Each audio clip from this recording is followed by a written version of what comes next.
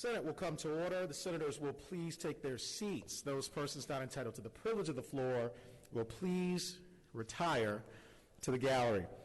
The senators and all in attendance will stand and be led in prayer by Susan Clark Shaw, Clerk of the Senate.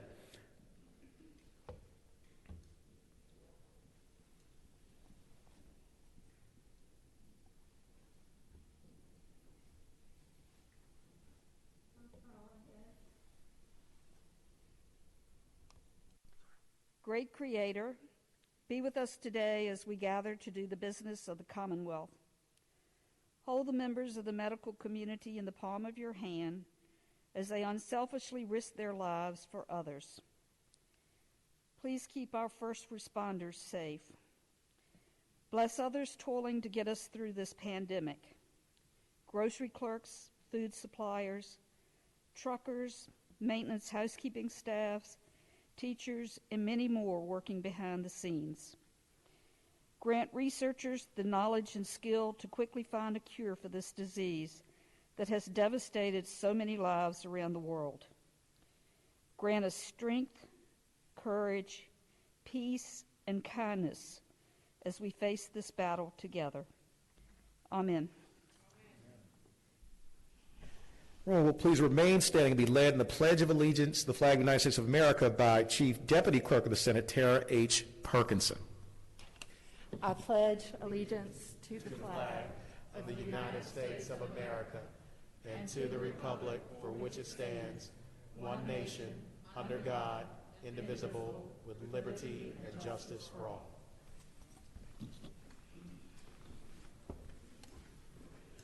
The clerk will call the roll. All those in attendance will please record their vote aye. And that will be your bell for the day. The clerk, yes, Senator Barker.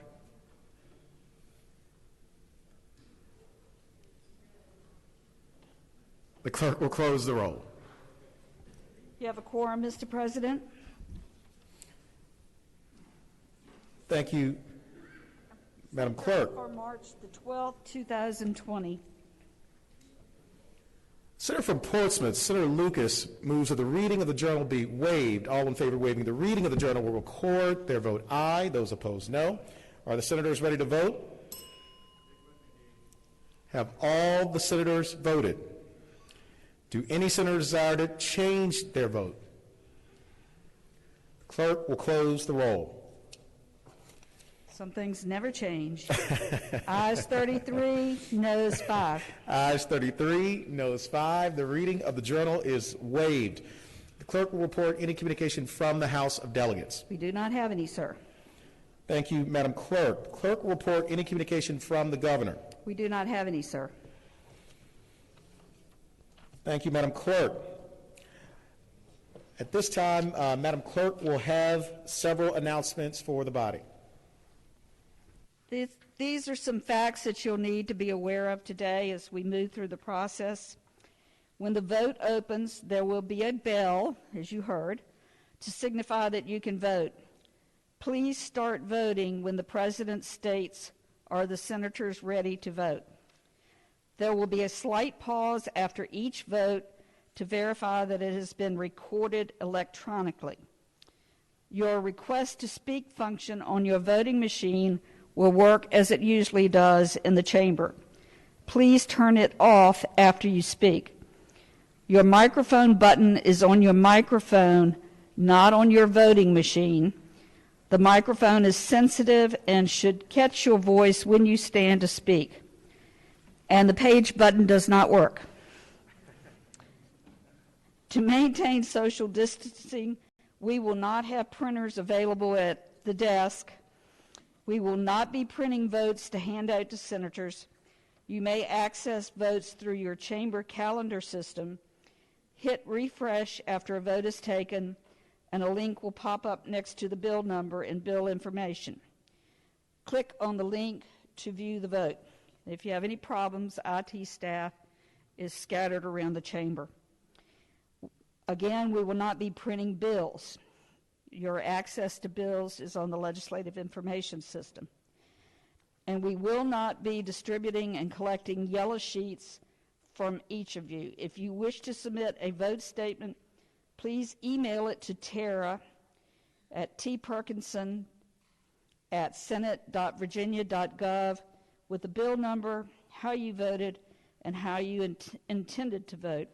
And these guidelines were developed with the help of the Department of Health. They strongly encourage as little passage of paper between people as possible. So that's why we have come up with these guidelines and changes.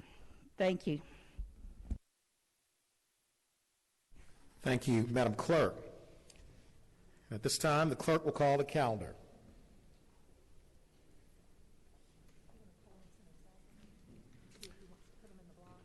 Yes, the senior senator from Fairfax, Senator Saslaw.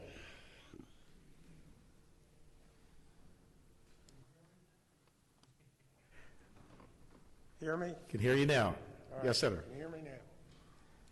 I move that Senate bills with governor's recommendations be placed in a block with the understanding that any senator desiring to remove a bill from a block will do so after the clerk has read the number of the bill. Thank the senator. The question is, shall the Senate bills with the governor's recommendations be placed in the block with the understanding that any senator desiring a bill be removed from the block will do so after the clerk has read the number of the bill? All in favor of the motion will say aye. Those opposed, no. The ayes have it. The motion is agreed to. The bills are before us in the block. The clerk will read the number of the bills. Senate Bill 2. Senate Bill 7. Mr. President. Junior Senator from Richmond City, Senator Morrison. Thank you, Mr. President. Mr. President, would you remove Senate Bill 2 from the block? Thank the senator. Without objection, Senate Bill 2 will be removed from the block. Mr. President. Senator from Bedford, Senator Newman. Mr. President, will you remove Senate Bill 7 from the block? Without objection, Senate Bill 7 will be removed from the block. Senate Bill 8. Senior Senator from Virginia Beach, Senator D-Staff.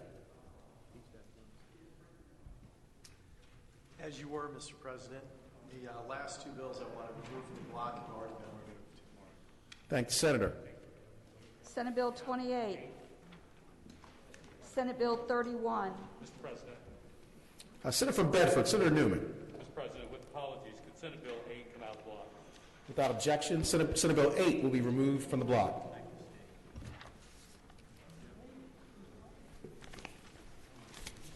Senate Bill 31. Senate Bill 34. Senate Bill 35. Mr. President. Okay, Senator from Rockingham, Senator Obenshain. No idea what's going on.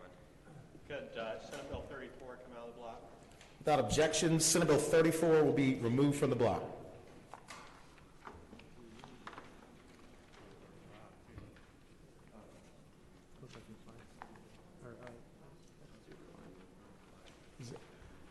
Senator from Roanoke County, Senator Suderline. Thank you, Mr. President. Can Senate Bill 35 please come out of the block? Without objection, Senate Bill 35 will be removed from the block. Senate Bill 36. Senate Bill 71. Senator from Roanoke County, Senator Suderline. Mr. President, can Senate Bill 36 please come out of the block?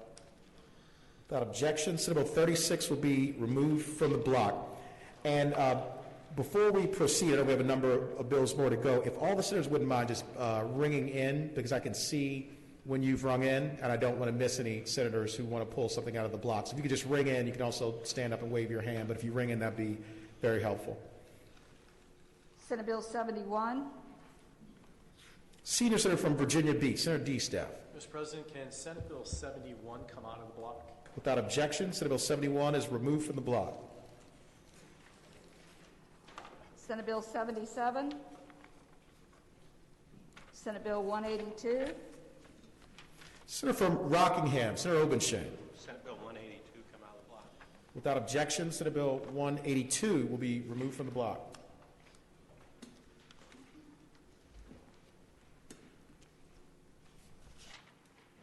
Senate Bill 215. Senate Bill 235. Senator from Roanoke County, Senator Suderline. Mr. President, can Senate Bill 215 please come out of the block? Without objection, Senate Bill 215 will be removed from the block. Senate Bill 235. Senator from Southern Fairfax, Senator Barker. You can turn your mic on, Senator. Is your microphone?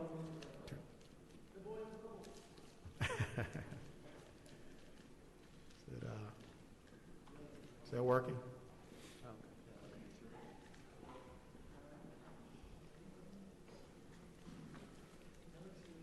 While we're waiting on that, I called him okay, Senator from Bedford, you okay?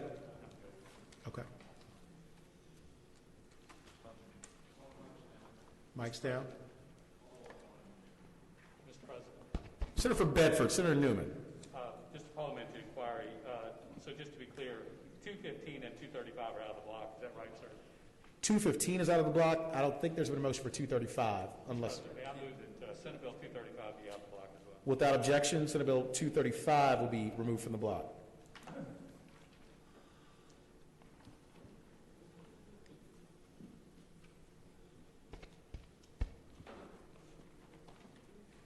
Senate Bill 251.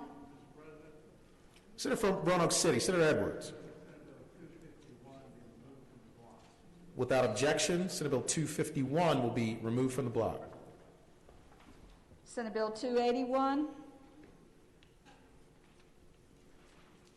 Senate Bill 316. Mr. President, Senator from Bedford, Senator Newman. Mr. President, could that bill come out of the block as well? Without objection, 316. without objection, Senate Bill 316 will be removed from the block. Senate Bill 320.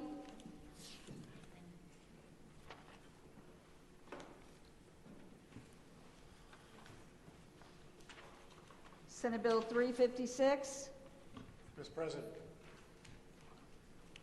Senior Senator from Chesapeake, Senator Cosgrove. Thank you. Mr. President, Senate Bill 356 on page 14 come out of the block. Without objection, Senate Bill 356 will be removed from the block. The Senator from Southern Fairfax, Senator Barker. Mr. President, I was getting my microphone set up here. Did 251 come out of the block? Yes, it's been removed from the block. Thank you, Senator. Senate Bill 384.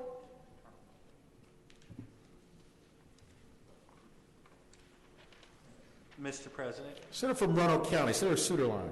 can Senate Bill 384 please come out of the block? Without objection, Senate Bill 384 will be removed from the block.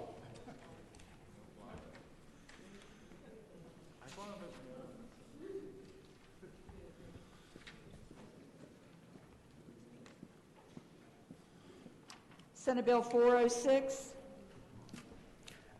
Senator from Rockingham, Senator Obenshain. Mr. President, can 406 come out of the block? Without objection, Senate Bill 406 will be removed from the block. Senate Bill 437. Senator from Bedford, Senator Newman. Mr. President, could Senate Bill 421 come out of the block? 421, yes. 421. Senator from Bedford, was that Senate Bill 421? Senator, President, it is. It's Senate Bill 421, yes, sir. 421. Thank you, Senator. Without objection, Senate Bill 421 will be removed from the block.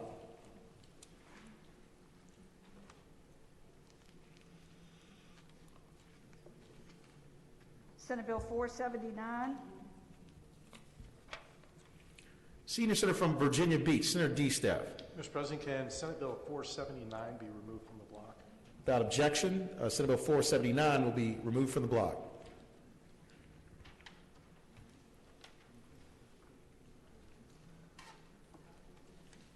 Senate Bill 548. Senate Bill 561.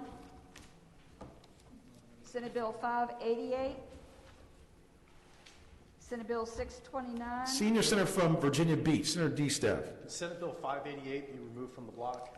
Without objection, Senate Bill 588 will be removed from the block. Senate Bill 629.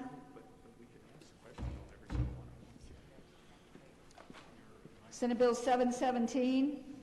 Senior Senator from Virginia Beach, Senator D. Steph. Mr. President, can Senate Bill 717 be removed from the block? Without objection, Senate Bill 717 is removed from the block. Senate Bill 735. Senate Bill 738. Senate Bill 740. Senate Bill 758. Senate Bill 762. Senate Bill 764. Senior Senator from Virginia Beach, Senator D. Steph. Mr. President, can Senate Bill 764 be removed from the block?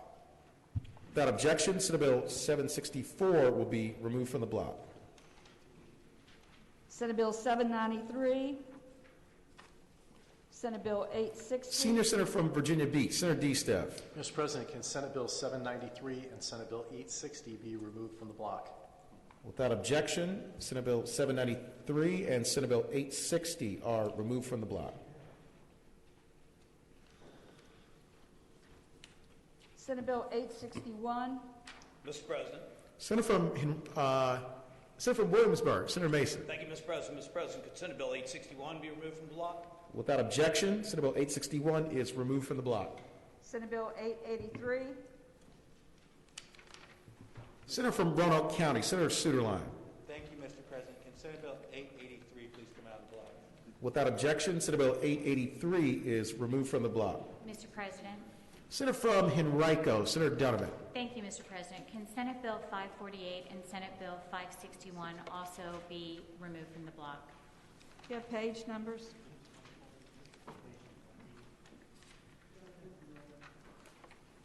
No, I don't, Madam Clerk. I'm looking. Page 20, I'm told. Page 20. Got it. Without objection, on page 20, Senate Bills 548 and 561 will be removed from the block.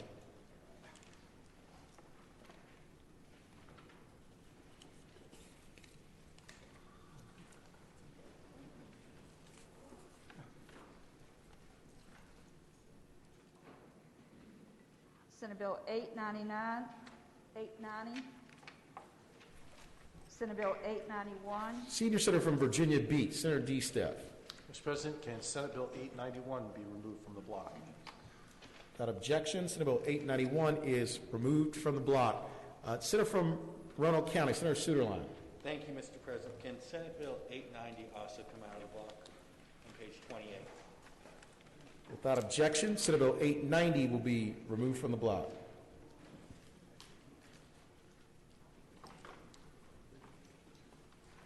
Senate Bill 939. Mr. President, can Senate Bill 939 be removed from the block? Without objection, Senate Bill 939 will be removed from the block. Senate Bill 971. Senate Bill 976.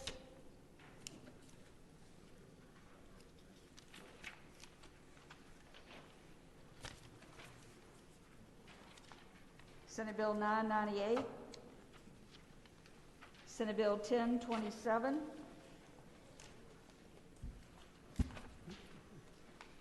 Senate Bill 1031. Senior Senator from Virginia Beach, Senator D. Steph. Mr. President, can Senate Bill 1027 be removed from the block? Without objection, Senate Bill 1027 is removed from the block.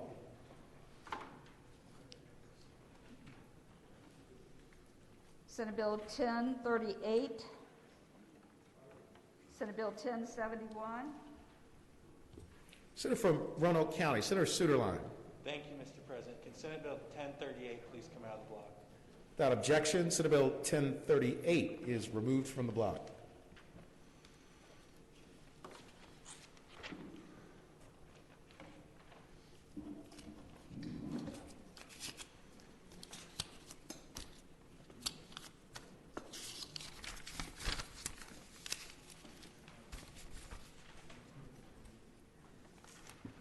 Mr. President. Senator from Roanoke County, Senator Suderline. With apologies, I've asked that Senate Bill 998 also be removed from the block. Page?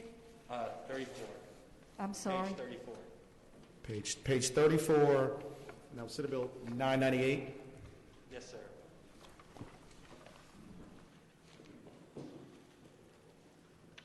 Mr. President, Senior Senator from Chesapeake, Senator Cosgrove. with apology, Mr. President, can Senate Bill 971 on page 30 be taken out of the block? And again, Senator, that was 971. 971. Without objection, Senate Bill 971 on page 30 will be removed from the block.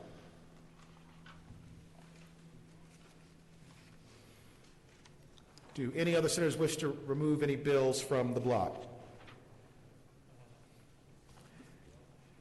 Seeing none, question is, shall the Senate bills be amended in accordance with the recommendations of the governor in a block?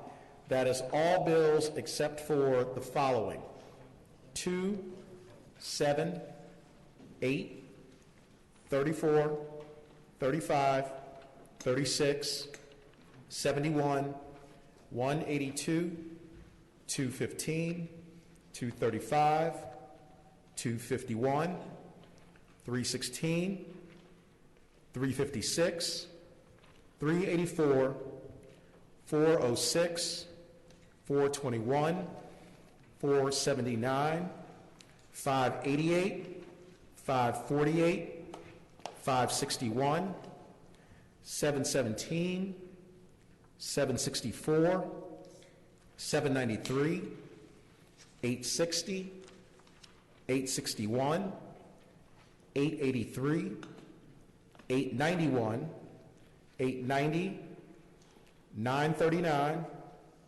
1027, 1038, 998, and 971. Are the senators ready to vote? Have all the senators voted? Do any senators desire to change their vote? Clerk will close the roll. Ayes 39, noes 1. Ayes 39, noes 1. The Senate has agreed to amend the bills in accordance with the recommendations of the governor. Returning to page 1, Senate Bill 2. Senator from Alexandria, Senator Eben. Thank you, Mr. President. The bill decriminalizes marijuana possession and provides a civil penalty of no more than $25, and creates a rebuttable presumption that a person who possesses no more than an ounce of marijuana possesses it for personal use. And the governor's action largely deals with amendments related to driver's license. Driver's licenses, because under federal law, people with a commercial driver's license who have a marijuana offense have to be, the states have to notify the federal government, or else we could risk our highway funding money. Another amendment that some folks were concerned about was for trials, to provide for trials by a judge rather than trial by jury for the $25 fine. And the legalization study that the bill calls for in an executive work group is pushed back for a year because of the current events that are occupying the executive branch's time in this pandemic. And with that, I move that the amendments be agreed to. Thank you, Senator. For what purpose does the junior senator from Richmond City, Senator Morrissey, rise? Thank you, Mr. President. Mr. President, may amendment number 6 on page 2 of Senate Bill 2 be removed from the block and voted on separately? Without objection, amendment number 6 will be removed from the block and voted on separately. For what purpose, Senator from Roanoke County, Senator Suderline, rise? Thank you, Mr. President. Can Amendment 17 please be removed from the block and voted on separately? Thank you, Senator. Without objection, Amendment 17 will be removed from the block and voted on separately. For what purposes does the senior senator from Virginia Beach, Senator D. Staff, rise? Mr. President, I'm going to vote no on this with the governor's amendments simply for the fact that smoking pot is going to have less of a penalty than drinking alcohol in public. And I take exception to that, and I think we need to have fair laws and regulations, and I see this as anything but fair. Thank you. Thank the senator. Do any other senators wish to be heard?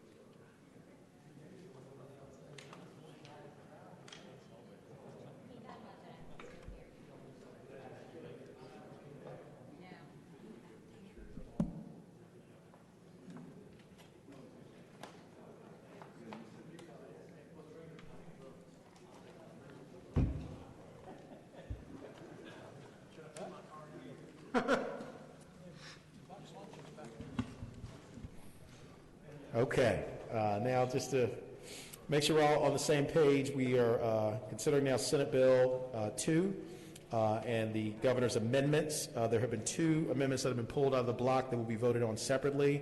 Those are amendments number 6 and number 17. The first vote we're going to have is on the remaining 15 amendments. So these are amendments 1 through 5 and 7 through 16. We'll vote on all of those amendments currently in a block. And the question is, shall the Senate bills be amended in accordance with the recommendations of the governor with regard to amendments 1 through 5 and 7 through 16? All in favor of the motion will record their vote aye. Those opposed, no. Are the senators ready to vote? Have all the senators voted? Do any senators desire to change their vote? Clerk will close the roll. Ayes 26, noes 14. Ayes 26, noes 14. The Senate has agreed to amend the bills in accordance with the recommendations of the governor. Now we will take up amendment number 6. For what purpose is the junior senator for Richmond City, Senator Morrissey, rise? Thank you, Mr. President. Mr. President, with the recommendation that it be rejected, I move that the governor's recommendation to Senate Bill 2, Amendment 6, be agreed to, and when appropriate, I'd like to speak to that motion. Now be a good time. And also, I would thank the senator for standing. Madam Clerk just reminded me to remind us all that we should be standing just as we are in the rules, according to the rules of the Senate. So I appreciate the senator standing, and the senator has the floor. Thank you, Mr. President. Mr. President, Amendment 6 to Senate Bill 2 by the governor, that amendment removes the right to a jury trial for the civil charge of possession of marijuana. Mr. President, ladies and gentlemen of this body, for as long as I can remember, going back in history, we have always had the right to a jury trial for possession of marijuana. Now, the argument for this amendment is that now, with Senate Bill 2, it is a civil penalty. Notwithstanding that, there still is the owners of a conviction for possession of marijuana warrants the right to have a jury trial. If you'll notice, the bill still allows and requires that the Commonwealth's case be proved beyond a reasonable doubt. Beyond a reasonable doubt only pertains to criminal matters. I would also point out to this body that even in a traffic infraction, which is neither a felony nor a misdemeanor, you have the right to a jury trial. Mr. President, if you are charged with speeding 0 to 9, you ultimately have the right to a jury trial in circuit court. For those reasons, and I'm sure there are many more, I'm asking that this body reject and vote against Amendment 6. Thank you, Mr. President. Thank the senator. For what purpose is the senator from Alexandria, Senator Eben, rise? Just to, in answer to the junior senator for Richmond's remarks, I just wanted to point out that currently it's my understanding that you do not get a trial by jury in district court for traffic offenses. While it may be true in other courts, I'm told that it's not a trial by jury in district court, and that for this $25 civil offense that was with the administration, thought it was not, didn't rise to that. Thank the Senator. For what purpose does the Senator from Eastern Fairfax, Senator Survell, rise? Speaking to the motion. Senator has the floor. Thank you, Mr. President. And good afternoon, Mr. President. That's, Mr. President, I agree that no question, you never have a right to trial by jury in district court. But if somebody wants to appeal this case to circuit court, they have a right to trial by jury. And I would also just note for the body that one of the ways that this Commonwealth led the world was in our Declaration of Rights and our Bill of Rights. And in the Virginia Declaration of Rights, it specifically says that the right to trial by jury in a civil matter shall be held sacred. It uses that word sacred in one place in the entire document, and it's the right to trial by jury in a civil matter. And so I have questions about whether or not this bill is even constitutional if you take away that right to trial by jury. And I support the effort of the junior senator from Richmond. I think we ought to shoot this amendment down. Thank the Senator. Do any senators other than the junior senator from Richmond City, Senator Morrissey, wish to be heard on this amendment? Seeing none, the junior senator from Richmond City, Senator Morrissey. Thank you, Mr. President. Mr. President, I would remind the body that with regard to the senator from Alexandria or Senator Evans' comment that you do not get a right to a jury trial in district court, that pertains, ladies and gentlemen, to all cases in district court. The only place where you do have a jury trial is in circuit court. I think the rest of the bill has been explained, and again, I'm asking that the body vote no to this amendment. Thank you, Mr. President. Thank the Senator. Because Senator Eben first moved the affirmative on the measure, the vote will be if you support the governor's amendment, then you would vote yes. If you do not support it, you would vote no. So the question is, shall Senate Bill 2 be amended in accordance with recommendation amendment number 6 of the governor? All in favor of the motion will record their vote aye. Those opposed, no. Are the senators ready to vote? Have all the senators voted? Do any senators desire to change their vote? Clerk will close the roll. 6, noes 34. 6, noes 34. The Senate has not agreed to amend the bill in accordance with recommendation amendment number 6 of the governor.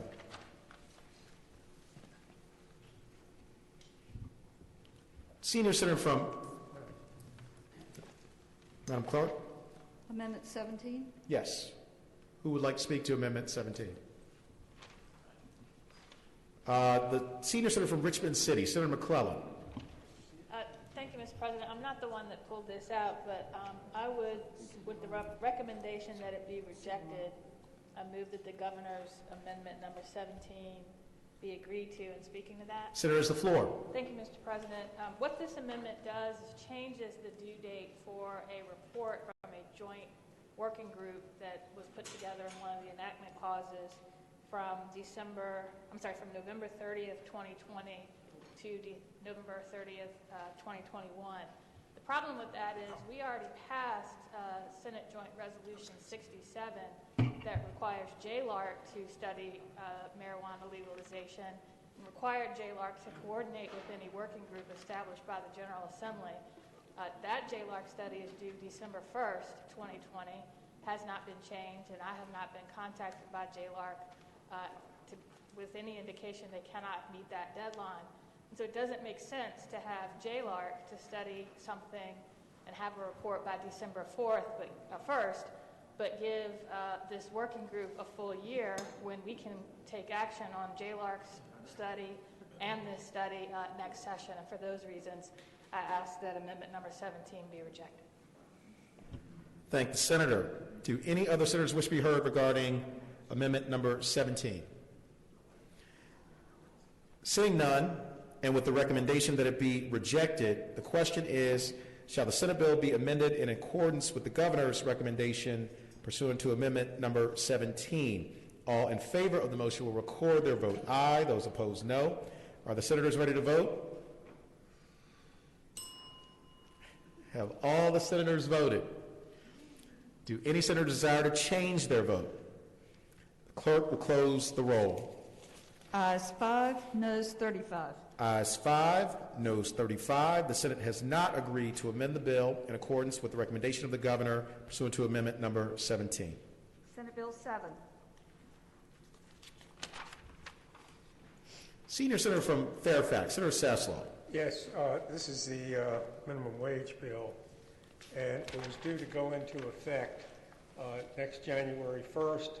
The governor has moved by the amendment, has moved it to next May 1st, 2021, and I would recommend we accept the amendment.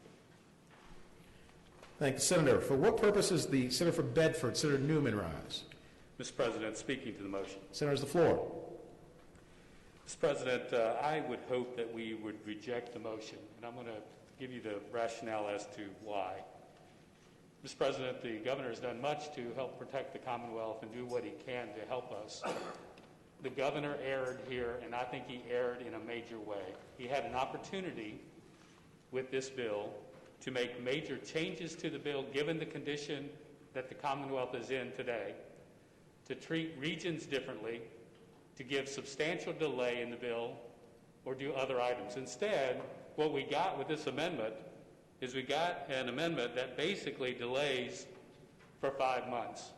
Mr. President, if we vote for what is before us and what the senior senator from Fairfax has asked us to vote for, we are giving basically our okay to move forward with something that we know by the very amendment is injurious to our Commonwealth.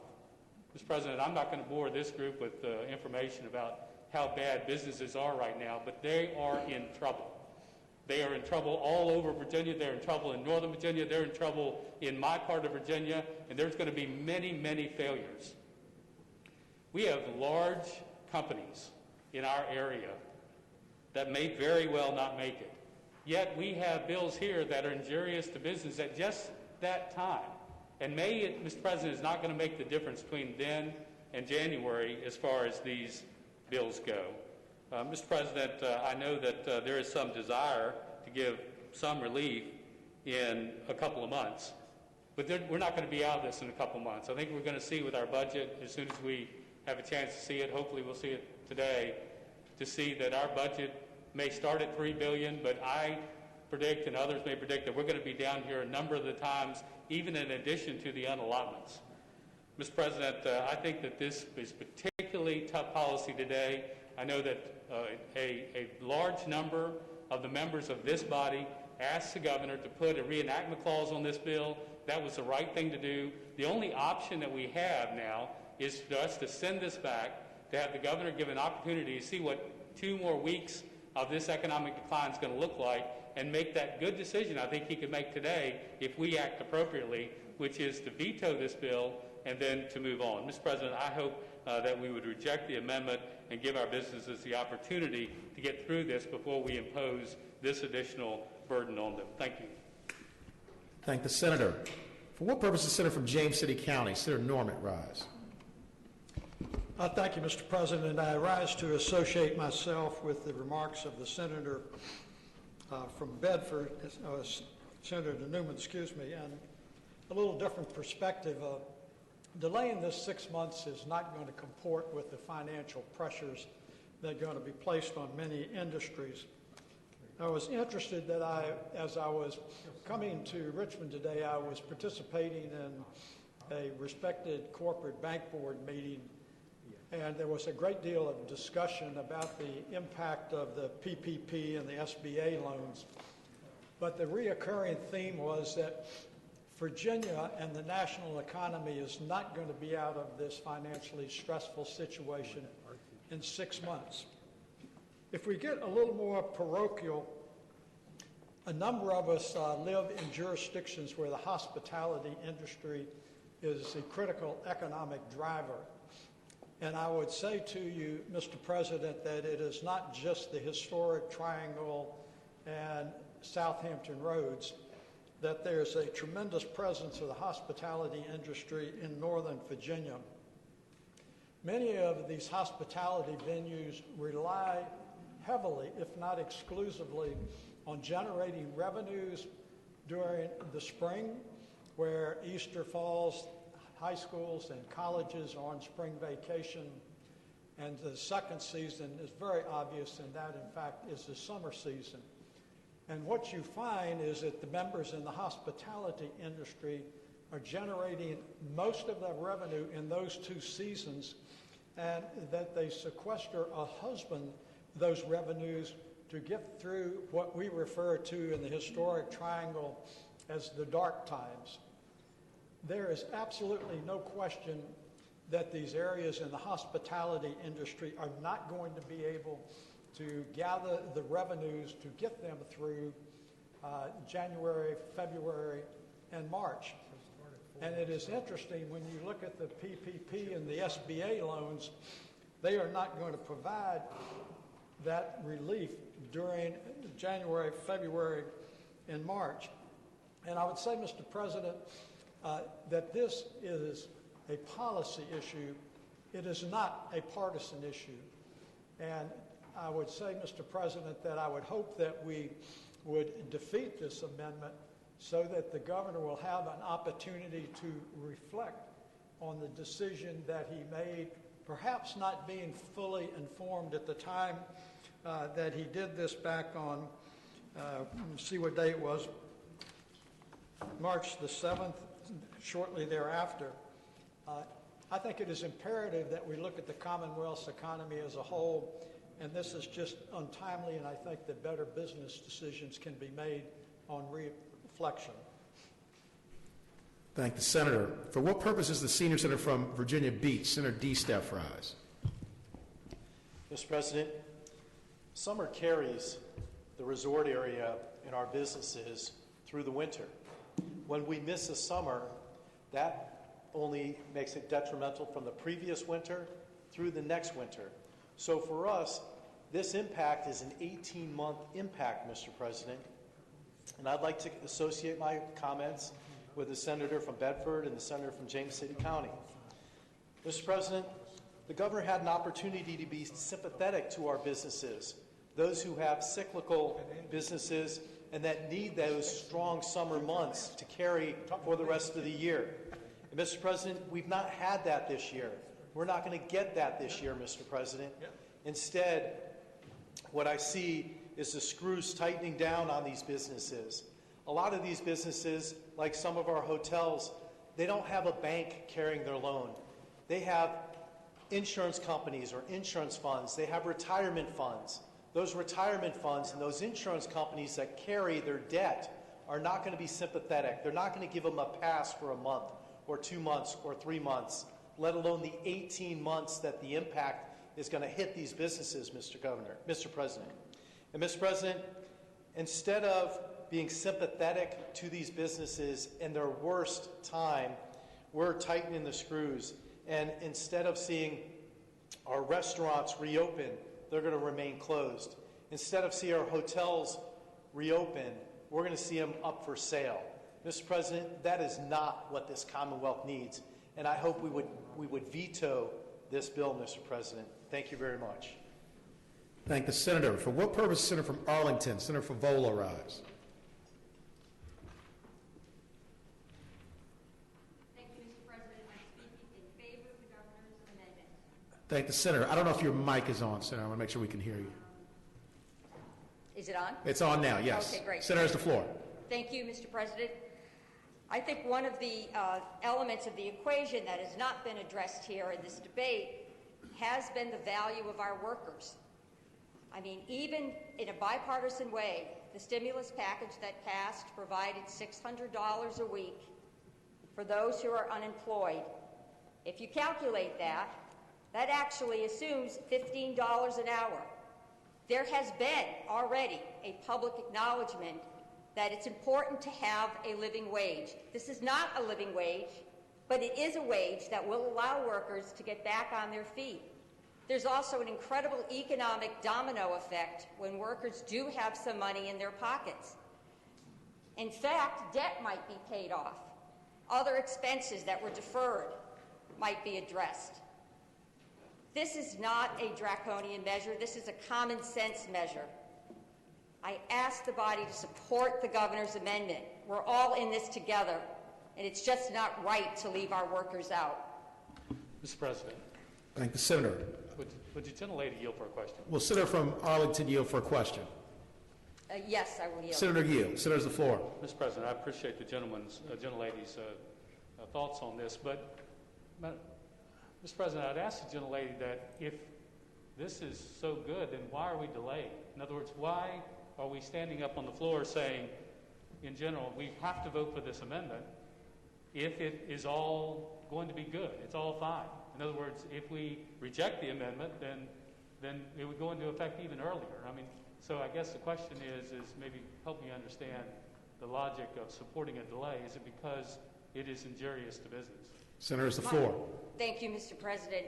My argument would be I think the governor is attempting to balance the needs of businesses to recover as well as the needs of workers to actually move forward in making coming close, if you will, to making a living wage, which this does not. I think the governor has tried to reach that balance. Mr. President. Further question? Gentlelady yields. Senator yields. Mr. President, would the gentlelady agree with me that the balance is between imposing this later so it does less damage to business and jobs? Senator has the floor. Mr. President, I would say that is a judgment call. I think there's an effort by the federal government to ensure that the economy kicks up sooner rather than later. I think that economists have differences of opinion as to when it's appropriate to spend more money, increase wages. This is a judgment. Further question? Mr. President, I thank the gentlelady. Thank you, sir. Thank you, Senator. Thank you. For what purpose is the Senator from Northern Fairfax? Senator Howell rise. Speaking to the amendment, Mr. President. Senator has the floor. One thing I think all of us are going to have to come to grips with as we go through this terrible pandemic is the income inequality that's happening in our country. And the very people who are keeping us going are at the bottom of the income chain. We have our workers in grocery stores. We have the people keeping our hospitals clean so that the nurses and doctors can work there. It's a tragic time, and at least for me, it's made it extremely obvious that we have to adopt much more vigorous policies on dealing with people's incomes. Now, I find myself in the very strange position of having to vote against this amendment because I think it should go into effect now, if it could be now, but as soon as possible. So I will be voting against it. I hope the governor, and I don't know what the votes will be, but I do hope the governor will sign the bill at the end. Thank you, Mr. President. Thank the Senator. For what purpose is the Senator from Alexandria? Senator Evan rise. To speak to the amendment? Senator has the floor. I would just caution the body. There's an old adage, be careful what you ask for, you just might get it. And I would say be careful what you ask for, you might not get it. If those who are speaking against this measure say that the governor is going to veto it, I don't think they have any crystal ball to indicate that. Further, I think that this amendment strikes a good balance. Businesses that are reopening are going to be in a position where this amendment would let them not have their labor costs, at least for their minimum wage workers, and that's just the minimum wage workers, increase, which is not necessarily the totality of any one business's labor costs. And further, just to underscore what Senator Howell said with the different recommendation, income, whether it's in May or another time, allows for spending. And income for people at the bottom of the economic chain, these people are not investing in the stock market, they're going to restaurants and that sort of thing. So I would encourage us to adopt the amendment. Mr. President. Thank the Senator. What purpose is the senior senator from Virginia Beach? Will the gentleman from Alexandria yield for a question? Will the Senator yield? Yield. Senator yields. You have the floor. Mr. President, can the gentleman from Alexander tell me if a restaurant has been out of business for 18 months or 6 months or 12 months and cannot afford to reopen and pay the existing minimum wage, then how can these individuals who are getting minimum wage eat at that restaurant that cannot reopen? Senator has the floor. Yeah, I would answer the senator that that when they start to get a wage paid, that they will be able to eat in restaurants, and further that I don't want any restaurant to go out of business, but we don't know that by next May, which is a year from now, that the economy won't have recovered at all. There are some restaurants, sadly, that are going to go out of business no matter what we do here today, or whether there was no bill like this at all. But to allow people to make a wage that is a little bit more of a closer to a living wage, in most places in the Commonwealth, or in many of the places, it's a poverty wage, still allows them to just get by. The minimum wage has to go up at some point. This is the point. I think the governor has struck a balance. And the senator said earlier in his remarks that we should veto the bill, and this is not a chance to veto the bill. If you vote no, you're voting for the minimum wage to go up sooner, and if you vote yes, you're voting with the governor to strike a bit of a balance. Further question? Mr. President, I thank the gentleman from Alexander in speaking to the bill. Senator has the floor. Mr. President, sometimes we're between a rock and a hard place, and this is one of those times. We're saying that if we increase minimum wage, that'll give more money to the individuals to go to restaurants. Well, the restaurants aren't going to be there because they're closing because they can't afford to pay their workers to reopen. And Mr. President, in the resort area where I live and where I represent, again, I'll state this, in the summertime, those revenues carry us through the winter. And it's impossible to remain open in the winter if you don't have a strong and robust summer. Mr. President, we've lost the summer. We're not going to be able to reopen for the winter. We won't have those reserves to carry us through the winter. So where we should be sympathetic, it seems like we're just tightening the screws. And I agree with the gentleman. If the world were in his rainbowishy way, we could give everybody $100 an hour, and then everybody could afford to go out to eat and buy nice new cars. But the business owners can't reopen and pay that kind of wages. There's just no way to do it. Thank you, Mr. President. Thank the senator. For what purpose is the senator from Eastern Fairfax, Senator Surville, rise? Speaking to the amendment. Senator has the floor. Thank you, Mr. President. Ladies and gentlemen, I hope we support this. First of all, I'll just point out that I think we're arguing. We have a very fundamental disagreement about what this bill does. Increasing the minimum wage does not destroy the economy. It doesn't kill jobs. The American economy is 70% driven by consumer spending. And the people that are likely to spend are not the people that are buying new cars or the people with lots of money or business owners. It's people that are at the bottom of the economy. They're the ones that take their last dollar and go out and spend it and create new economic activity. And there's plenty of studies that show that. I'm sure you guys have a couple of studies, and you'll talk about Seattle or something that says it's bad. But there's plenty of studies that show that actually this creates economic activity. It's actually a wonderful way to stimulate economic improvement. The second thing I'd point out is that we already built a delay into this bill. When we drafted the bill originally, we didn't put a July 1 effectiveness date. We didn't have a regular date. We pushed it to January 1 because we wanted to give business time to be able to structure their budgets, bid their contracts. There were some people that said they'd already bid their contracts for the year and they'd like us to wait to have it effective until January 1 of 2021 so they could plan their business budget. And with what we've seen in the economy right now, there's a little bit of uncertainty out there. And people don't know what their budget's going to be for the entire year. All the stuff that we've been hearing, it says that we're not even going to have a vaccine until January. And once we have the vaccine, then things will start to go back to normal. What this amendment does is it pushes that minimum wage increase until after time, which our experts are right now telling us things are hopefully going to be somewhat close to normal so that our businesses can start to plan and structure their future. And that's what this does. It just builds an additional pause in so that we can put this in effect when our economy is somewhat back to normal instead of all of us holed up at home. And the last thing I'd say is that a lot of the folks I represent have been waiting a long time for this. I represent a lot of folks that make minimum wage, even in Northern Virginia. And they've been waiting 2 years, 5 years, 7 years. And you know what? It's not only the businesses that need to recover, it's the people. And when things come back online, there's a lot of people who need to catch up.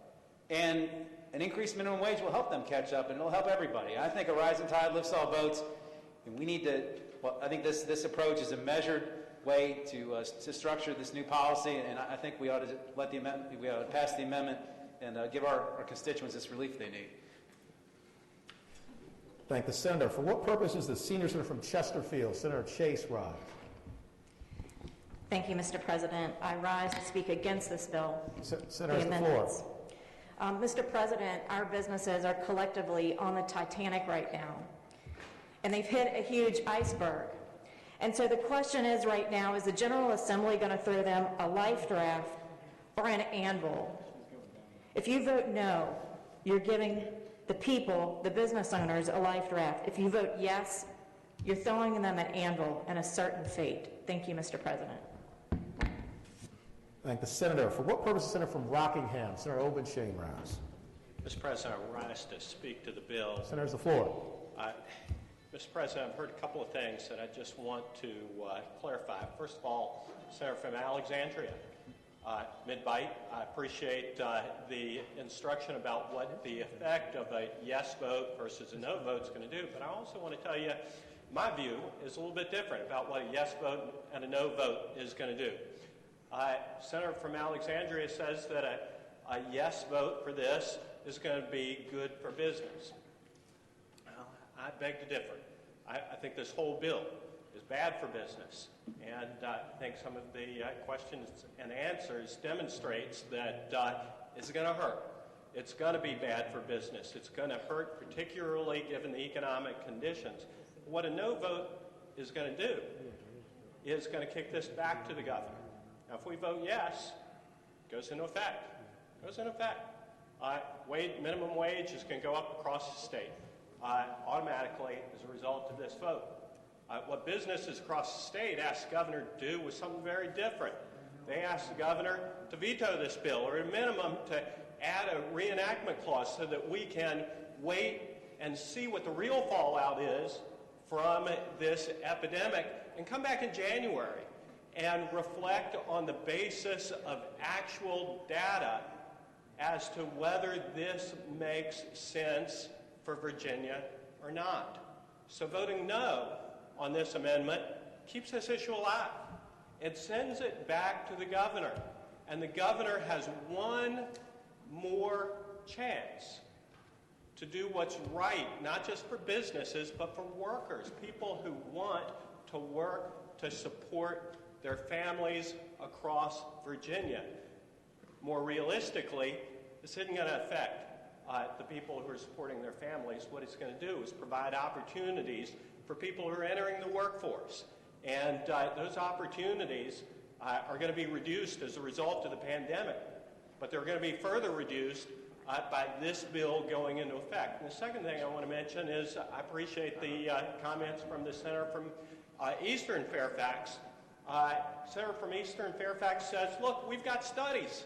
We've got studies to show that economics backs this, that this is going to support a better economy in Virginia. But pay no attention to those other studies, like the studies about Seattle.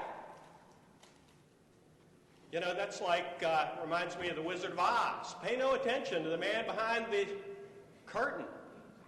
I mean, we've got an opportunity to look at a locale that did this, and places across the country that have done this, and it is indisputable that it has reduced opportunities for the very people it is intended to help.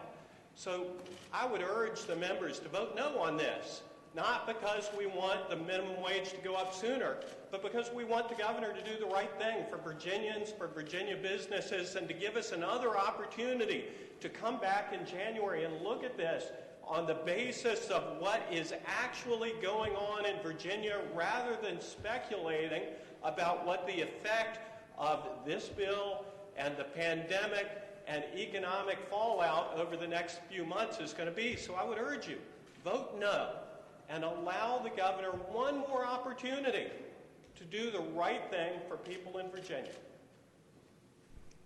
Thank the senator. For what purpose the senator from Western Fairfax, Senator Marsden Raj? Thank you, Mr. President. Speak to the bill. The amendment? The amendment. Excuse Senator has the floor. Yeah. Right now, information is king, and clearly we have some, but not a great deal of information on what's going to happen. No one has a crystal ball about the future.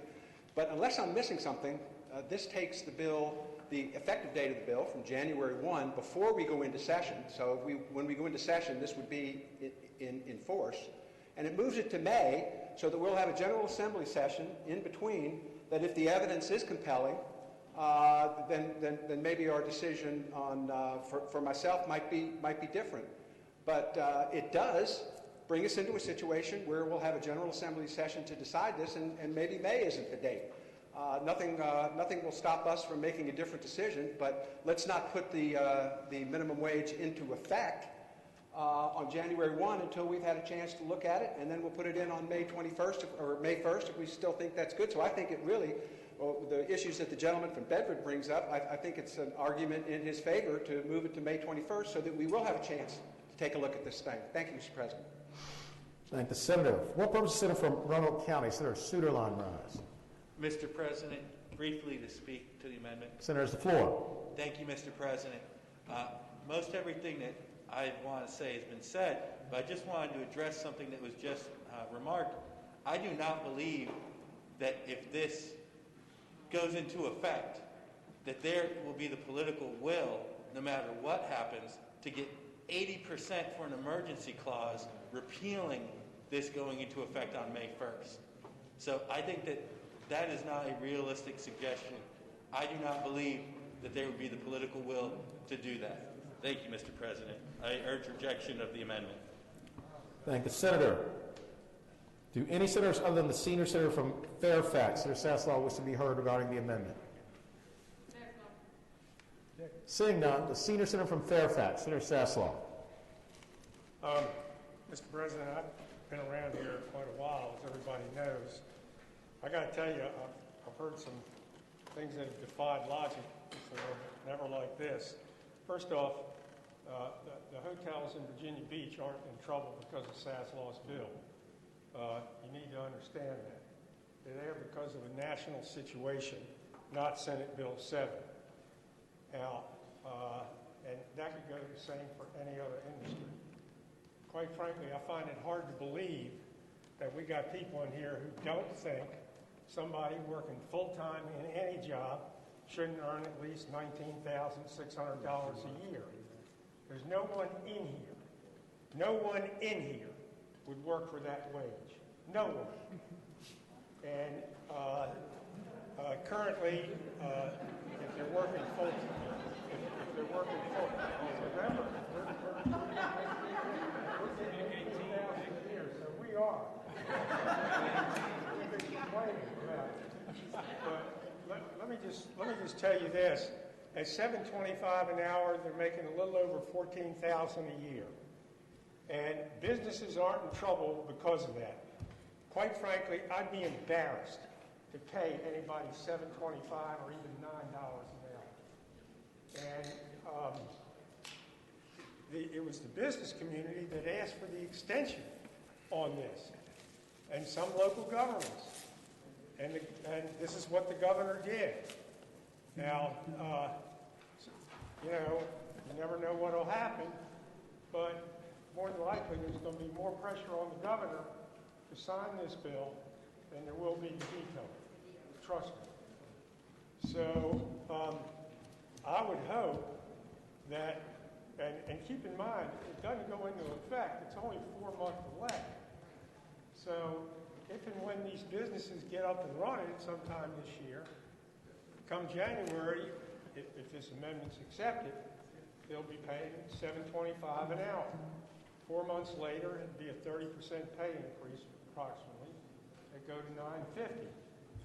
That's still under $20,000 a year for a full-time employee.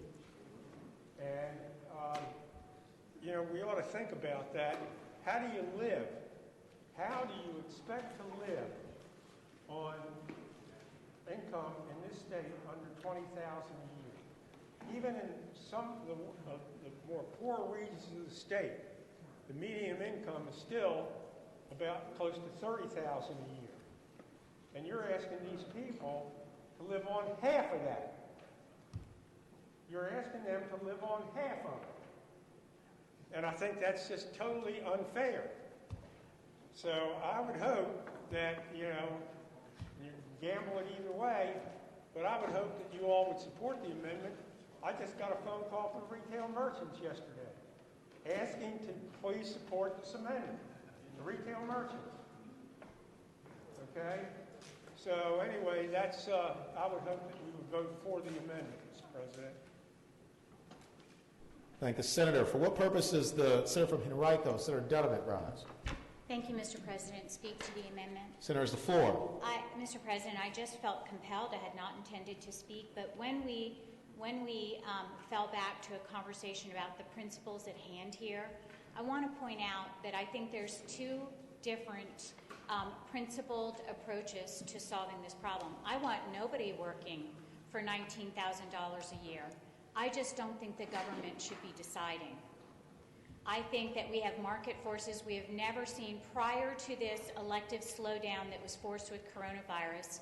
We had the best increases in wages based on the free market. Mr. President, I support education to ensure that every Virginian has an outstanding job where they can support their family, and I hope no family is living off of a minimum wage income. I hope that is the income for teenagers who are looking for job experience so that they can pursue full employment later. So, Mr. President, I felt compelled to speak to that. I think a decisive decision needs to be made. I am in favor of rejecting this amendment so that we can make a better decision. Thank you. Thank the Senator. For what purpose is the senior senator from Richmond City, Senator McClellan, rise? Thank you, Mr. President. Very briefly, speaking to the amendment. Senator, has the floor. I just wanted to respond to the comments from the senator from Henrico. There are, in fact, people in Virginia right now working at $7.25, making less than $19,000 a year, and with the exemptions to minimum wage, there are those that are working for even less. And some of them are the very people that are essential workers right now, working in grocery stores, domestic workers, cleaning people's houses, whose work through the free market has not been valued, even though the economy and the free market has been built on their backs, in some cases for over 400 years. I just felt like I needed to say that and make the record straight. Thank the Senator. Do any other senators wish to be heard regarding the amendment on Senate Bill 7? Seeing none, question is, shall the Senate bill be amended in accordance with the recommendation of the governor? All in favor of the motion will record their vote aye. Those opposed, no. Are the senators ready to vote? Have all the senators voted? Do any senators desire to change their vote? Lucas. Clerk will close the roll.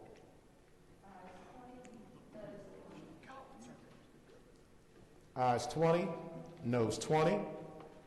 The chair votes aye. The Senate has agreed to amend the bill in accordance with the recommendation of the governor.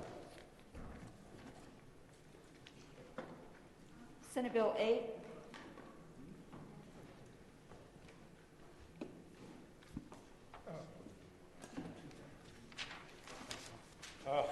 Senior Senator from Fairfax, Senator Saslow. This is the prevailing wage bill, and that also has been extended from this current July to a year from this coming May 1st, the effective date. And I would ask that we agree to the amendment. The road builders all asked for this amendment, and they're getting it. Thank the Senator. Do any other senators wish to be heard regarding the amendment to Senate Bill 8? Seeing none, the question is, shall the Senate bill be amended in accordance with the recommendation of the governor? All in favor of the motion will record their vote aye. Those opposed, no. Are the senators ready to vote? Have all the senators voted? Do any senators desire to change their vote? Clerk, close the roll. Ayes 21, noes 19. Ayes 21, noes 19. The senators agree to amend the bill in accordance with the recommendation of the governor.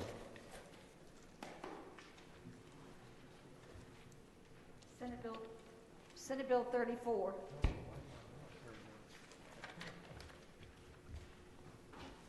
Senator from Eastern Fairfax, Senator Surville.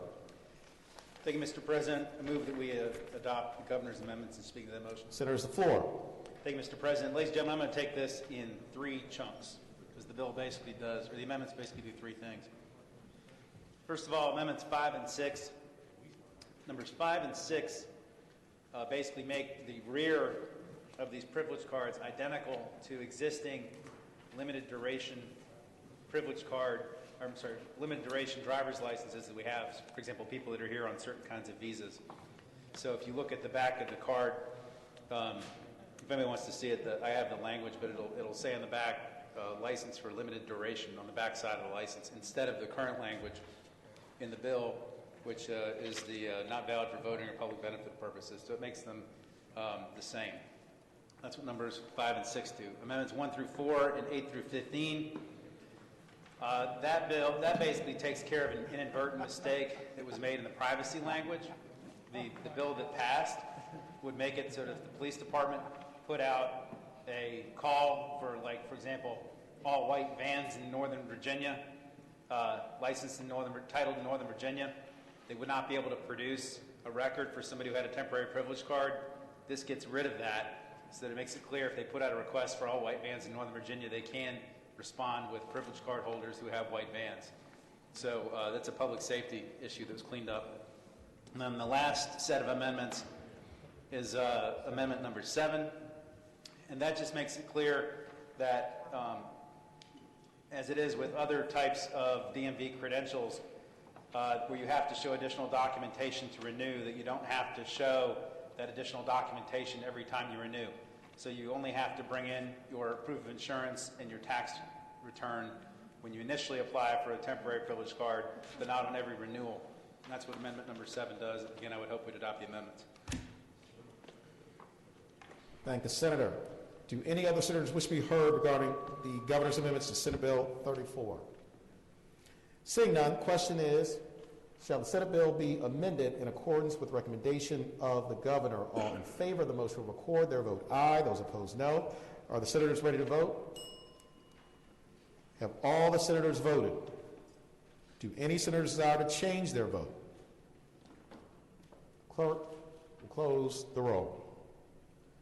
Ayes 21, noes 18. Ayes 21, noes 18. The senators agree to amend the bill in accordance with the recommendation of the governor. On page 6, Senate Bill 35. Senator from Eastern Fairfax, Senator Surville. Thank you, Mr. President. One more time, I move that we adopt the governor's amendments and speak to that motion. Senator's floor. Thank you, Mr. President. Ladies and gentlemen, this one basically does 2 things.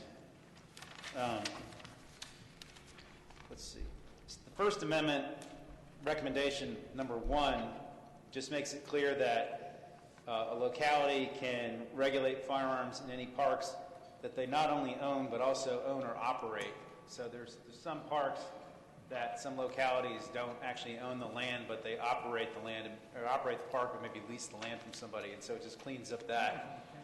The Second Amendment, that's the first and the third. The Second Amendment basically just cleans up the language with regard to the exception for a higher education. The body remembers, I believe it was the senator from James City County added language or requested language to this bill to make it clear so there wouldn't be an impact on certain drill exercises at a certain military institution in the Commonwealth. And the way the language was written, it was so broad that, for example, somebody could start like a rifle club or something at any school and be able to use their guns on campus without regulation. And so this just makes it clear that it has to be at a higher education institution, a senior reserve training corps program set forth in the federal code, or an intercollegiate athletics program, like a Division I rifle team, that kind of thing. And so it just cleans it up. And again, I would move that we adopt the amendment. Thank the Senator. Do any other senators wish to be heard with regard to the governor's amendments to Senate Bill 35? Seeing none, the question is, shall the Senate bill be amended in accordance with the recommendation of the governor? All in favor of the motion will record their vote aye. Those opposed, no. Are the senators ready to vote? Have all the senators voted? Do any senators desire to change their vote? Clerk will close the roll. Ayes 21, noes 18. Ayes 21, noes 18. The Senate bill is amended in accordance with the recommendation of the governor. Senate Bill 36. Senator from Portsmouth, Senator Lucas. Thank you, Mr. President. Mr. President, the governor has made 7 amendments to Senate Bill 36. The amendments 1 and 2 of the Casino and Sports Betting Bill both establish self-exclusion programs to allow problem gamblers to voluntarily bar themselves from entering a casino or placing bets, but the provision in the 2 bills conflict with each other. The governor's amendment fixes that. And for amendments 3 through 6, the governor included minor amendments requested by the FBI to ensure they can process background checks that are required by the bill. And then, of course, amendment number 7, the governor amendment would dedicate future revenues from casino gaming to school construction, renovation, and repairs. Revenues from casinos will not start for 3 years or more, allowing the General Assembly ample time to determine the best way to use the revenues and to invest in Virginia's schools buildings. And with those explanations, Mr. President, I move that the that the governor's amendments be agreed to. Thank the Senator. Do any other senators wish to be heard regarding the governor's amendments to Senate Bill 36? Seeing none, the question is, shall the Senate bill be amended in accordance with the recommendation of the governor? All in favor of the motion will record their vote aye. Those opposed, no. Are the senators ready to vote? Have all the senators voted? Do any senators desire to change their vote? Clerk will close the roll. Ayes 30, noes 9. Ayes 30, noes 9. The Senate bill is amended in accordance with the recommendation of the governor.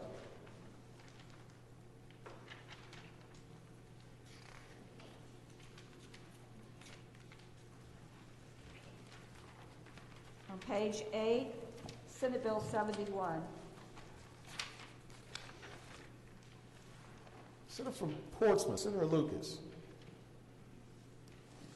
Yes, thank you, Mr. President. Senate Bill 71 as public, private, and religious preschools and licensed child day centers that are not operated as the residence of the provider of any of the children to the list of school where possessing a firearm on school property or on a school bus is prohibited. The provisions of the bill regarding child day centers only apply during the regular hours of work, operating hours. The governor's amendment allows a person whose residence is on the premises of a child day center or private or religious preschool to possess a firearm or other weapon. Numerous faith leaders who reside on the same property as were their denominations operating daycare centers or preschools raise concerns regarding their ability to defend themselves while in their residence. So the limited exception does not allow a person who resides on the same property as a child day center or a private or religious religion outside of such person's residence. The bill as passed already exempted daycare centers operated in the residence of the operator of a daycare center. And Mr. President, with those explanations, I move that the bill pass, that the governor's recommendation be agreed to. Thank the Senator. For what purpose, Senator from Bedford, Senator Newman rise? Mr. President, parliamentary inquiry. Senator, the floor. Mr. President, I have no problem with what the governor is trying to do here, but I do have a parliamentary inquiry as it relates to the substitute. The question is are the amendments separate and severable under Article 5, Section 6 of the Constitution? Mr. President, the reason I ask the question is that there are a number of substitutes that this governor has sent down here, and this legislature through the House and the Senate have been very, very careful to make sure that this section of the Constitution is adhered to. Some of you have been here long enough, maybe 3 or 4 of you, maybe 5, to remember when we had constant substitutes coming down, and we together, both Republicans and Democrats, put into the Constitution what is the last part of Article 5, Section 6, Item 3 of the Constitution, that states that, in general, that all amendments sent down by the government must be separate and severable, and if it's determined that basically they are not separate and severable, we can then return them back to committee for the purposes of beginning the process all over again. So, Mr. President, it's more for the process sake that I ask on this one, and there may be questions on some other ones, whether or not the amendment is separate and severable. Thank you, Mr. President. Thank the Senator. We've noted the Senator's inquiry, and we will consider it and temporarily be at ease.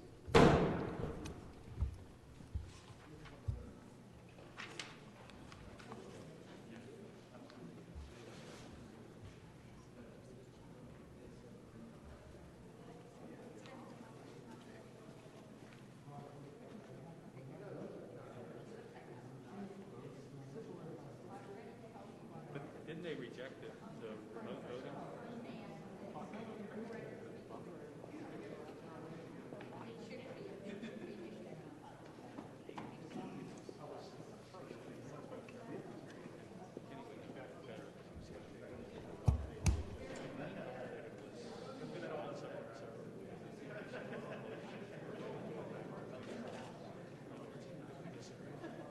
Maybe what the House, what the House bill we determined, we all agree that they're separate and separate.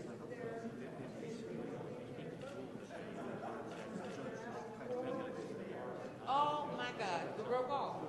Oh my God, call about everybody by name. Oh my God. The House is equipment is not working, so they got to manually roll call everybody.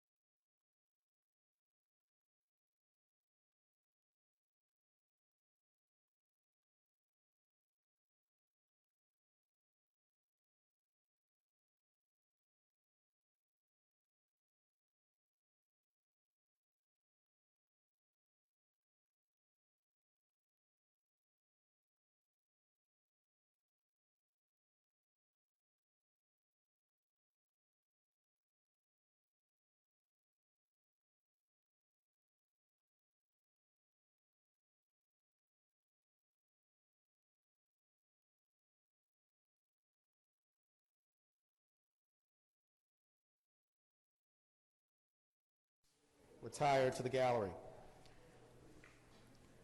Mr. President. Senator from Bedford, Senator Newman. Mr. President, I withdraw my question to the chair in regards to the severable. Mr. President, however, I'd like to make a substitute motion that we determine that the governor's substitute is separate and severable. Mr. President, speaking of that motion. Senator's the floor. Mr. President, I just think that we do have a lot of substitutes today, and I think that it should be up to this body to protect the section of the Constitution that we put into effect just a few years ago. And this one, Mr. President, I know the gentlelady from Portsmouth would argue is separate and severable, that you have different portions of it. And I know it's in the eyes of the beholder, but others that come later, I certainly think we should give great review to substitutes to assure that we aren't deeming all of them as separate and severable, therefore giving away our ability to have that authorization to send it back to committee. So therefore, I renew the motion, Mr. President, that we find that the governor's substitute and amendments are separate and severable. Thank the Senator. Do any other senators wish to be heard regarding the motion?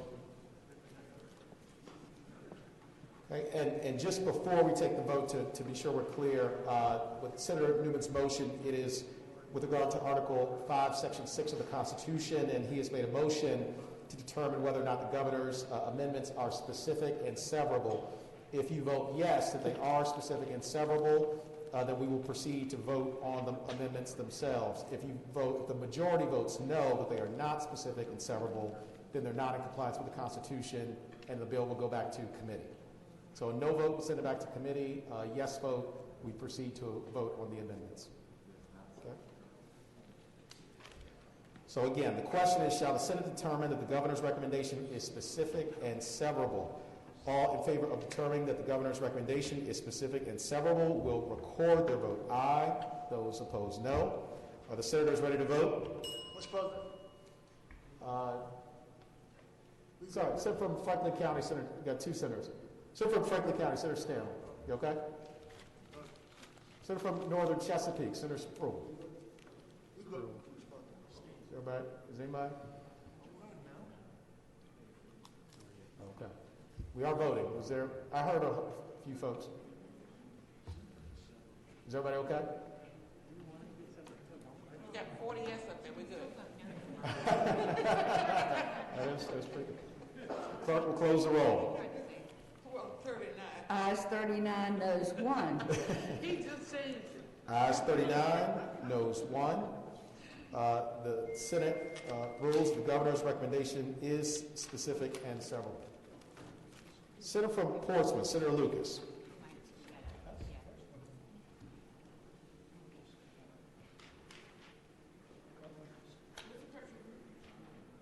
Turn my mic back on. Okay, thank you, Mr. President. Mr. President, I'd like to renew my motion that that the Senate agrees with the governor's recommendations. Thank the Senator. Do any other senators wish to be heard? Seeing none, the question is, shall the Senate bill be amended in accordance with the recommendation of the governor? All in favor of the motion will record their vote aye. Those opposed, no. Are the senators ready to vote? Have all the senators voted? Do any senators desire to change their vote? Clerk, close the roll. Ayes 22, noes 18. Ayes 22, noes 18. The senators agree to amend the bill in accordance with the recommendations of the governor. On page 9, Senate Bill 182. Senior Senator from Fairfax, Senator Sasslaw.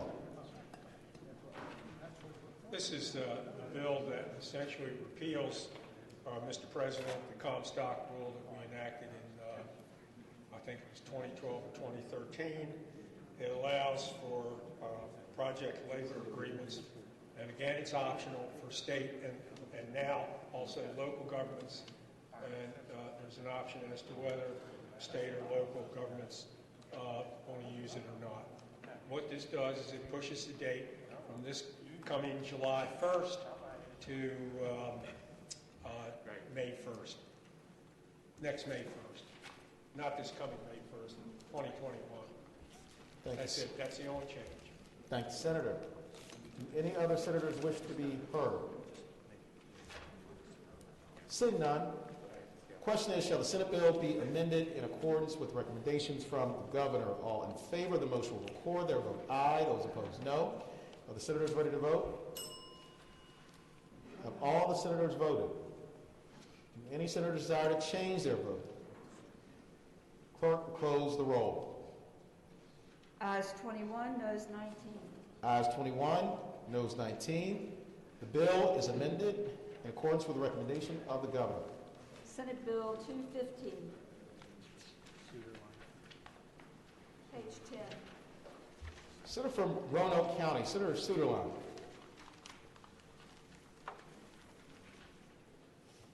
Thank you, Mr. President.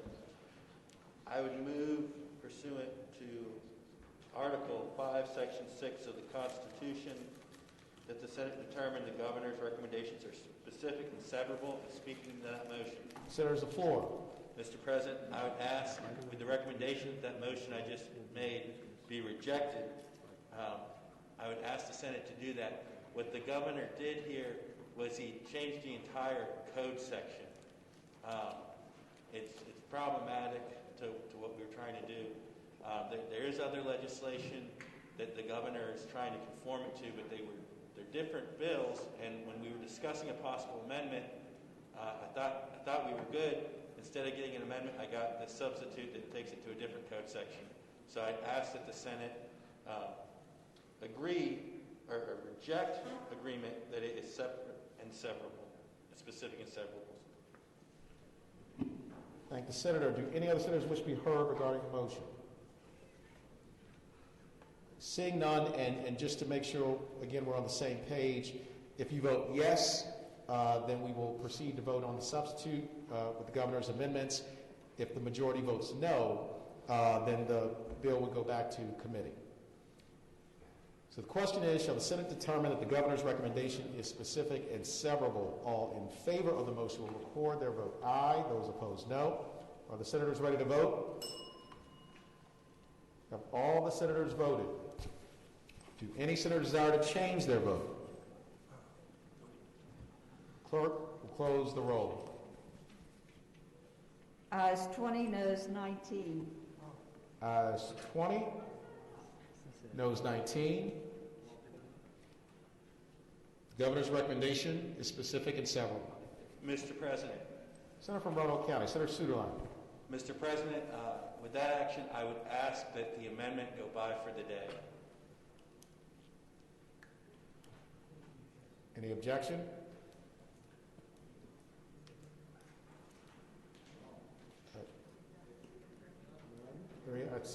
But please bring it if you have an objection, so we can be clear. Are there any objections to the motion for the amendments to go by for the day?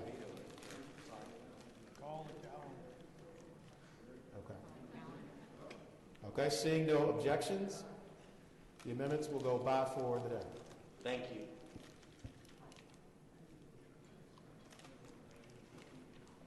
Senate Bill 235 on page 10. Senator from Southern Fairfax, Senator Barker. Mr. President, I move that with the recommendation that it be rejected, I move that the governor's recommendation to Senate Bill 235 be agreed to. Senator's floor.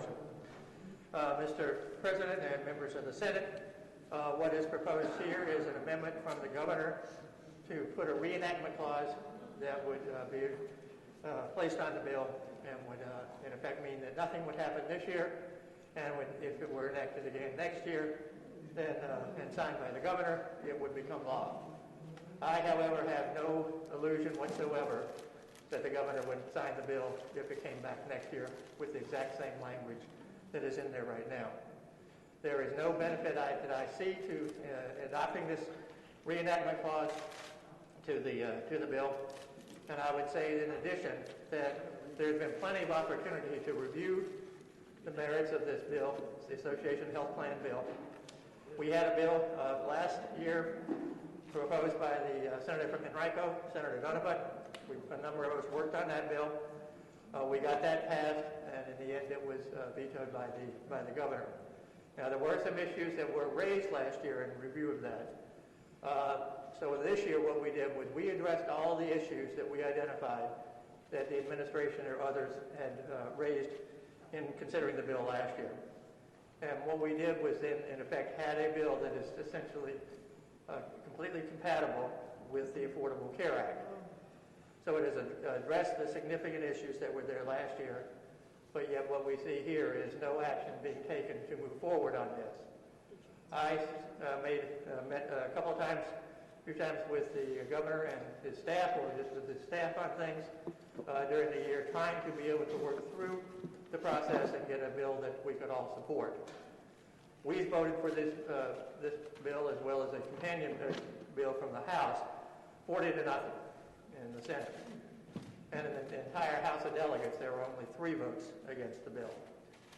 So it's a bill that has broad support within the General Assembly, but yet I was never able to get a discussion with the administration officials as to how we would be able to resolve any differences or any perspective that they might have that would be different from what we were doing there. And the responses that I consistently got was, well, we'll take a look at things and we'll get back to you. And nobody ever got back to me to address these issues.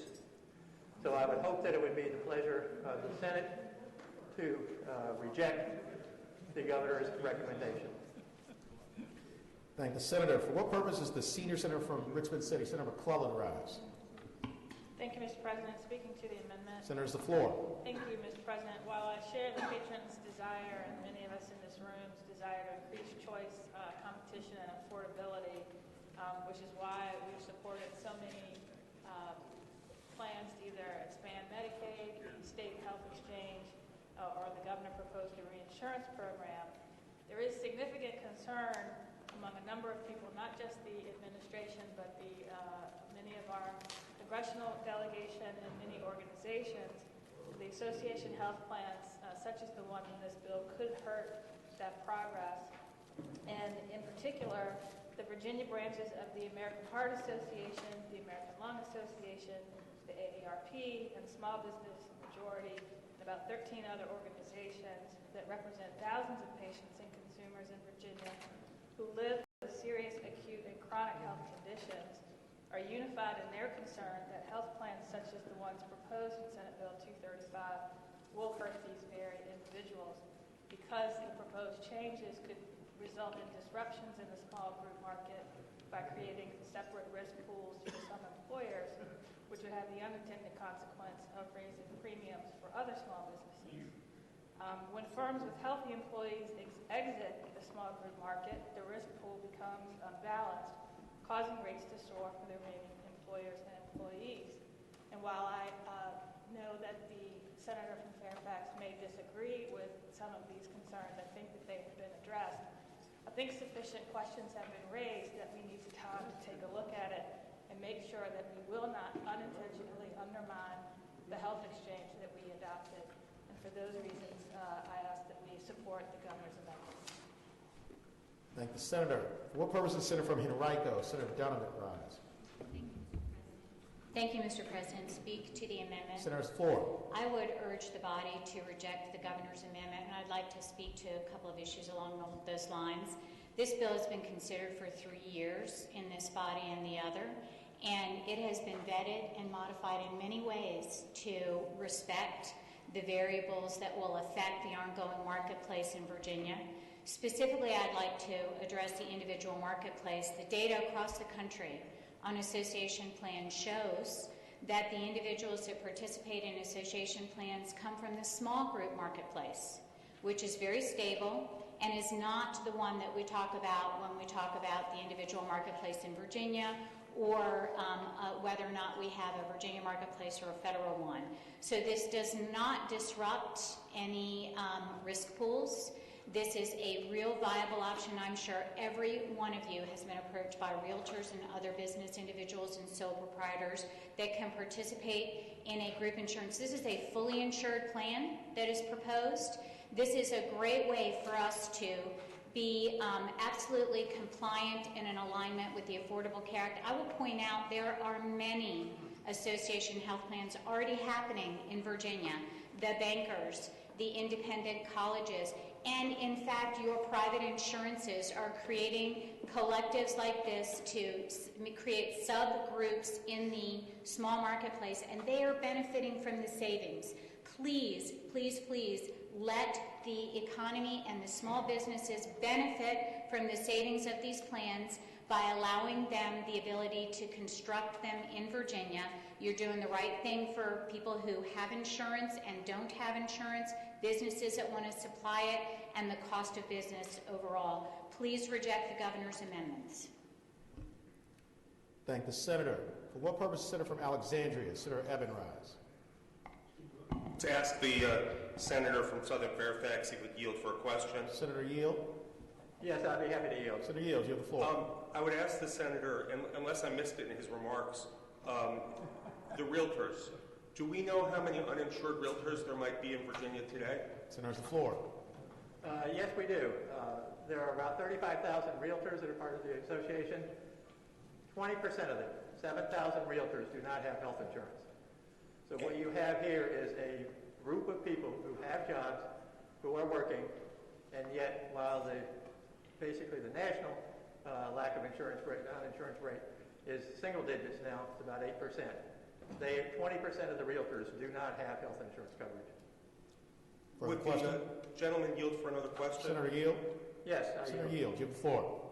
Just to be clear, do you anticipate that those individuals, those realtors, would continue to be uninsured without the rejection of this amendment? Senator, the floor. I think without the rejection of this amendment, they would continue to be uninsured. I thank the gentleman. Thank the senator. For what purpose, the senator from James City County, Senator Norman Rise? Thank you, Mr. President. Not being privy to the prepared remarks that the governor has shared with the gentle lady who's the senior senator from Richmond yield for a question. Will the senator yield? I yield. Senator Yield, you have the floor. Mr. President, my question would be to the gentle lady that based upon her experience and membership of certain committees, would she recognize and appreciate that the senator from Southern Fairfax County and Loudoun has one of the higher degrees of knowledge and experience in the healthcare industry? Senator has the floor. Mr. President, I would agree with that, and I guess that's part of the concern that I have, is that there are experts on both sides of this issue, and typically, when in doubt, if I can't figure out if something is better than status quo and there's significant concern about that, then I would rather take the time to look and see which of those experts is right. And so we have a situation here where experts on both sides of this issue disagree, including members of Congress who have spent equally as much time, if not more in some cases, on health care issues as my colleague, Senator Barker. Further question? Thank you, Mr. President. Then my follow-up question would be, when we talk about experts and conferring with individuals, can you share with the body, after listening to the comments from the senator from Southwest Fairfax and the senior senator from Henrico, who is a doctor, why the governor or his team would not have consulted with those individuals prior to unilaterally making this decision to amend the bill as he has? Senator has the floor.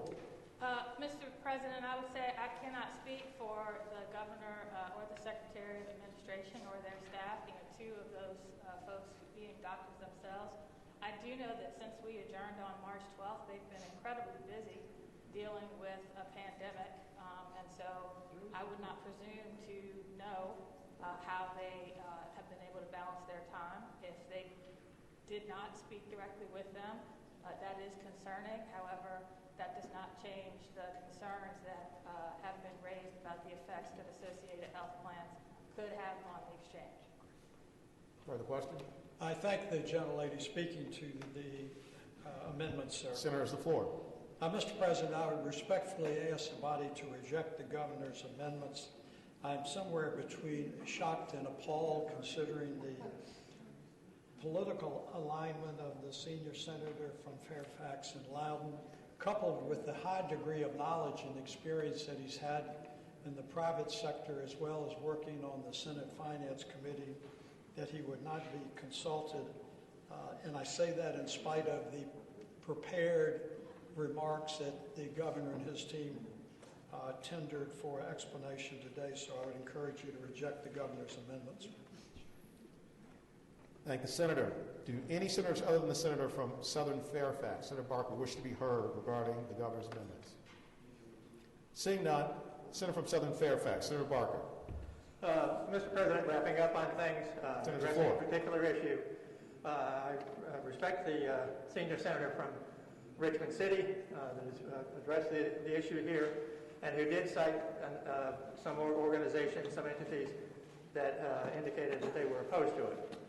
What I will tell you is that in reviewing the comments from those organizations, in essentially every instance when they were justifying a position in opposition to this, it was based not on the language that is in the bill, not on the language that is in Senate Bill 235 that would apply to association health plans in Virginia if it's adopted, but was either what's going on at the national level and was done basically for a broad political reason, or was based upon what how they assumed that they could that you could do things in Virginia with this legislation if you did not read the legislation. What I can tell you is that in many instances, the comments that they made were flat out wrong and incorrect. Misinformation was used to, in effect, attack these bills and to, in effect, argue against them, not based upon what's in the bills, but based upon what someone had dealt with in terms of an association health plan in some other state or at the national level. One of the things it said was that they could discriminate and had different prices by gender. The bill explicitly states that you cannot do that. They also commented that there was related to risk pools, that people would be in different risk pools. The bill explicitly states it's a single risk pool that covers everybody, and that therefore you would not be in a situation where just because someone had an expenditure, an illness that required a significant expenditure, that would not affect their rates at all. It would not be based upon what happened to them. What we had also was a statement, flat out statement, that they would not be subject to the provisions and protections of the Affordable Care Act. In area after area after area, we put into this bill those protections and provisions from the Affordable Care Act so that they do apply to association health plans that would be developed in Virginia. And so I would strongly urge that we reject the governor's amendment. Thank you, Senator. With the recommendation that it be rejected, the question is, shall the governor's recommendation be agreed to? All in favor of the motion will record their vote aye. Those opposed, no. Are the senators ready to vote? Have all the senators voted? Do any senators desire to change their vote? The clerk will close the roll. Ayes 4, noes 36. Ayes 4, noes 36. The governor's recommendations are rejected.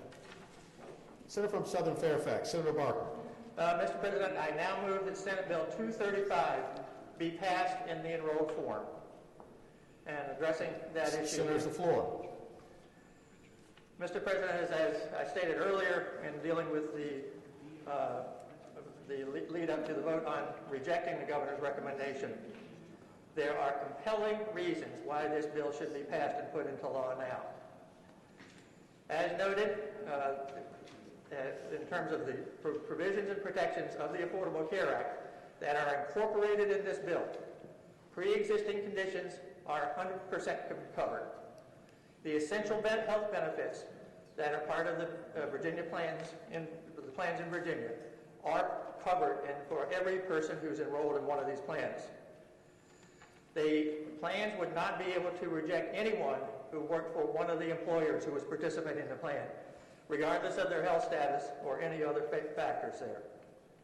In addition, the plans would have to comply with the medical loss ratios that are in the Affordable Care Act, which require 85% of the money that is collected to be spent on direct care to the individuals.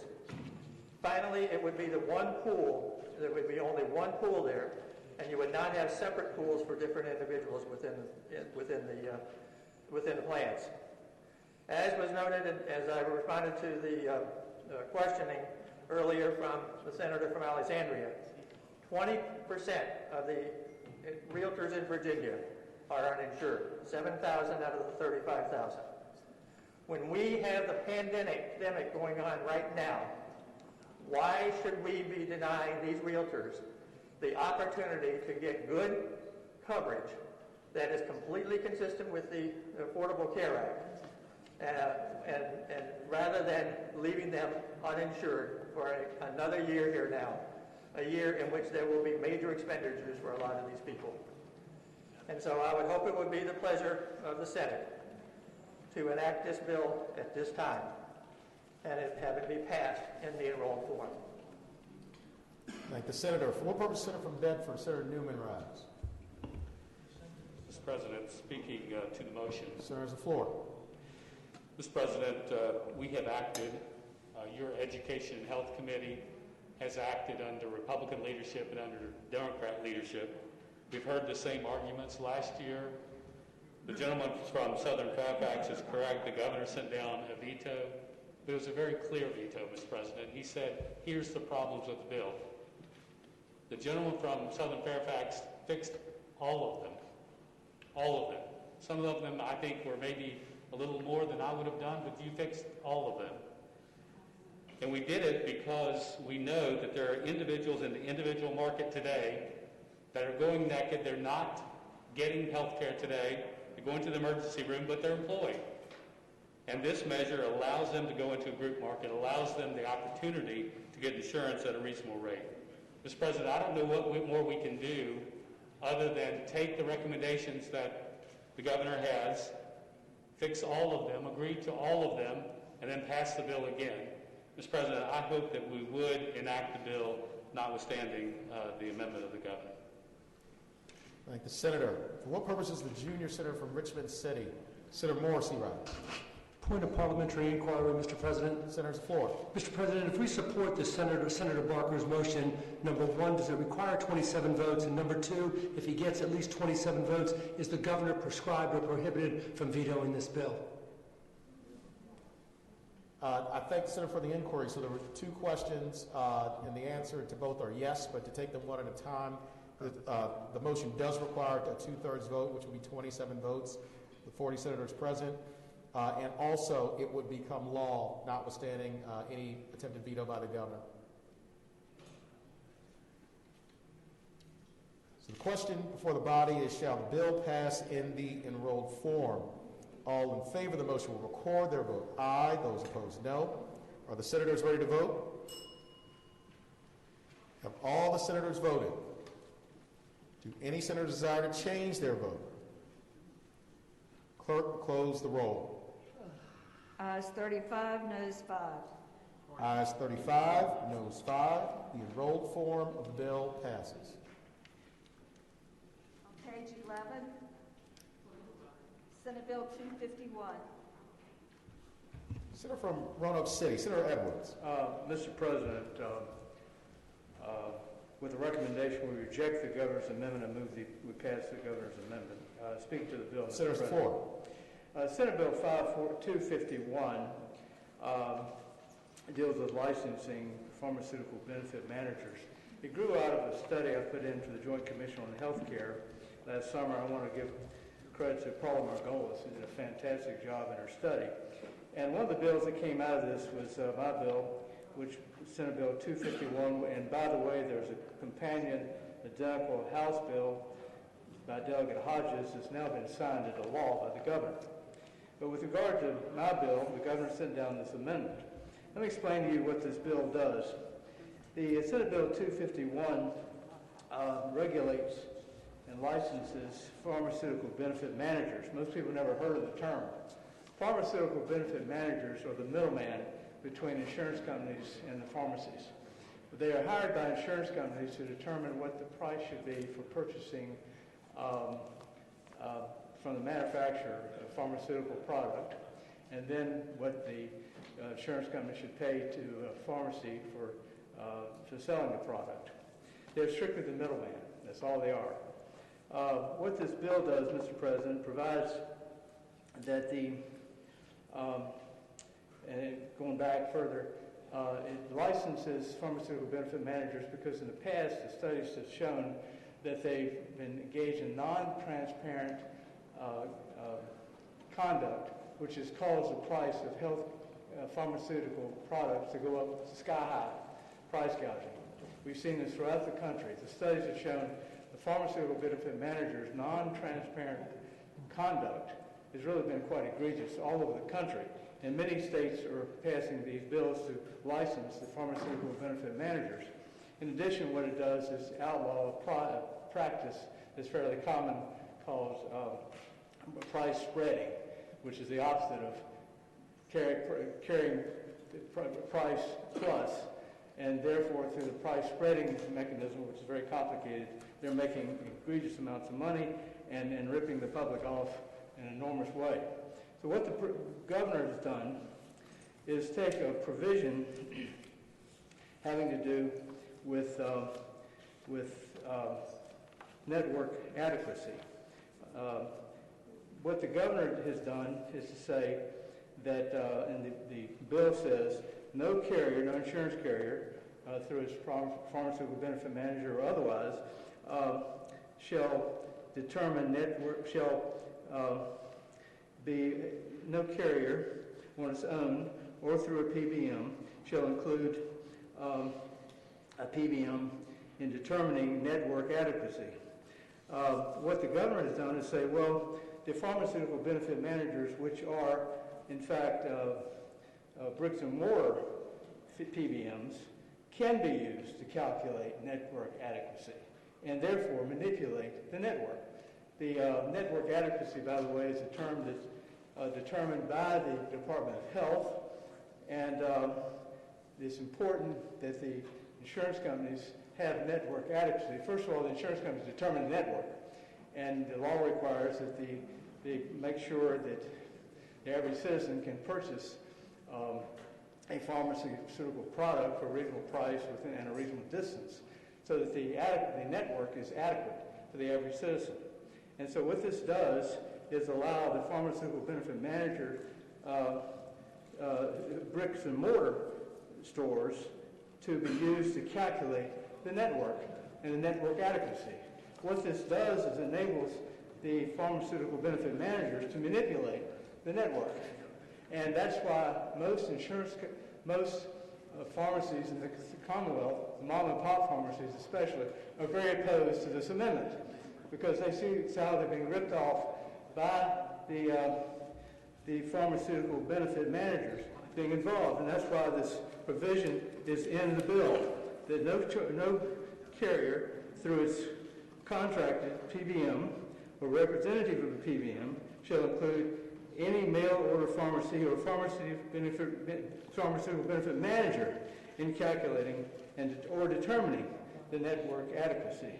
And that's why what the governor's done is carve it out and say, well, if you're a brick and mortar, you can be involved in engaging in the network and determining network adequacy. So, Mr. President, most of the mom and pop pharmacies in the Commonwealth are very opposed to this amendment, and I hope that we can kill the amendment and let this bill be identical to the bill that's already been signed into law in the House, Delegate Hodges' bill. So with that, Mr. President, I renew my motion that we vote no on the governor's amendment.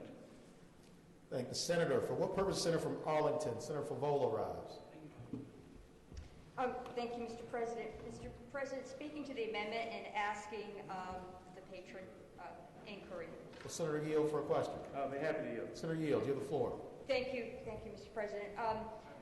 My understanding under the Affordable Care Act is there is a definition of network adequacy, and part of that definition, of course, covers all health services, including pharmaceutical services, and part of the definition actually requires easy access, including, within a half an hour or an hour of physical proximity. In other words, getting a pharmaceutical from a mail house would not be considered easy access. So my read of the governor's amendment is it in effect is allowing the definition of network adequacy to correspond to the federal definition of ACA. Is that not correct? No. Senator, the floor. Mr. President, no, that has nothing whatsoever to do with this bill. What this bill does, the insurance companies are required to have they have networks, and they create their own networks. And they're required to have network adequacy to make sure people can purchase medications at a reasonable price within a reasonable distance of where they're living. And keep in mind, the PBMs, pharmaceutical benefit managers, are the middleman. They're not supposed to determine the network. But this bill would allow them, the PBMs and brick and mortar PBMs, to assist and basically advise the insurance companies what the network would be. And so they would charge more for one company, for one pharmaceutical than another one.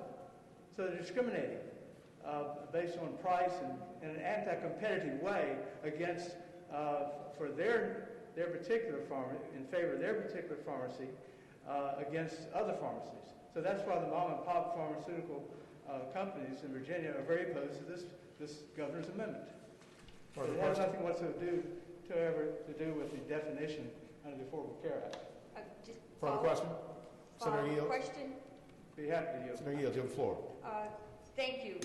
We do, in Virginia, we do have a statute, the Any Willing Provider Law, which again would require, the Board of Insurance actually defines adequacy. They can't leave any insurance, or they can't leave any healthcare service out, but they can define it in a way in terms of a network. So I'm not sure who will necessarily be excluded, but I know you're concerned that those with bricks and mortar may be able to somehow have a greater advantage. Is that correct? Senator, the floor. Mr. President, that's correct. The bricks and mortar PBMs, which by the way, they're middlemen. They're the middlemen. They would have an undue influence in determining the network and how you apply the network. And the insurance companies create the network. And this provision is put in there specifically to make sure that the insurance carriers cannot, on their own or through its contracted PBMs and so forth, calculate improperly determining the network adequacy. So the idea is to make sure it's done fairly and openly. And the way the PBMs are operating right now is there's one particular pharmacy that owns an insurance company and also owns a PBM. And they're using that PBM, the fear is that they're going to use that PBM to advise the insurance company is what the network should be, and also with and therefore determine the adequacy. That is, they would have it's an anti-competitive concern.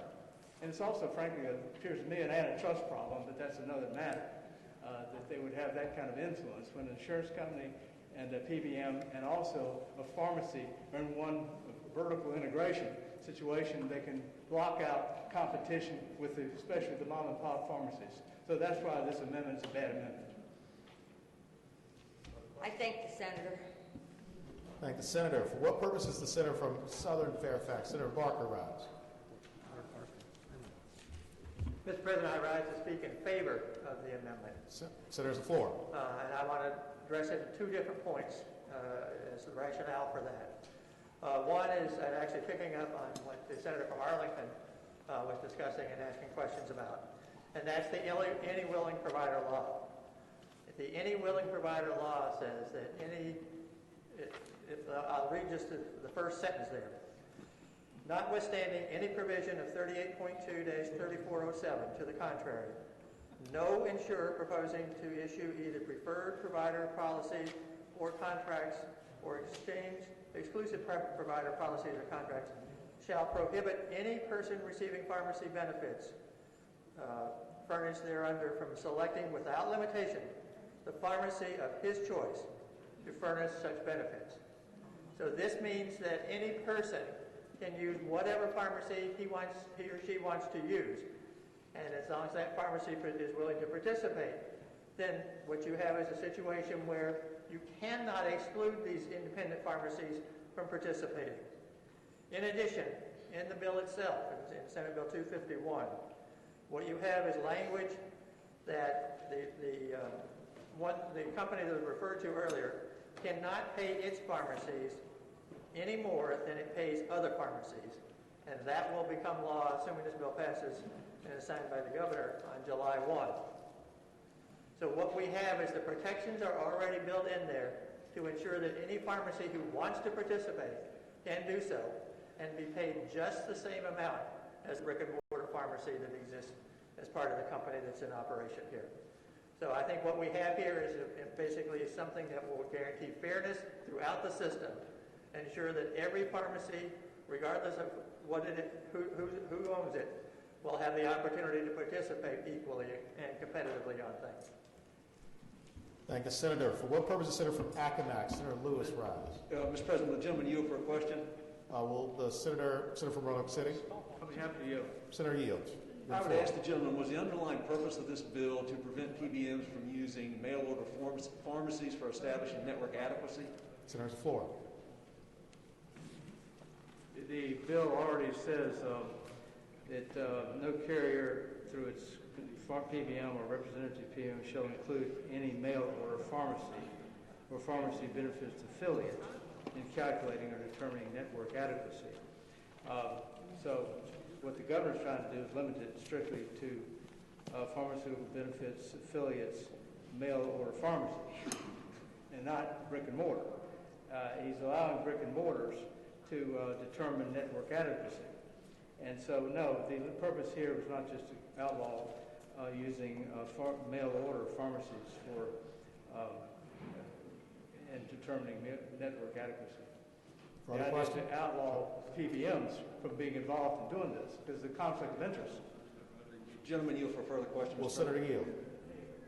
On behalf of you. Senator yield, you have the floor. I would ask the gentleman, has the Bureau of Insurance opined on the impact of the underlying bill without this amendment?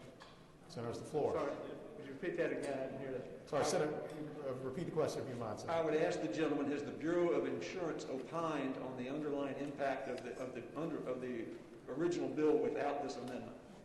Yes, my understanding is that the Bureau of Insurance likes the bill the way it is without the amendment. Would the gentleman yield for the same question again in hopes that he would answer it? Senator yield.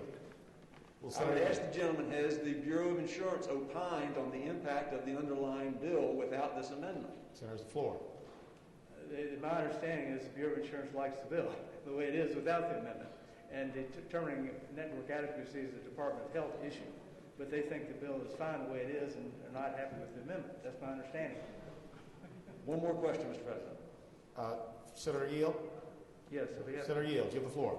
Same question in a different way, Mr. President. I would ask the gentleman, is the amendment the result of the Bureau of Insurance's opinion of the impact of the underlying bill?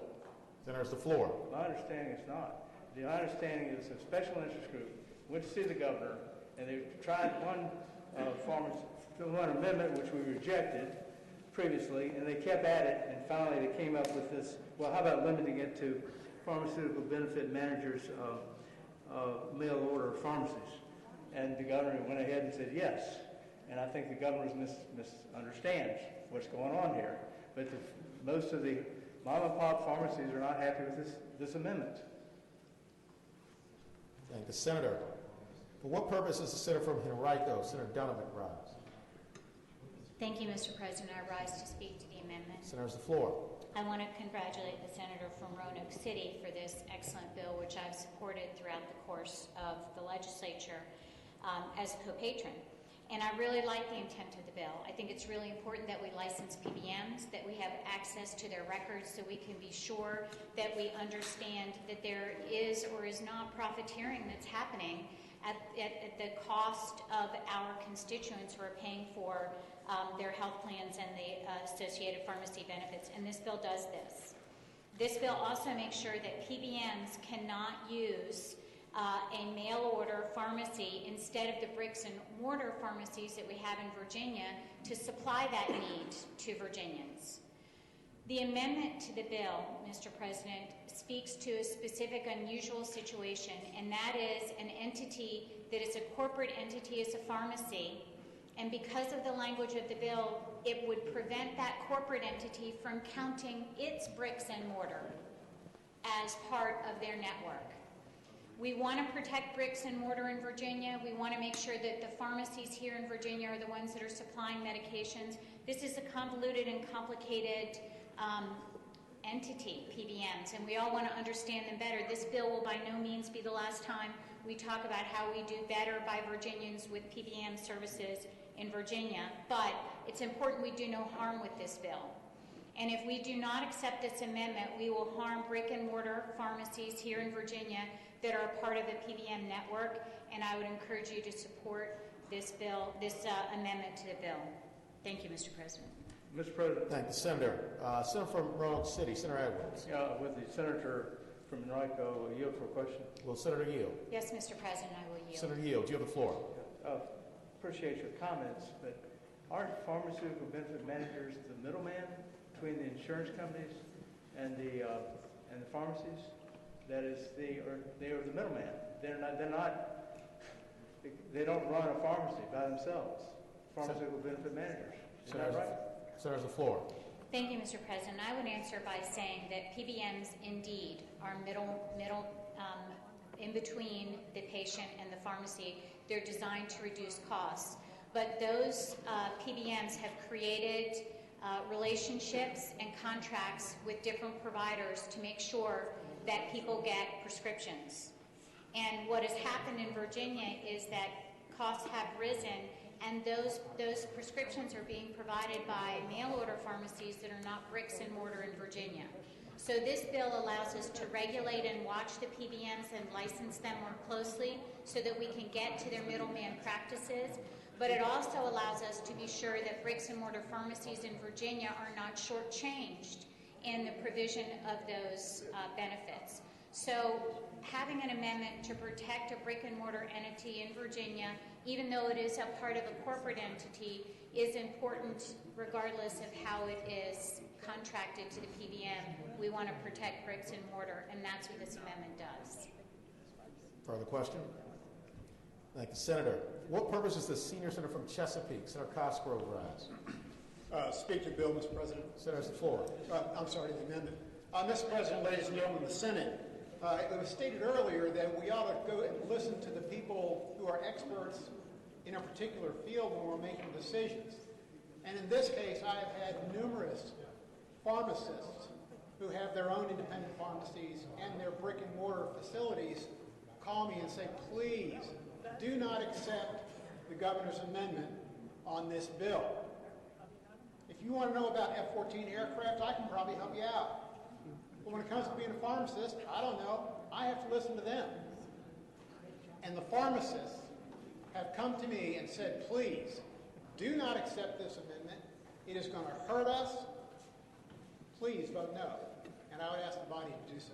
Thank you. Thank you, Senator. Do any other senators wish to be heard regarding the amendment to Senate Bill 251? Seeing none, with the recommendation that it be rejected, the question is, shall the governor's recommendation be agreed to? All in favor of the motion will record their vote aye. Those opposed, no. Are the senators ready to vote? Have all the senators voted? Do any senators desire to change their vote? Clerk, close the roll. Ayes 19, noes 21. Ayes 19, noes 21. Governor's recommendation is rejected. On page 12, Senate Bill 316.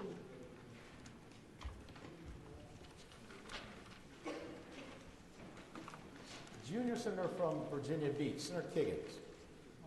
Mr. President, with the recommendation that they be rejected, I move that the government recommendations to Senate Bill 316 be agreed to. Senator's the floor. Thank you. This, what the governor's recommendation does is put a reenactment clause on the original Senate Bill 316, which pushed the date of the election, the primary election date, back 1 week.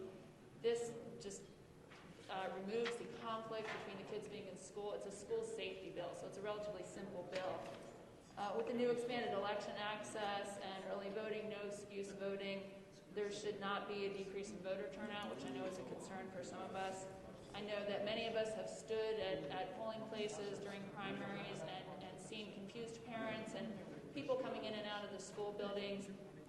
There's been some reports of people needing to use restroom facilities and just being in the heart of the school where they should not be. So this bill just takes out that safety issue entirely and pushes the date of the election back a week.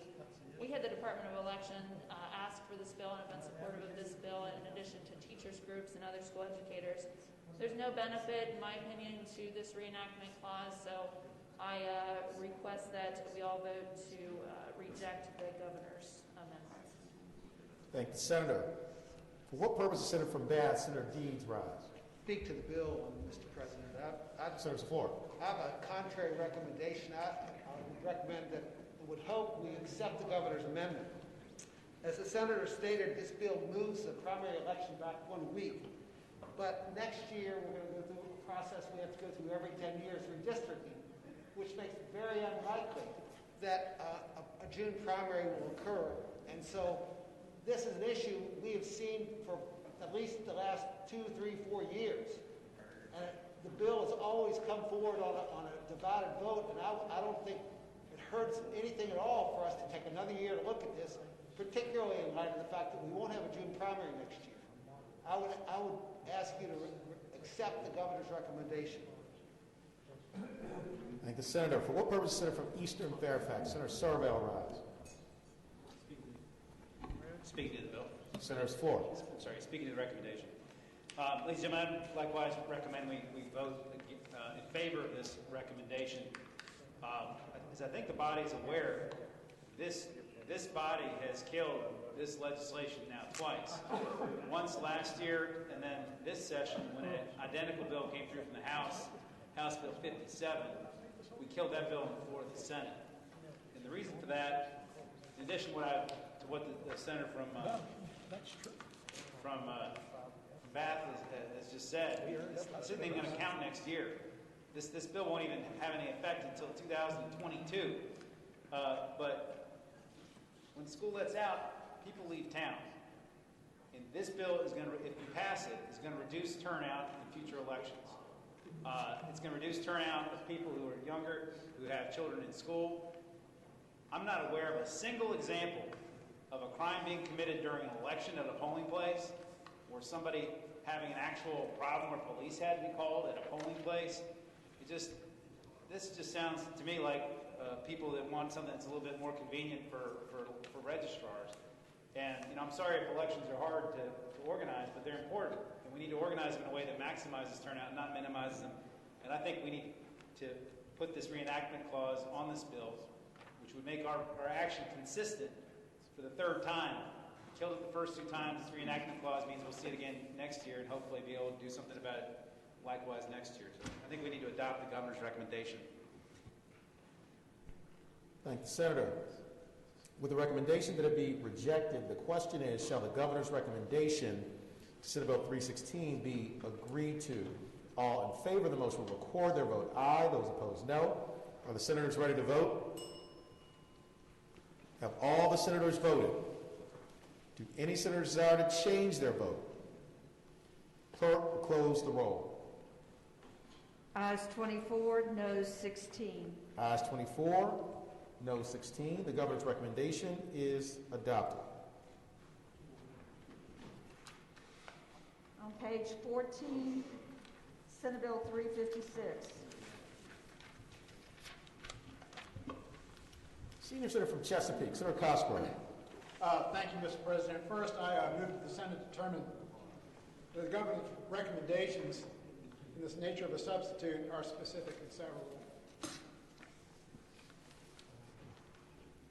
Question is, shall the Senate determine the governor's recommendation is specific and severable? All in favor of determining that the governor's recommendation is specific and severable will record their vote aye. Those opposed, no. Are the senators ready to vote? Have all the senators voted? Do any senators desire to change their vote? Clerk, close the roll. Thank you. Ayes 40, noes 0. Ayes 40, no 0. The governor's recommendation is specific and severable. Senior Senator from Chesapeake, Senator Cosgrove. Thank you, Mr. President. Senate Bill 356 basically exempts civil aircraft from having to register to the Department of Aviation if the aircraft is brought into the Commonwealth. What the governor's action does is it actually takes out the definition of an unmanned aircraft that is a term that's used elsewhere in Title 5.1. Basically, with technology changing at such a rapid pace, it doesn't really make sense to identify a nebulous term such as unmanned aircraft. Senator Boland and I worked on this bill. I think we're both in agreement this is a good amendment, and I'd ask that we accept the governor's amendment. Thank you, Senator. Question is, shall the governor's recommendation be agreed to? All in favor of the motion will record their vote aye. Those opposed, no. Are the senators ready to vote? Have all the senators voted? Do any senator desire to change their vote? Clerk, close the roll. Ayes 40, no 0. Ayes 40, no 0. The governor's recommendation is agreed to. Page 14, Senate Bill 384. Senator from Prince William County, Senator McPike. Thank you, Mr. President. I move that the governor's recommendation to Senate Bill 384 being agreed to. Thank you, Senator. You have the floor. Speaking to it, the governor added 25 line amendments. I encourage you to support them. They are somewhat technical, but there are a few amendments that are a little bit more substantive. The amendments do not have opposition. The amendments were requested by the Lottery Board. Two of the more substantial ones are moving the regulations period from 60 to 90 days to give a lottery more time to approve applications. And the second major one is increasing the fees for background checks to $50,000 per background check. This was not discussed in committee. It did create a little bit of heartburn, and so it is going to be taken up in the regulation process. It's my hope that we will not have to address this next year through legislation, but rather the lottery, through its regulatory process, will be mindful of the impacts of that. And so with that explanation, Mr. President, I move that the amendments be agreed to. Thank you, Senator. Question is, shall the governor's recommendations be agreed to? All in favor of the motion will record their vote aye. Those opposed, no. Are the senators ready to vote? Have all the senators voted? Do any senator desire to change their vote? Clerk, close the roll. Ayes 27, noes 13. Ayes 27, noes 13. The governor's recommendations are agreed to.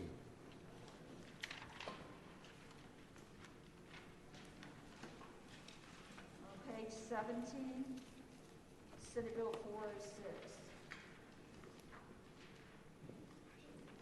Junior Senator from Chesterfield, Senator Hashman. Thank you, Mr. President. I move that the governor's recommendation to SB 406 be adopted. Speaking to that motion. Thank you, Senator. You have the floor. The amendment to 406 is adding clarification to the Environmental Justice Act that was passed this past session, and it simply adds the amendment that we are going to focus our efforts on environmental justice communities and fence-line communities.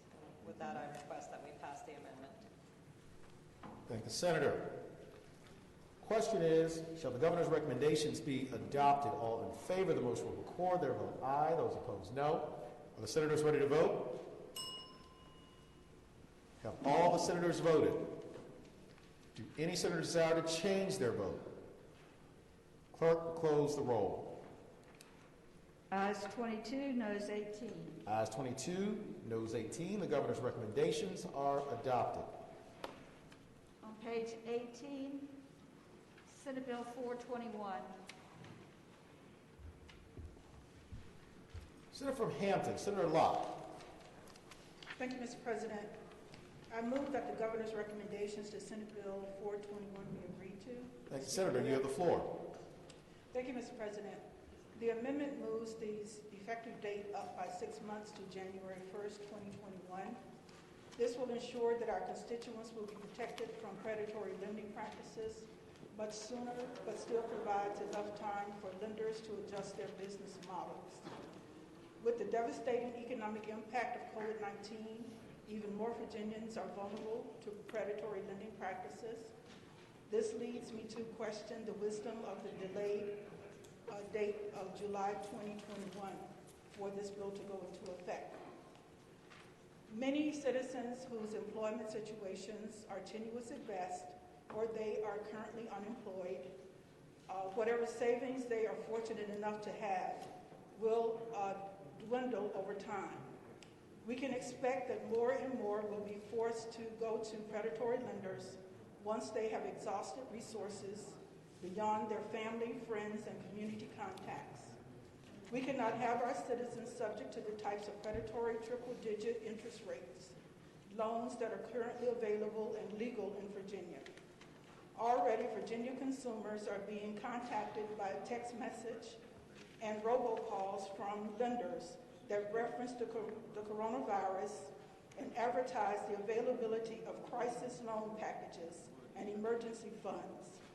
This will only get worse if we prolong the availability of these predators to prey on vulnerable consumers. The only reason some lenders oppose this amendment is because they want to come back in the 2021 session prior to the bill going into effect in July of 2021 and try to undo what we did this year.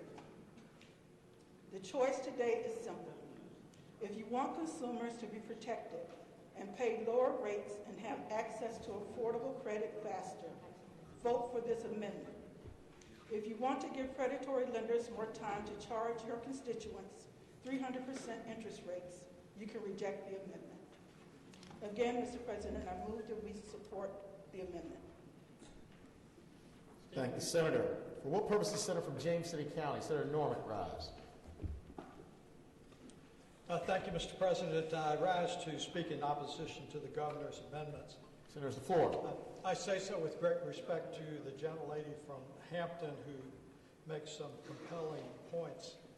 Traditionally, I've really not got engaged in the discussions that have taken place on these payday or other forms of lendings. I have left advocacy of that to others in the body.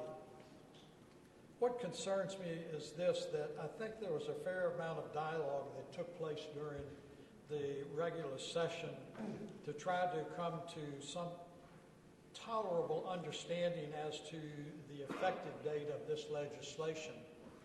I think it's important to remember that this legislation is concentrated on those lenders that have brick and mortar facilities in the Commonwealth of Virginia. There is no way under current state or federal law that we are going to be able to chill or prevent the internet lenders. And in fact, it is the internet lenders that see an opportunity to replace or supplant some of these loans that are currently outstanding in Virginia. There is not going to be any less pent-up demand.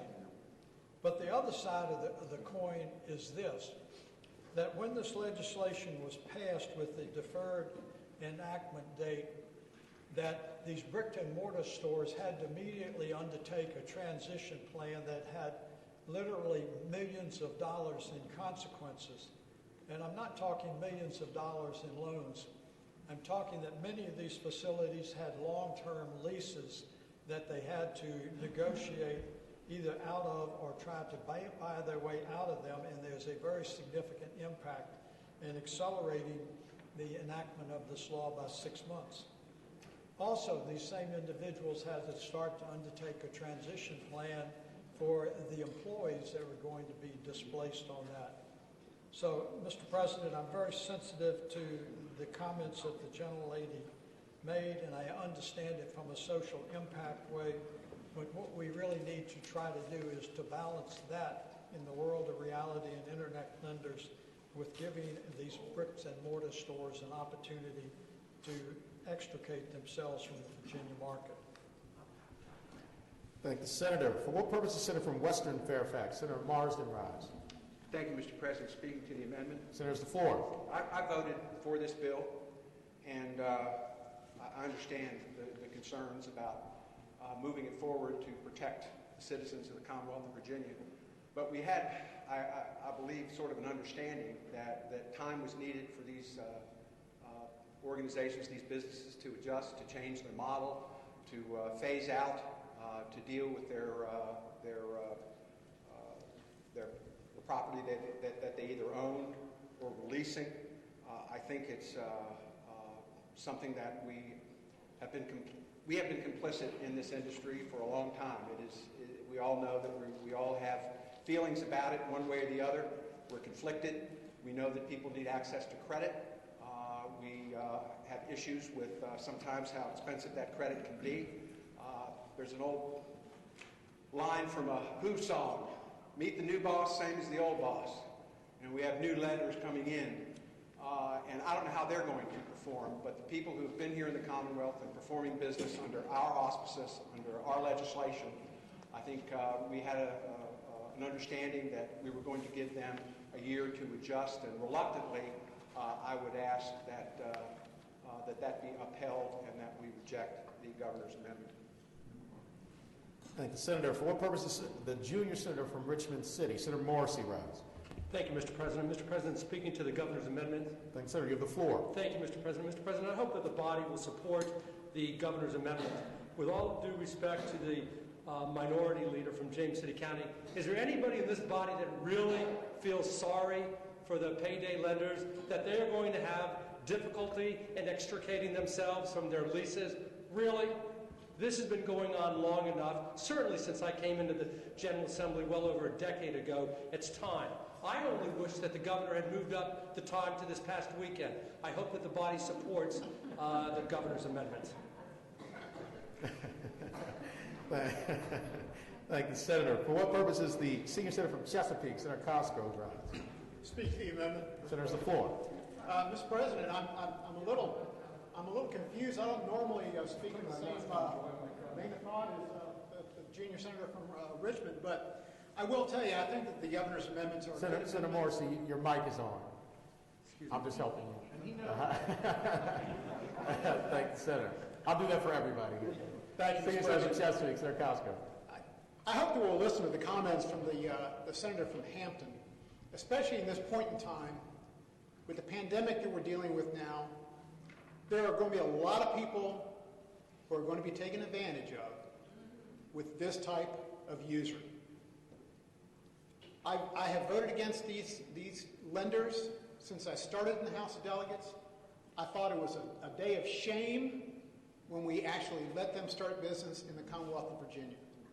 But what we're doing here is we're giving them even more time to take more advantage of people who are really going to be in need of financial help, but not this type of financial help. Now, I would agree with the junior senator from Richmond. You really can't feel too sorry for these folks. And I will tell you, when we first started this business model in Virginia, it didn't take them any time at all to get started in taking people's money. So I really think it won't take them very long to be able to get out of business either. I hope we'll accept the governor's amendments. Thank the senator. For what purpose is the senior senator from Virginia Beach, Senator D. Steph, rise? Mr. President, speaking to the measure. Senator's the floor. Mr. President, I hope we reject the governor's amendment. Here's why. In the city of Richmond, we have 46 of these stores. In Virginia Beach, we have 25. In Hampton, we have over 30.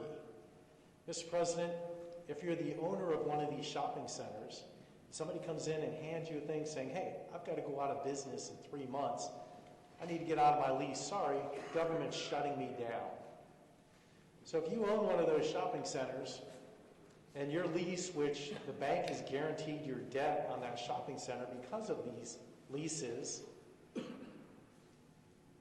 we're taking, and we're not just hurting the business, we're hurting every employee that those 46 stores in Richmond, those 30-plus stores in Hampton, those 25-plus stores in Virginia Beach, you're hurting every employee there. You're hurting the owner of the shopping center. And when we passed the bill earlier, they saw they had till April of 2021 to close it down. That gives them a chance to put things in order. But now when you accelerate that and you make it October of 2020, just a few months from now, Mr. President, that puts a lot of people in harm's way. That puts a lot of shopping centers that are already having a problem attracting tenants, filling spaces. That puts them in financial hardship. That puts a bunch more employees in, again, 46 stores in Richmond, 30 in Hampton, 25 in Virginia Beach. You know, we've got to look at the effects on the business community who hire those employees. So I think, and I would suggest to the body, that we reject the governor's amendment on this, Mr. President. Thank you very much. Thank the senator. For what purpose is the senator from Roanoke County, Senator Suderline, rise? Mr. President, I'd ask the senator from Hampton if she yield for a question. Will Senator yield? Senator Yield, you have the floor. Thank you, Mr. President. Mr. President, I'd ask the senator from Hampton, when she introduced this legislation, what was the original date it would go into effect as she presented it? Senator, has the floor. I don't remember that far back. Further question? I believe it was January 1, Mr. President. That sounds correct. Sounds correct. Further question? Further, Senator Yield? So that would be where we'd be now today again. That is correct. Senator, has the floor. So what we, speaking to the bill briefly, Senator, has the Mr. floor. President, and I thank the senator from Hampton for bringing this legislation. So what we have here now is a concept that's been discussed by a lot of us on both sides of the chamber for, well, since Senator from Chesapeake, basically since it was enacted. A lot of us never thought this should have done. We believed it was a shameful thing for the Commonwealth to do. We knew it was going to exploit people. Some of the people in the legislature, some of us as private citizens. It's been talked about this entire time. The legislation had a January 1 date to begin with. I don't think that it's genuine to say that these folks never knew this was a possibility. We never should have allowed it, and we shouldn't allow it a day longer. We have the possibility to end it January 1. We should do that. I hope the Senate will adopt the governor's recommendation. Thank the senator. Do any other senators other than the senator from Hampton, Senator Locke, wish to be heard regarding the governor's recommendation? Seeing none, Senator from Hampton, Senator Locke. Thank you, Mr. President. Again, I would like to ask that we support the governor's recommendation to have an effective date of January 1st, 2021.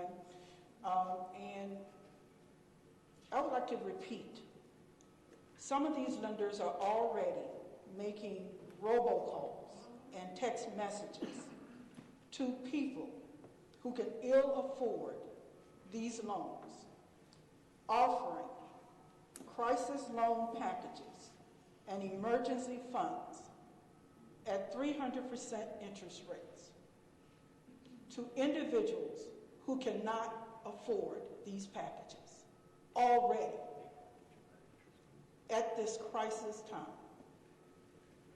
We can ill afford to have individuals who are vulnerable to these loans. They're doing it now. What's going to happen in a year to July 2021? We're merely moving this up 6 months. And the government is not shutting anyone down. These individuals simply can change their business model. That's all they have to do is change their business model. If they choose to shut down, that's on them. That's on them. There's still an opportunity for the industry to adjust their model if they choose to do so. They simply don't want to. They simply want to rip people off. That's what they want to do. So, Mr. President, I move that we agree to the governor's amendment. Thank the senator. Question is, shall the governor's amendments be agreed to? All in favor of the motion will record their vote aye. Those opposed, no. Are the senators ready to vote? Have all the senators voted?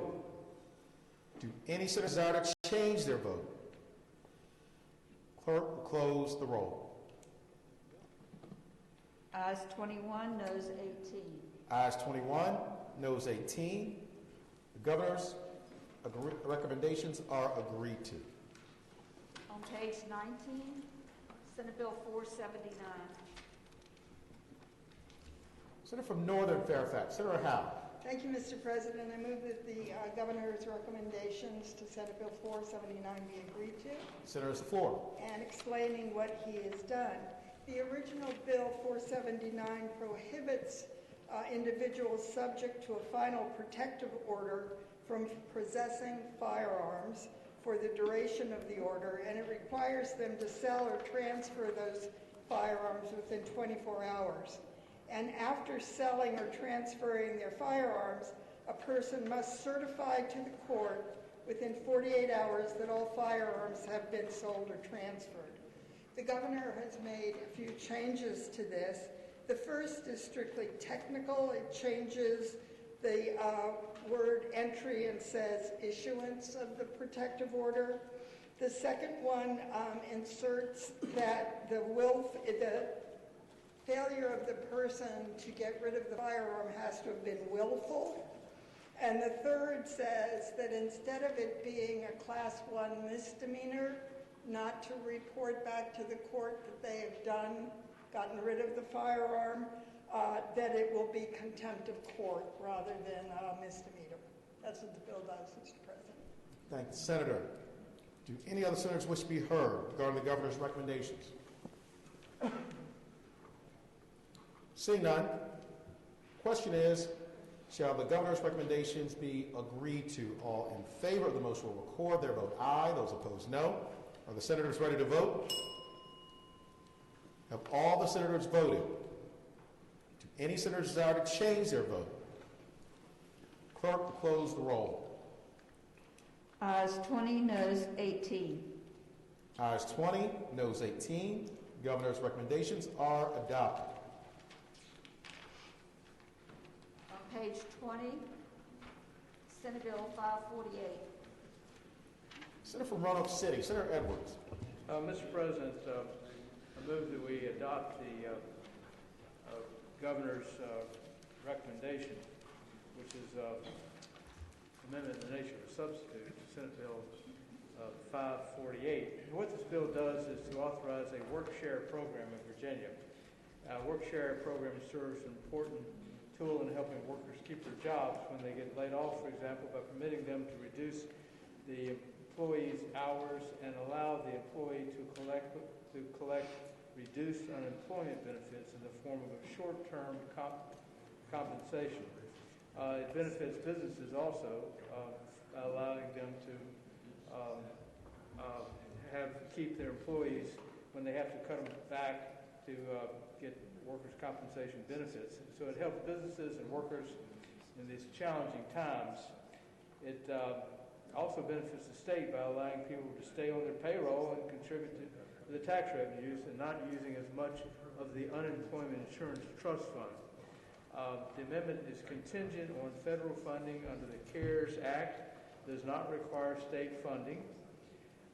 This is similar to the bill that Senators Barker and Stanley introduced in 2014 to allow legislation that establishes a work-sharing program in Virginia, but that that legislation sunset in 2016. So here we are in 2020, we need it again. So I urge the body to vote yes and approve the governor's amendment in the nature of a substitute to Senate Bill 548. Thank you, Senator. For what purpose is Senator from Henrico, Senator Dunham, rise? Thank you, Mr. President. First, if I may, a substitute motion that I move that the Senate determine that the governor's recommendations are specific and severable. Substitute motion. Question is, shall the Senate determine that the governor's recommendation is specific and severable? All in favor of the motion will record their vote aye. Those opposed, no. Are the senators ready to vote? Have all the senators voted? Do any senators desire to change their vote? Clerk will close the roll.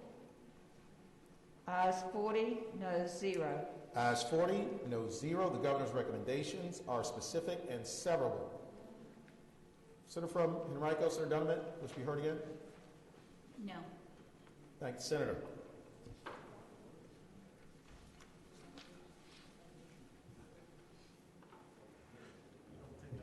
Senator from Roanoke City, Senator Edwards, would you just mind restating your motion so the body's aware of what we're voting on? Mr. President, I move that we accept the governor's amendment in the nature of a substitute to Senate Bill 548. Thank you, Senator. Question is, shall the governor's recommendations be agreed to? All in favor of the motion will record their vote aye. Those opposed, no. Are the senators ready to vote? Have all the senators voted? Do any senators desire to change their vote? Clerk, close the roll. Ayes 39, noes 1. Ayes 39, noes 1. The governor's recommendations are agreed to. Also on page 20, Senate Bill 561. Senator from Fauquier, Senator Vogel. Thank you, Mr. President. I first move that the Senate determine that the governor's recommendations are specific and severable. Thank the Senator. Question is, shall the Senate determine that the governor's recommendations are specific and severable? All in favor of the motion will record their vote aye. Those opposed, no. Are the senators ready to vote? Have all the senators voted? Do any senators desire to change their vote? Clerk, close the roll. Ayes 40, noes 0. Ayes 40, noes 0. The governor's recommendations are specific and severable. Senator from Fauquier, Senator Vogel. Thank you, Mr. President. The underlying bill, Senate Bill 561, dealt with post-traumatic stress disorder and making that compensable for certain firefighters and law enforcement officers under Virginia's Workers' Compensation Act. And the governor's amendments simply move this to a different section of the code so that this would also sweep in our sheriffs. And everybody who worked for this legislation is in favor of these amendments, as am I, so I would ask the members of the body to approve these amendments. Thank you, Senator. Question is, shall the governor's recommendations be agreed to? All in favor of the motion will record their vote aye. Those opposed, no. Are the senators ready to vote? Have all the senators voted? Do any senators desire to change their vote? Clerk will close the roll. Ayes 40, noes 0. Ayes 40, noes 0. The governor's recommendations are adopted. On page 21, Senate Bill 588. Senator from Augusta, Senator Hanger. Thank you, Mr. President. I move that the Senate agree to the amendments proposed by the governor to Senate Bill 588. Thank you, Senator. You have the floor. Thank you, Mr. President, members of the Senate. Senate Bill 588 would grant a number of additional taxing authorities to counties that are currently exercised by cities and towns. There are two amendments that the governor has proposed. One is policy and one is technical. The policy one would delay the enactment of the additional authority for transient occupancy taxes to May of 2021. That's in keeping with the emphasis on relaxing the burden on the hospitality industry, which is under significant duress. That's the policy. The technical amendment, when the bill was drafted, there are two counties that currently have authority to levy taxes on tobacco, Arlington and Fairfax. The way the bill was drafted, it would have taken that authority away from them until July 2021 when the tobacco tax authority would be granted to the rest of the counties. The amendment proposed by the governor would cure that, so I hope it will be the pleasure of the Senate to adopt the governor's amendments. Thank you, Senator. Question is, shall the governor's amendments be adopted? All in favor of the motion will record their vote aye. Those opposed, no. Are the senators ready to vote? Have all the senators voted? Do any senators desire to change their vote? Clerk, close the roll. Ayes 27, noes 12, Rule 36-1. Ayes 27, noes 12, Rule 36-1. Governor's amendments are adopted. On page 22, Senate Bill 717. The senior senator from Richmond City, Senator McClellan. Thank you, Mr. President. I move that the governor's amendment be adopted. Thank you, Senator. You have the floor. Thank you, Mr. President. This is the redistricting criteria bill. And as you recall, it included a provision to end what is known as prison gerrymandering, where prisoners would be counted at their last known address within the Commonwealth. And this is a technical amendment that basically ensures that the data needed to do that would be communicated in time for the redistricting process. And with that, I renew my motion. Thank the Senator. Question is, shall the governor's recommendations be agreed to? All in favor of the motion will record their vote aye. Those opposed, no. Are the senators ready to vote? Have all the senators voted? Do any senators desire to change their vote? Clerk will close the roll. Ayes 21, noes 19. Ayes 21, noes 19. Governor's recommendations are adopted.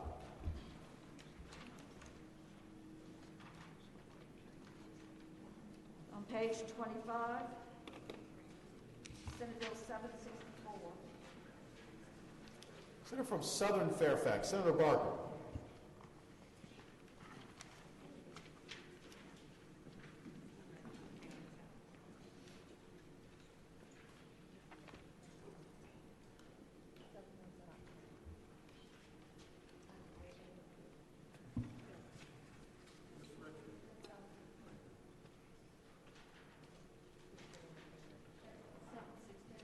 $764?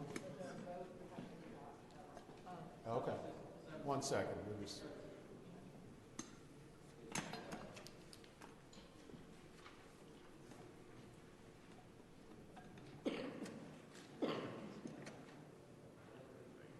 The vote hasn't caught up yet, so just a couple of minutes.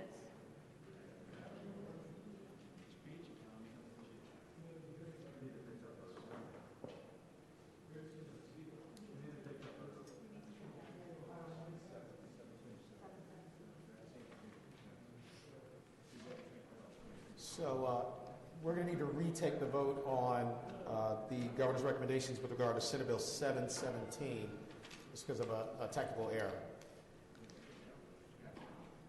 So the question is, shall the governor's recommendations to Senate Bill 717 be agreed to? All in favor of the motion will record their vote aye. Those opposed, no. Are the senators ready to vote? Have all the senators voted? Do any senators desire to change their vote? Clerk will close the roll. Ayes 21, noes 19. Ayes 21, noes 19. The governor's recommendations are adopted.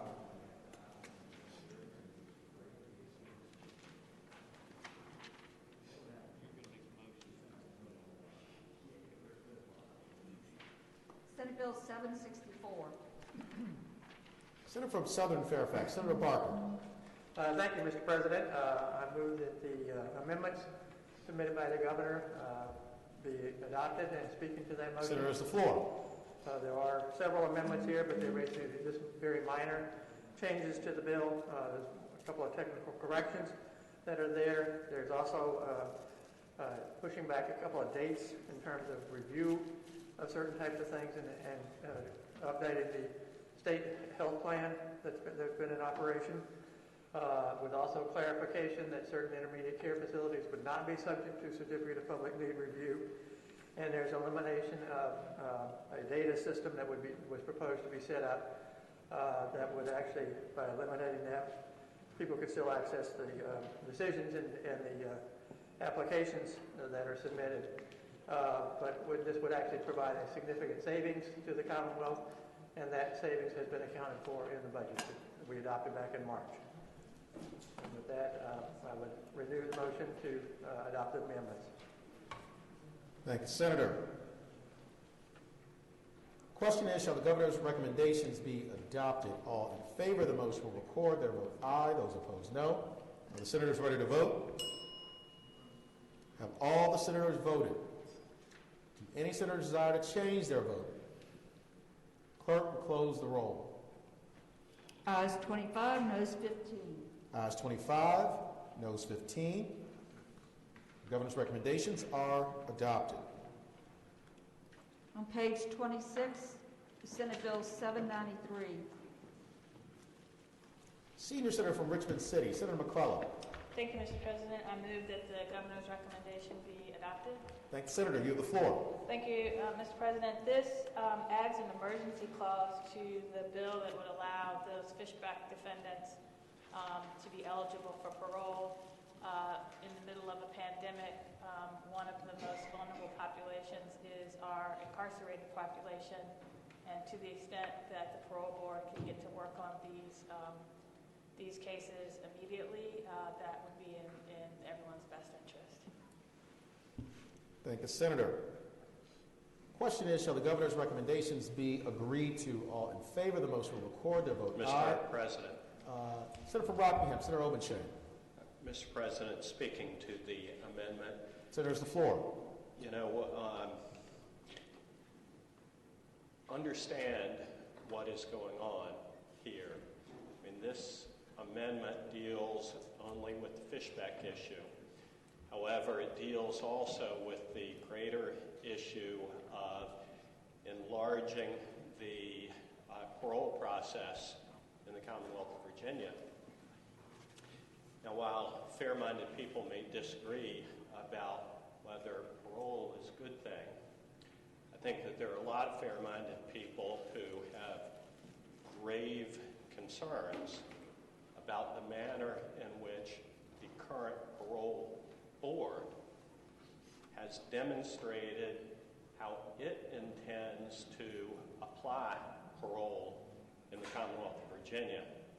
Just last week, we had a situation in which the twice convicted capital murderer of a Richmond City police officer was paroled after once receiving a death penalty, my understanding is, but twice being convicted of capital murder. Now, he'd been in prison for a long time, but he was supposed to be in prison for the rest of his life. And some of the news reports indicate that the primary motivating factor in granting the parole for this inmate was not necessarily his good conduct, not necessarily factors including rehabilitation, but an independent investigation by individuals or members of the parole board concerning whether this guy was actually guilty or not. I'm not sure that that's what we expect our parole board to do, is go back and relitigate issues of guilt or innocence that have been decided by juries of our peers. Just this morning, there's another newspaper article concerning the release by this parole board of a convicted murderer from, I think it was Halifax County in Southside Virginia, convicted of first-degree murder in 2011. 9 years ago, convicted of first-degree murder.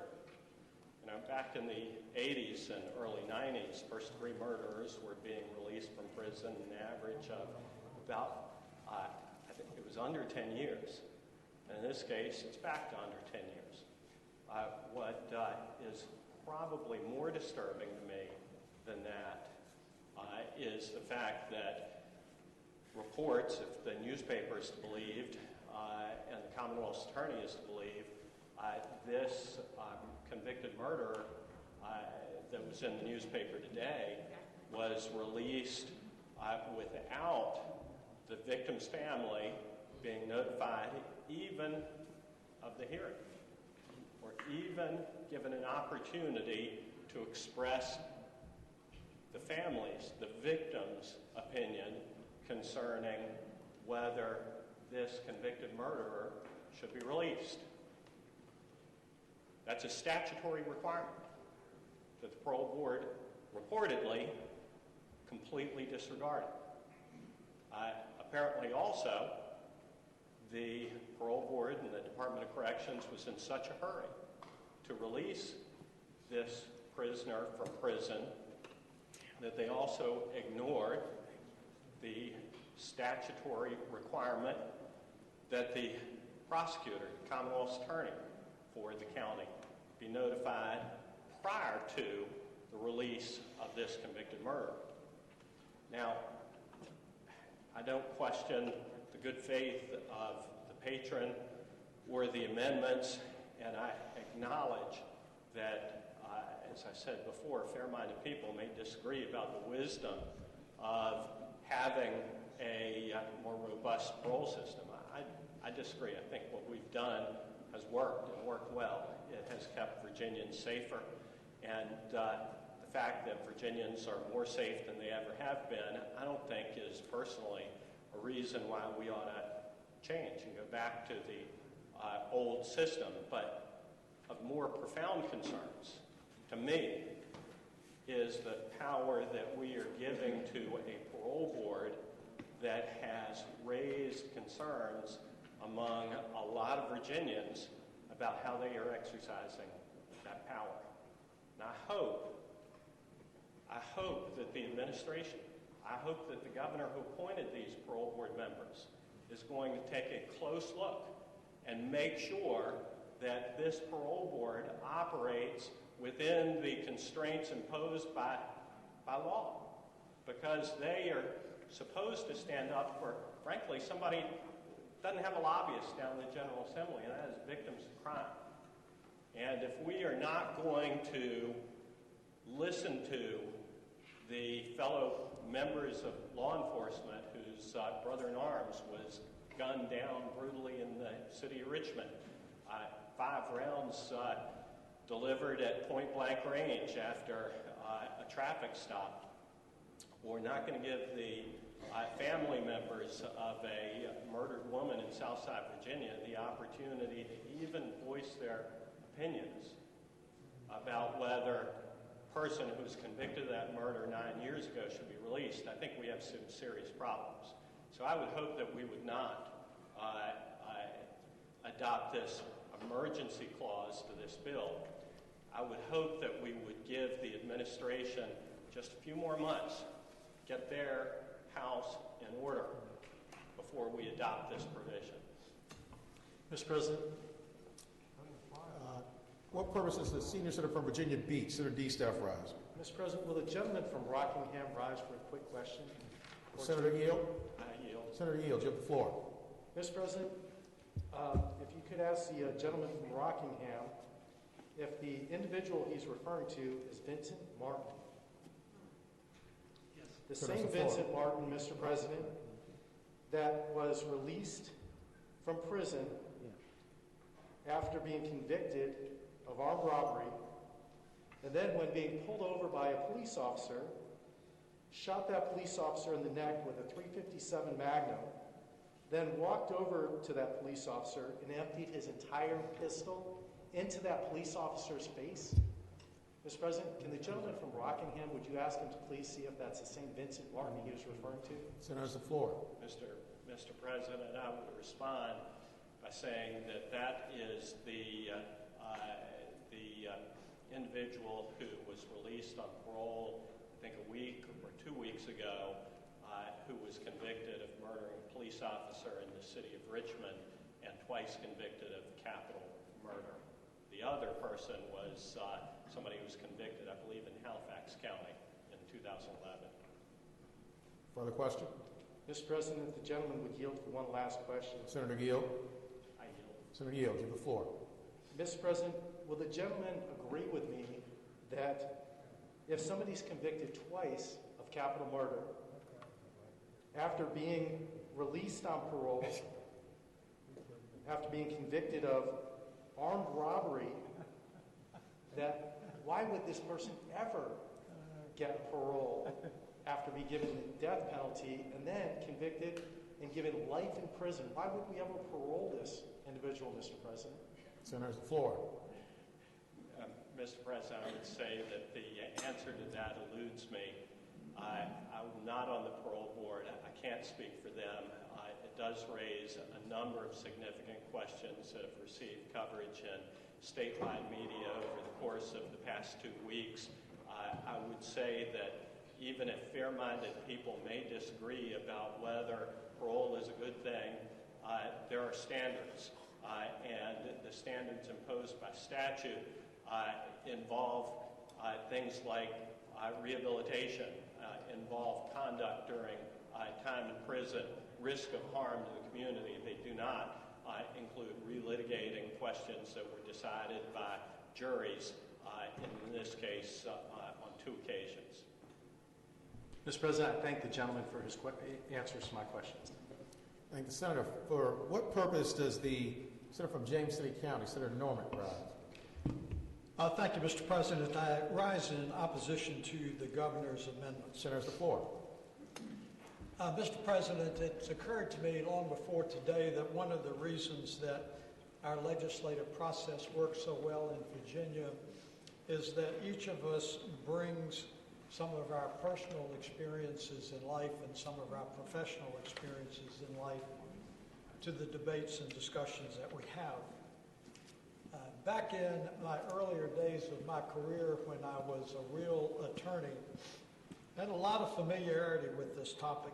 I had represented some of the most egregious crimes that had taken place in the Commonwealth of Virginia, and I also had been involved in quite a few considerations for parole and appearing before the parole board. And the interesting thing is that when you're an attorney involved in consideration of advocating for parole, you have to play by the rules that the parole board has promulgated, and you also have to play by the statutes. And I have always had an expectation that the parole board would strictly adhere to their rules and the statutory provisions. And in this particular instances, it is blatantly clear that the most recent decision by this newly constituted parole board did not even come close to compliance with the statutory provisions, and that's been clearly articulated by the gentleman from Rockingham. I associate myself with the comments from the senator from Rockingham, but what I am suggesting is the basis for rejecting the emergency clause that the governor has offered. And of course, when the governor offers an emergency clause, it doesn't require the 4/5 vote that it does when it's before the General Assembly when it is sitting in regular session. But I think what we ought to do is hit the pause button on this and not enact the emergency clause. What that will permit is that will permit this newly constituted parole board, I think the chairman, who had only been in that position for a day or two, to adjust and come into compliance in future considerations with their own rules that they've promulgated as well as the statutory provisions. Regretfully, there is no on-the-job training. There is no formal educational process available that prepares you for sitting on the parole board. And I think the better part of discretion is to hit the pause button on this and allow this board to adjust themselves on it. Thank you, Mr. President. Thank the Senator. What purpose does the junior senator from Richmond City, Senator Morrissey, rise? Speaking to the governor's amendment, Mr. President. Senator's the floor. Mr. President, I would say respectfully that the senators from Virginia Beach, Rockingham County, and James City have conflated the policy behind parole versus the governor's amendment, which simply enacts an emergency clause. And I also suggest, again, respectfully, that perhaps their facts are a bit askew. For example, let's be clear, ladies and gentlemen, about the facts associated with Mr. Martin, who was convicted in Richmond. He has served 41 years in prison. The senator from Rockingham said, we're not necessarily talking about his good conduct in there or his rehabilitation. Let's talk about it. The parole board chairman, who wasn't on there for just a day, but is ending her term after a long standing run as parole chairman, she said, if anybody qualified for parole, it was Mr. Martin. And she looked specifically at his performance while he was in jail. He had a stellar record whilst he was in jail. He was a mentor. He was a teacher. He took every possible course that he could in there. Let's also be clear that at the end of the 4-0 recommendation, all parole board members that voted, there are 5 parole board members, but 4 voted, they voted unanimously that Mr. Martin be granted parole. The gentleman from Rockingham also said, I don't know if we should necessarily discuss facts associated with guilt or innocence during a parole hearing. That is the policy, and they do that. One of the things that came up was the fact that the gentleman from Virginia Beach said, I don't know if we should give parole to somebody who has twice been convicted of capital murder. Let's be clear why he was twice convicted. The first time he was convicted of capital murder, it was reversed because the prosecutor didn't turn over exculpatory evidence. And what has recently come to evidence is that the eyewitness to the murder of the police officer said in October at the preliminary hearing, the person that shot that police officer was 6'5". I know that because I'm 6'5" and I saw him do it. 1 month later, he came into trial and he said that the killer was 5'10", which happened to be Mr. Martin's height. When the judge found out that that same person had given oh, by the way, the driver of the car, the getaway car that was arrested and pointed the finger at Mr. Martin, guess how tall he was? 6'5". And when the prosecutor and the judge found out that he gave a 41-page statement and it wasn't made available to the defense, that was justification for overturning his capital murder conviction. So he wasn't convicted of 2 separate capital murder convictions, but one rather was overturned. The other thing is, let's be clear that he served 42 years. The 3 people that came in and testified against him, all co-defendants, were released, also convicted of first-degree murder, came in and they stated, I'm not under examination, I'm not getting anything for this, for pointing the finger at Mr. Martin. I'm not getting any consideration. 1 week later, all 3 defendants got slaps on the wrist. Those are the words that the head of the parole board used. And they were all released in the 80s or the 90s. In fact, there is substantial evidence that Mr. Martin didn't commit the murder. Notwithstanding that, folks, he did 40 years. If we believe in rehabilitation, if we think that rehabilitation is good for the soul, then we will agree that this parole policy is warranted. But that's not the governor's amendment. The governor's amendment is that these fishback defendants, and there are approximately 300 of them, many of whom will be granted parole in the next, when their parole comes up for review, be granted a parole hearing. Not they're given parole, but they're given a parole hearing on an emergency basis. This amendment by the governor is compassionate, it is merciful, it is warranted. I ask that the body accept the governor's amendment. Thank the senator. For what purpose, Senator from Arlington? Senator Favola, rise. Speaking to the governor's amendment. Senator, the floor. Thank you, Mr. President. The Committee on Rehab and Social Services heard this bill, and we asked many questions. And some of the questions that were raised in this debate today, our committee actually raised and heard some answers. Just a couple things I want to remind the body.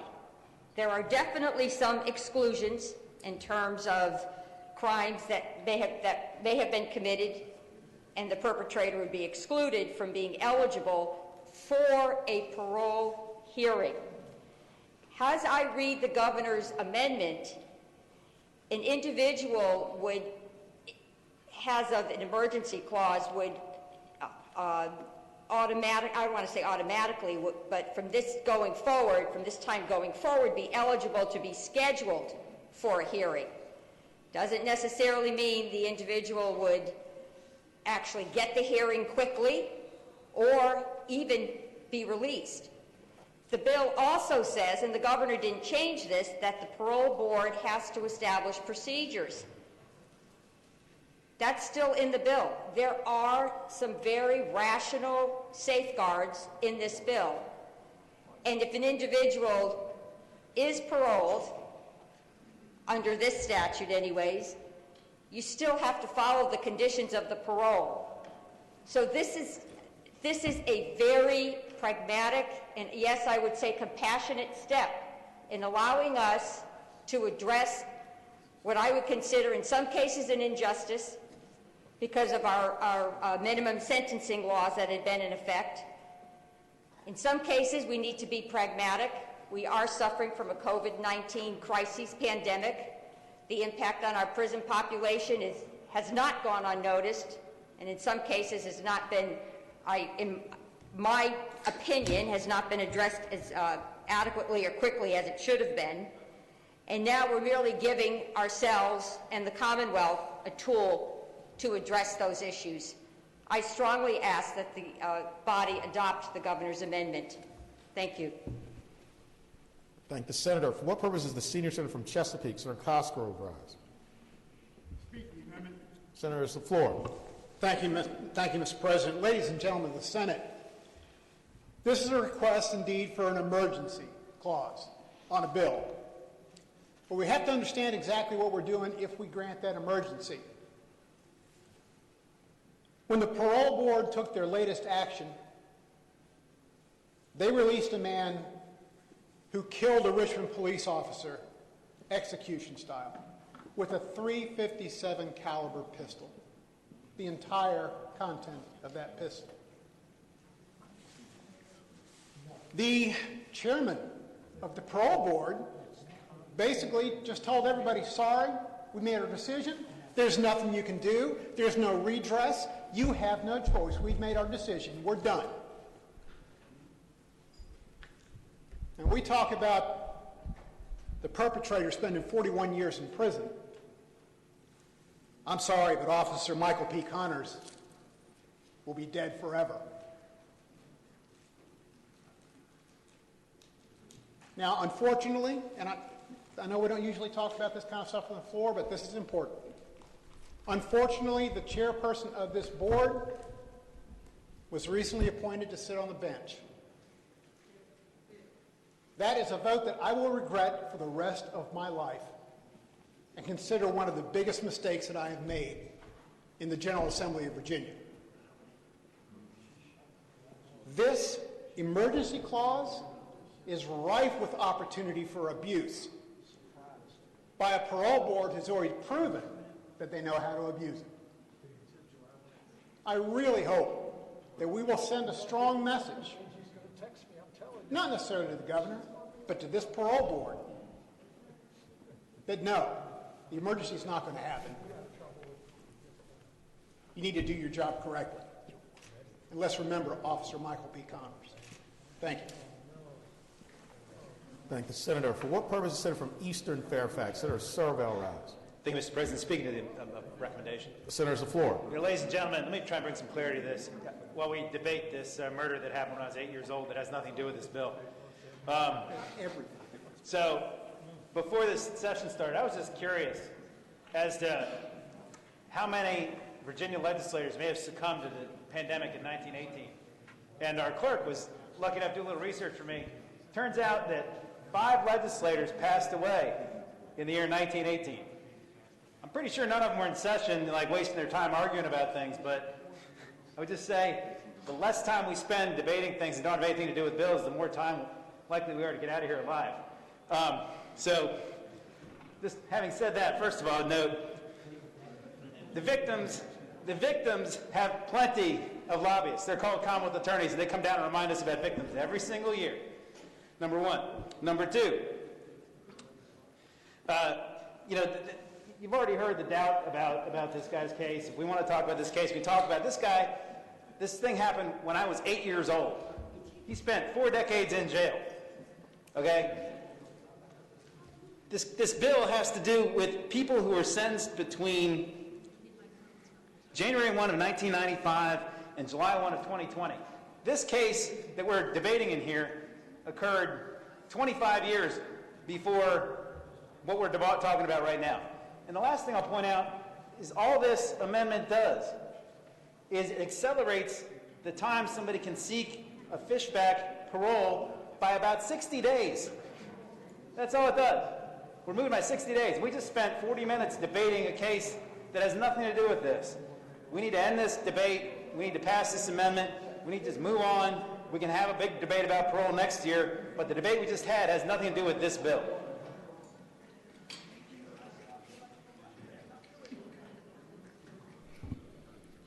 For what purpose does the senator from Rockingham, Senator Obenshain, rise? Mr. President, I rise to speak to the amendment. Senator has the floor. You know, I respect every member of this body, but I would admonish them that perhaps we ought to look at the code. And the debate has everything to do with this bill. What I would tell you is that this bill is about expanding the power that we're giving to the parole board. Now, it's not an explosive expansion of power.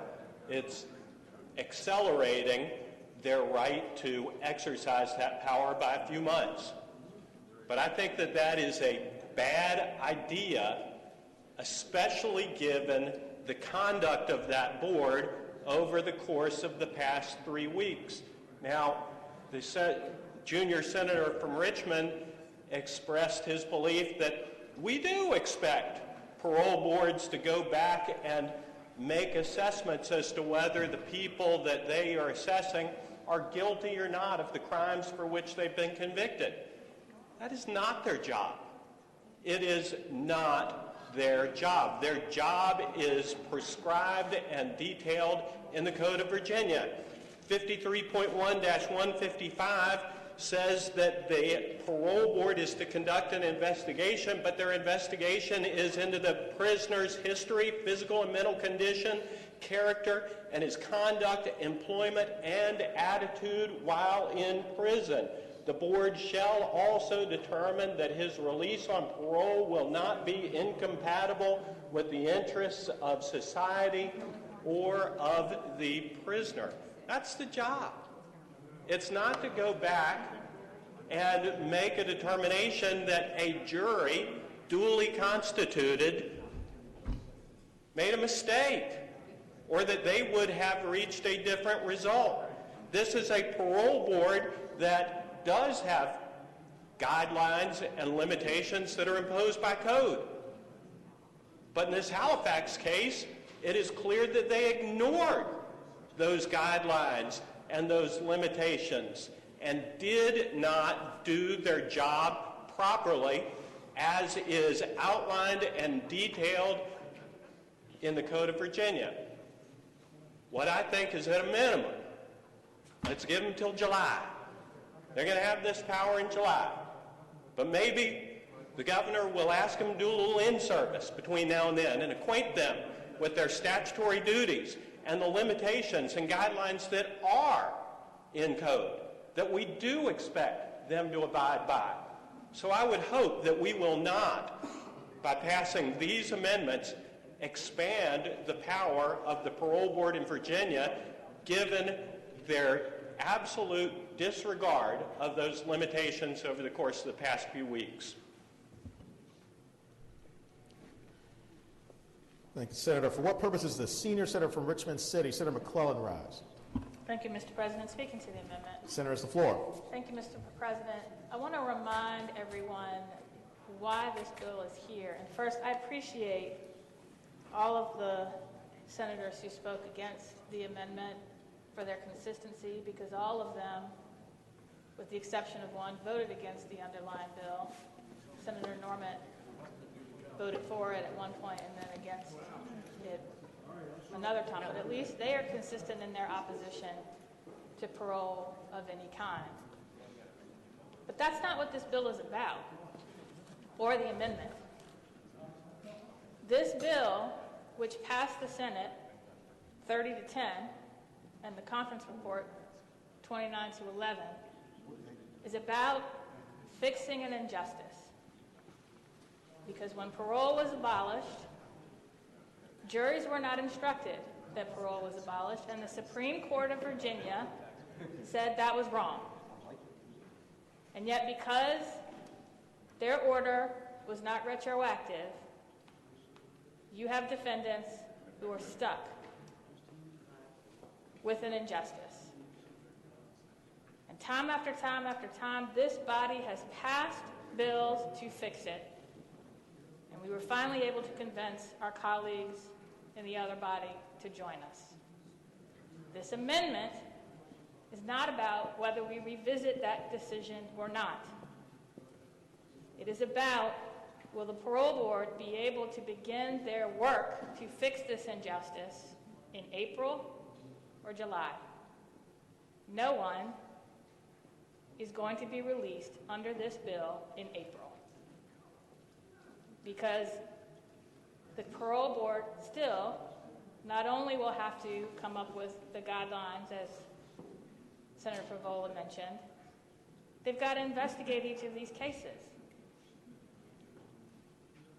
And so let's not get caught up in decisions that we disagree with the parole board under their current authority. And I would point out both examples that were given, I believe, were Class 1 felonies. This bill expressly excludes Class 1 felonies. 3 months is not going to make a difference in whether the parole board is ready to begin its work. 3 months could make a difference in the middle of a pandemic with a population that is already vulnerable to a contagious disease. It could make a big difference to these defendants that have already waited for justice and their families who have waited for justice. I ask that you adopt the governor's amendment. Thank the senator.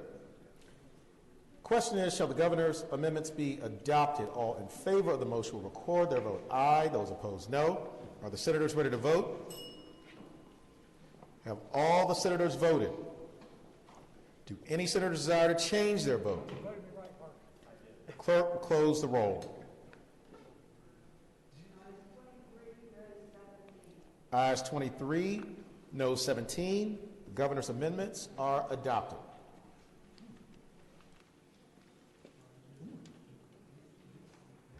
On page 27, Senate Bill 861. I'm sorry. Page 26, Senate Bill 860. Senator from Williamsburg, Senator Mason. Thank you, Mr. President. Mr. President, first I move that the Senate find the governor's recommendations to be specific and severable. Thank you, Senator. Question is, shall the Senate determine that the governor's recommendations are specific and severable?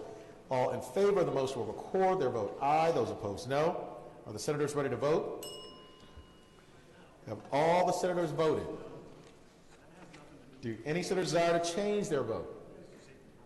Clerk, close the roll.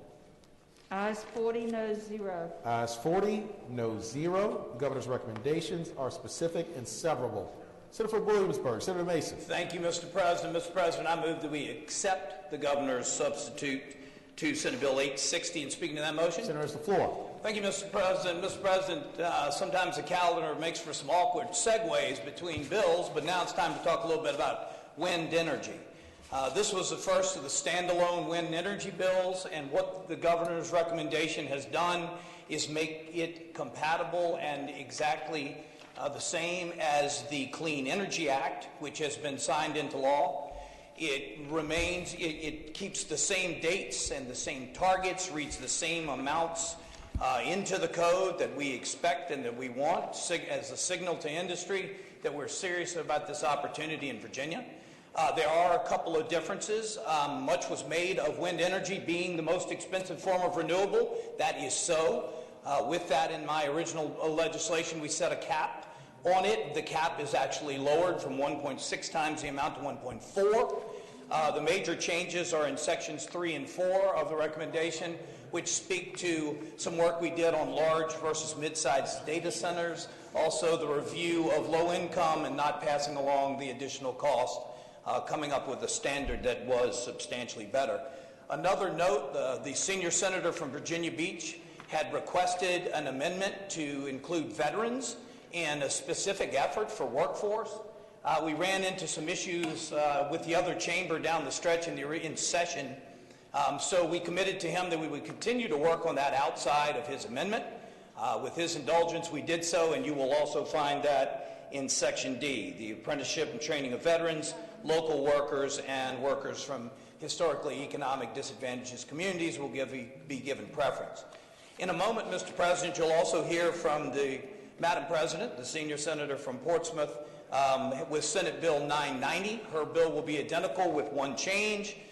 We added in my bill, we had some environmental best practices on how to deal with fish and wildlife surrounding the installation of this new industry, wind industry. That will be added to her bill. That was the same in mine. Those are the changes, Mr. President, and so once again, I renew my motion to accept the governor's recommendation. Thank the senator. Do any other senators wish to be heard regarding the governor's recommendation? Seeing none, the question is, shall the governor's recommendations be agreed to? All in favor of the motion will record their vote aye. Those opposed, no. Are the senators ready to vote? Have all the senators voted?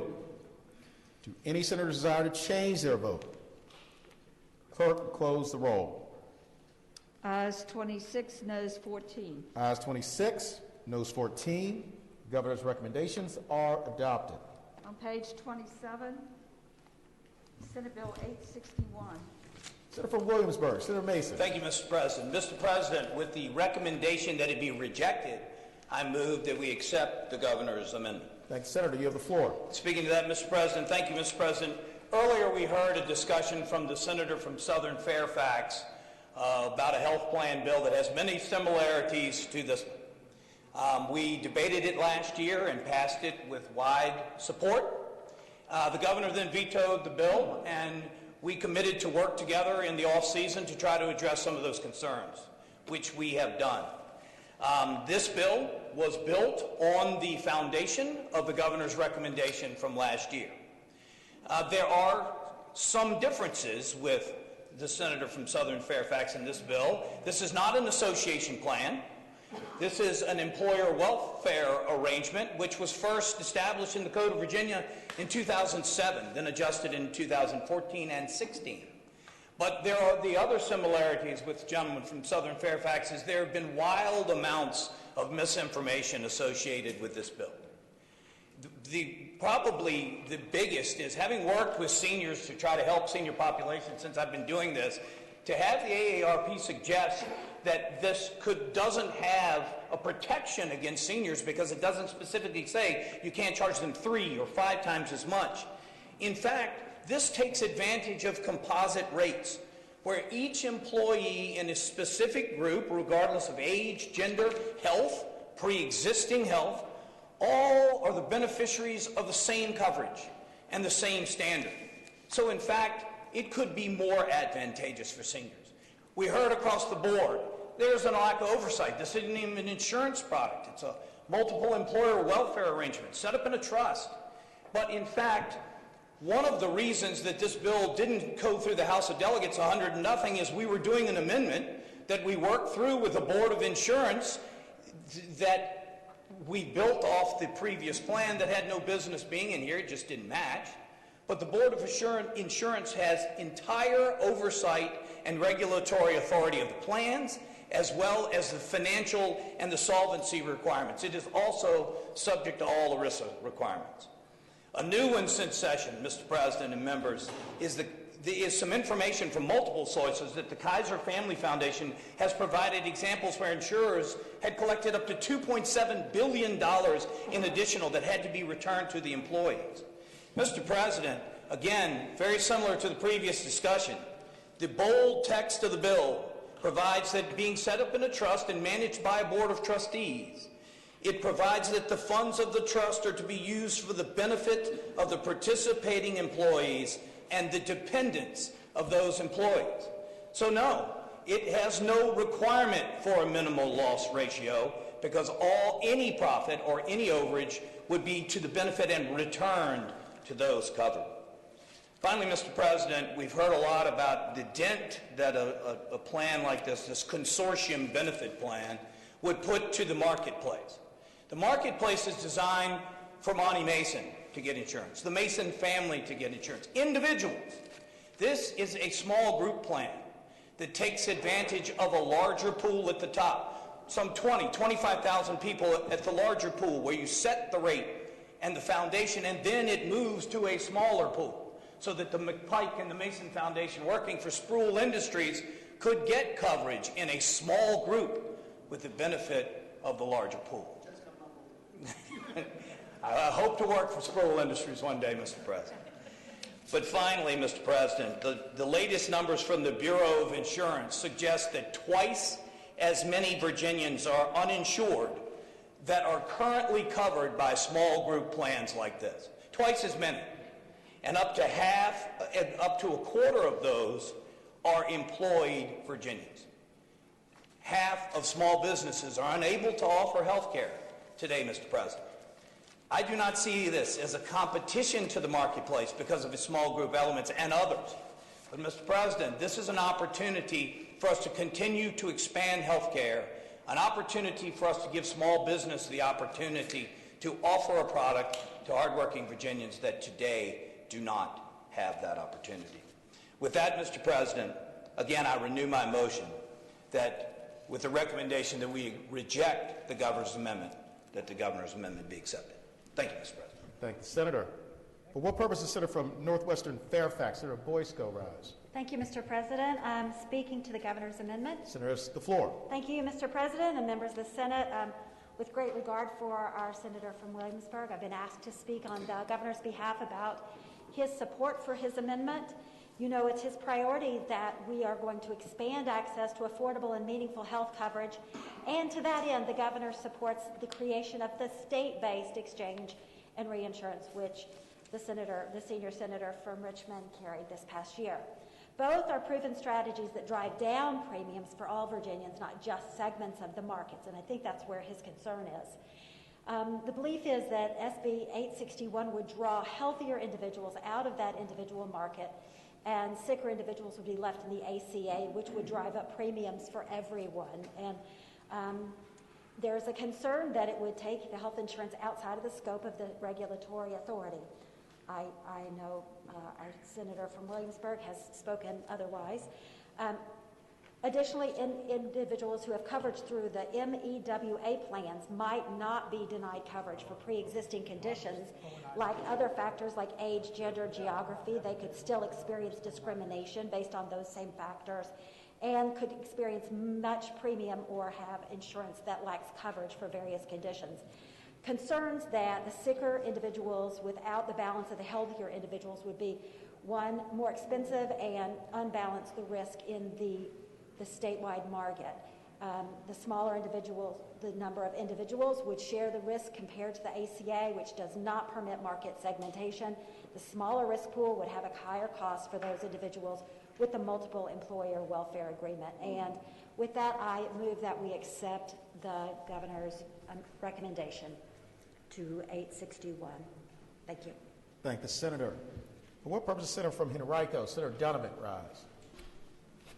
Thank you, Mr. President. Just to speak briefly to the amendment. Senator has the floor. I will associate myself with the comments from the senator from Williamsburg, and I will say simply that it is not one or the other. The bulk of people who would be insured under these plans would come from the small group marketplace, not the individual marketplace, which would be governed by a state-based individual marketplace. And so the governor's assertion that it is one or the other is misguided, and we need to offer all forms of alternatives to Virginians to lower the cost, to increase access, to make sure they have a way to get health insurance for their family that is low cost. This is something we've been asked to do. It is the #1 priority in all of our elections last year. I will ask you very strongly to reject the amendment so that we can move forward. This is, again, bipartisan, vetted through this body multiple times with 40 votes, and now also supported by the House. I hope you will reject the amendments. Thank the senator. What purpose is the senator from Arlington? Senator Favola rise. Mr. President, can you hear me? Yes, Senator. Can you hear you? Yep. Actually, I am speaking in favor of the governor's amendments, although I do want to compliment my colleague from Williamsburg for his actually very energetic effort to provide another option on the insurance market. But I have several concerns, and the most pressing concern is if we are really going to keep costs down for everybody, we benefit most by having the largest risk pool possible. We need folks who are healthy, and we need folks who are young, as well as offering insurance to everybody so we can spread the cost across a large pool where folks who have pre-existing conditions can actually afford the insurance without paying an incredibly high rate. And my fear is that if we offer plans that don't meet all of the essential health benefits and all of the protections that the Affordable Care Act offers, we in effect are offering options. It does become either or. And what we'll end up with will be a segregated market with our sickest individuals going into the ACA market and actually having to pay the most in insurance premiums to the degree where they may not be able to afford the premiums. Ideally, we should be able to correct the ACA market. Things have gotten mixed up, mainly at the federal level, and we should, if we cared a lot about this issue and a lot about our Virginians and Americans, we should be trying to correct and make changes to the ACA to make it work better, like putting back the mandate, especially for those who are younger and healthier. When we removed that penalty, all those young people left the insurance market, and so now we've got premiums that are skyrocketing. What the issue is, particularly in this bill, though, there are two issues: solvency and transparency. I am not convinced that there's enough protections here to keep these plans solvent.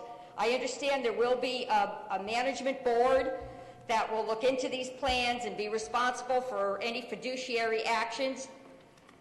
But at the end of the day, you don't really understand the health status of all your insurees, and you really don't have unlimited resources to be able to cover the kind of care that people expect to get. And there are no safeguards here. And I know that you can look at something as the glass half full or the glass half empty, but I think when we're offering somebody a contractual agreement, we in effect should be quite specific about what we're offering, and we should be able to deliver in a fiduciary way. And I also believe that the transparency issue causes me great concern. I know there's not that cost to premium ratio that at least we had in Senator Barker's bill, where the sickest individual paid 5 times as much as the healthiest, but at least it was outlined there. I don't know what will happen in this bill, and I don't know what would happen with how the premiums would be affected, because there's really no formula that's laid out. And I think that's an important element. Not that I don't think this issue should be worked on, it should. I think the state should actually be setting up a risk pool for our small employers, and I think we should be trying to create a model system where all of our Virginians can afford to buy into an insurance plan of some type. I believe the state will eventually get there. The governor is asking for a delay regarding this particular plan. I am going to go with the governor's amendment, but I do think we need more work, and I think Senator Mason at least has given us a first blueprint to go with. I hope it's the will of the body to support the governor's amendment. Thank you, Mr. President. Thank the senator. Does the senator from Sproul Industries wish to be heard? You okay? All right. Well, with that, and with the recommendation that they be rejected, the question is, shall the governor's recommendations be agreed to? All in favor of the motion will record their vote aye. Those opposed, no. Are the senators ready to vote? Have all the senators voted? Do any senators desire to change their vote? Clerk, close the roll. Ayes 7, noes 33. Ayes 7, noes 33. The governor's recommendations are rejected. Senate Bill 883. Senator from Hampton, Senator Locke. Thank you, Mr. President. I move that the governor's recommendations to Senate Bill 883 be agreed to. Senator has the floor. Thank you, Mr. President. The governor's amendment adds disability to the definition of environmental justice. What this bill did was to establish the Virginia Council on Environmental Justice to advise the governor and provide recommendations intended to protect vulnerable communities from disproportionate impacts of pollution and provide such communities meaningful involvement in the decision-making process. So as I mentioned, what the amendment does is it adds disability to the definition of environmental justice. It now states that environmental justice means that the fair treatment and meaningful involvement of all people, regardless of race, color, faith, disability, national origin, or income, regarding the development, implementation, or enforcement of any environmental law, regulation, or policy. The governor's amendment conforms the definition of environmental justice in this bill, which establishes the Council on Environmental Justice, with the definition in other bills that passed during this year's General Assembly, so that there's consistency in the code. Again, I recommend that we support the governor's amendment. Thank the senator. Do any other senators wish to be heard regarding governor's recommendations? Seeing none, question is, shall the governor's recommendations be accepted? All in favor of the motion will record their vote aye. Those opposed, no. Are the senators ready to vote? Have all the senators voted? Do any senators desire to change their vote? Clerk will close the roll. Ayes 24, noes 16. Ayes 24, no 16. The governor's recommendations are accepted. Mr. President. Senator from Hanover, Senator McDougal. Thank you, Mr. President. Having vetted on the prevailing side by which the amendments to Senate Bill 251 were accepted, I move that those amendments be reconsidered. And Senator, on what page is? Page 11. Page 11. Okay, thanks, Senator. On that one, the governor's recommendations were rejected. To the senator from Hanover? They were rejected, Mr. President. They were rejected, yes, yes. 19 to 21. Do you want to do? I was on the prevailing side of that. So I moved to reconsider. You want to do reconsider? Okay, we just want to be sure. Okay.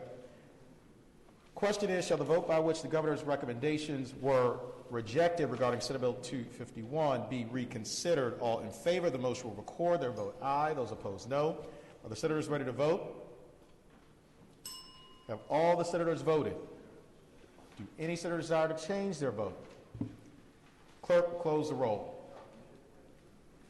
Ayes 40, noes 0. Ayes 40, no 0. The motion is agreed to. Senator from Roanoke City, Senator Edwards. Mr. President, with the recommendation we reject the governor's amendment, I move they be adopted.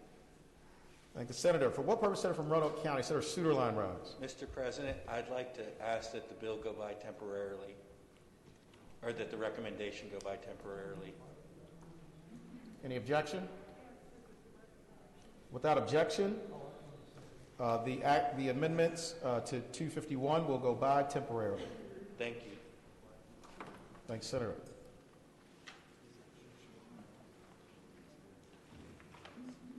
Returning to page 28, Senate Bill 890. Senior Senator from Fairfax, Senator Sasslaw. Mr. President, members of the Senate, this is amendments to the transportation bill, which you all know was about 80-some pages. There were 8 amendments to it, not major ones. The only one technical amendment that I wanted to call to your attention was that the bill, as it passed, authorized the rail authority to enter into interstate compacts. The AG's office had some real problems with this and said that political subdivisions of the state cannot enter into that. Only the state can enter into interstate compacts. So, for instance, but what they could do is enter into the rail authority, the Virginia Rail Authority could enter into something with Maryland to allow trains, for instance, to come from Maryland to Alexandria. But interstate compacts have to be approved by Congress, and they have to be state to state, and not a compact, not a entity of the state. So that was probably the biggest technical amendment.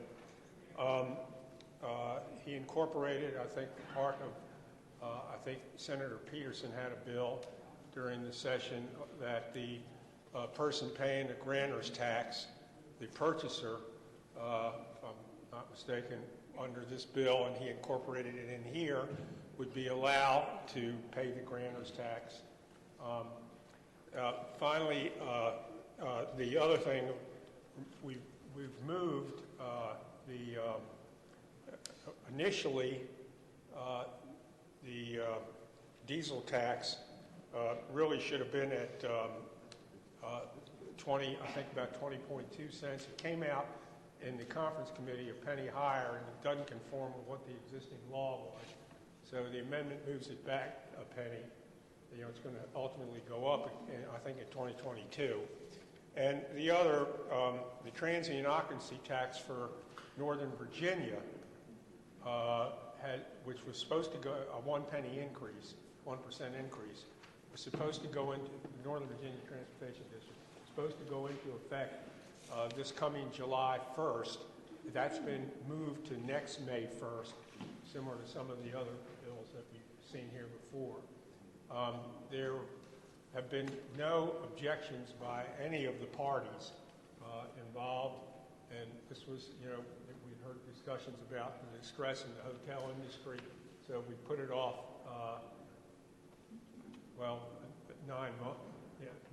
10 months. So I would ask that we approve the governor's amendments. The money has not changed, the taxes weren't changed, other than that correction that they made on the diesel tax. With that, I would ask that the governor's amendments be approved. Thank the senator. Do any other senators wish to be heard regarding the governor's recommendations? Seeing none, the question is, shall the governor's recommendations be agreed to? All in favor, the motion will record their vote aye. Those opposed, no. Are the senators ready to vote? Have all the senators voted? Do any senators desire to change their vote? Clerk, close the roll. Ayes 24, noes 15. Ayes 24, noes 15. The governor's recommendations are agreed to. On page 29, Senate Bill 891. Senator from Western Fairfax, Senator Marsden. Thank you, Mr. President. Speaking to the amendments, I would like to make a motion to sever the amendments. 2, 3, and 4 I would like to have voted in a block. They're largely technical in nature. And amendment number 1 has created a problem that the governor has recognized as well and is supportive of that amendment being defeated. So speaking to that. Senator, has the floor. Thank you very much. Let me just deal with the 3 technical amendments first. One of them just changes the date by which the board is to establish regulations for the operations of pet stores here in the Commonwealth. And the second amendment, there too, it deals with getting rid of a $25 fine that private facilities and public facilities would have to pay. And the third one deals with requiring the board to come up with regulations around public contact with these animals. And so I'm all fine with those 3 amendments of the governor's. Here's the problem with amendment number 1. Originally, I had tried to exclude a facility that in this Commonwealth that deals with the breeding of animals for medical research purposes. Virginia Tech uses them for beagles that they use to teach people how to examine animals, to teach them how to clean their teeth, these kinds of things. And a lot of these animals are then adopted out, but they also do other things for medical research. And the concern the company had, and the reason in my original bill I drew them out of it, was because they were concerned that it may put their existence in jeopardy because there was a contradictory code section that I'll go over in just 1 second. And it was also my concern that they were inspected by the USDA, but that turns out to be not a problem. But we do have a problem with the governor's amendment because we have another section of the code, 3.26507.2, which says anybody, the definition of a breeding facility for dogs is anything with a facility with 30 or less female dogs, and this facility has certainly more than that. And so the governor's amendment would put them essentially make them illegal and put them out of business, which is not the intent here. I want them to continue in what they do. So the governor is in support of the defeat of amendment number 1, but we'd like to move forward in a block with 2, 3, and 4 as they are technical in nature. So should I start with the block? Actually, if we could start with amendment number 1, okay. That would be best. But thank you for speaking to them both. We'll vote on this one separately. So with the recommendation that it be rejected and with the agreement of the governor, I move that we adopt amendment number 1 with the recommendation that it be rejected. Thank you, Senator. With the recommendation that it be Senator from Northwest Fairfax, Senator Boysko. Thank you, Mr. President. I rise to speak to amendment number 1. Senator, it's the floor. Thank you, Mr. President and members of the Senate. I want to first thank Senator Marsden for your leadership on this and for working out what I believe is going to be a very good thing for the animals. I just wanted to bring to an attention that this was really, the amendment was really intended to close a loophole that was never intended to exist at all. Organizations, I mean, a lot of us have heard from organizations about this specific facility that is in Cumberland County, and it is the Commonwealth's single most largest breeder. This amendment was a huge compromise for organizations, and there is support for what Senator Marsden is suggesting that we do, which is to kill the amendment. However, I just wanted to point out that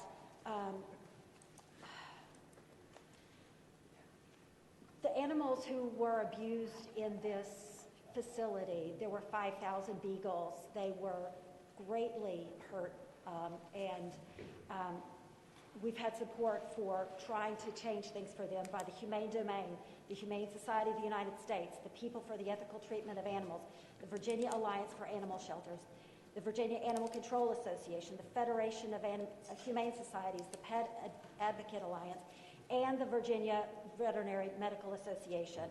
The Office of the Attorney General also would like us to see this, make sure that these facilities are taking care of the animals. The amendment that the governor did propose would not shut anything down. It would require the facilities to comply with the exact same guidelines that we've set for every other facility that breeds animals for more than 30 dogs. And I appreciate the work that we're doing. I know that we are going to work to make this a safe facility, but I just felt compelled to just speak up and make sure that we all understood that this is really focusing in on one specific place, and I appreciate your time. Thank you, Senator. Senator from Western Fairfax. Senator Marsden. Thank you, Mr. President. Well, here's the good news, is that while the bill we're asking to be, the amendment that we're asking to be defeated today, the problem is, as I said before, in another section of the code, a breeder is defined as somebody with less than 30 dogs. This would put them out of business if the governor's amendment is passed, and he agrees with that. But here's the good news. We will fix it next year to draw them back in because it's not a conflict with USDA, and we can bring them back in next year with proper changes to the code. And the interesting thing here is the facility in question is willing to be regulated. So with the timing of the bill at this point in time, the regulations wouldn't go into effect until November of 2022. This facility has agreed to be inspected by the state veterinarian this year, next year, and in 2022 without the regulations being in place. So we get the best of both worlds here. We get the whole idea that we can safely look after these animals and make sure they're being cared for properly. At the same time, we'll fix it next year, and we're in a circumstance at this point in time that this works out for everybody and takes care of all of their concerns. And the animal advocates I've talked to agree that this will work. Thank you. Thank you, Senator. With regard to the governor's recommendation number 1, and with the recommendation that it be rejected, the question is, shall the governor's recommendation number 1 be agreed to? All in favor of the motion will record their vote aye. Those opposed, no. Are the senators ready to vote? Have all the senators voted? Do any senator desire to change their vote? Clerk will close the roll. Ayes 3, noes 36. The governor's recommendation number 1 is rejected. Senator from Western Fairfax, Senator Marsden. Thank you, Mr. President. I now move that the amendments 2, 3, and 4 be agreed to in a block. Thank you, Senator. Question is, shall the governor's recommendations 2, 3, and 4 be agreed to? All in favor of the motion will record their vote aye. Those opposed, no. Are the senators ready to vote? Have all the senators voted? Do any senator desire to change their vote? Clerk will close the roll. Ayes 30, noes none. Ayes 30, noes 9. The governor's recommendations 2, 3, and 4 are agreed to.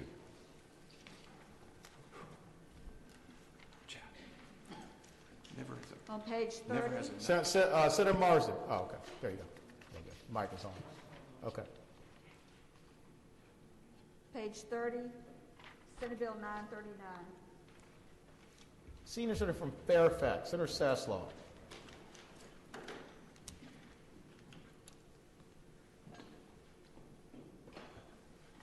Mr. President, this is another one of the bills that got moved to next May from this coming.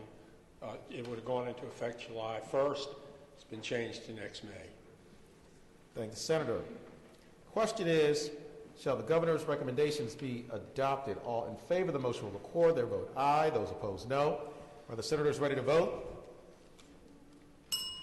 Have all the senators voted?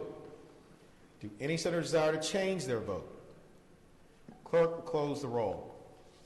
Ayes 20, noes 19. Ayes 20, noes 19. Governor's recommendations are adopted. Senate Bill 971. Senator from Northern Fairfax, Senator Howe. Mr. President, I move that the governor's substitute be specific and severable. Thank you, Senator. Okay, we're waiting on the last vote. Sorry, just for it to communicate.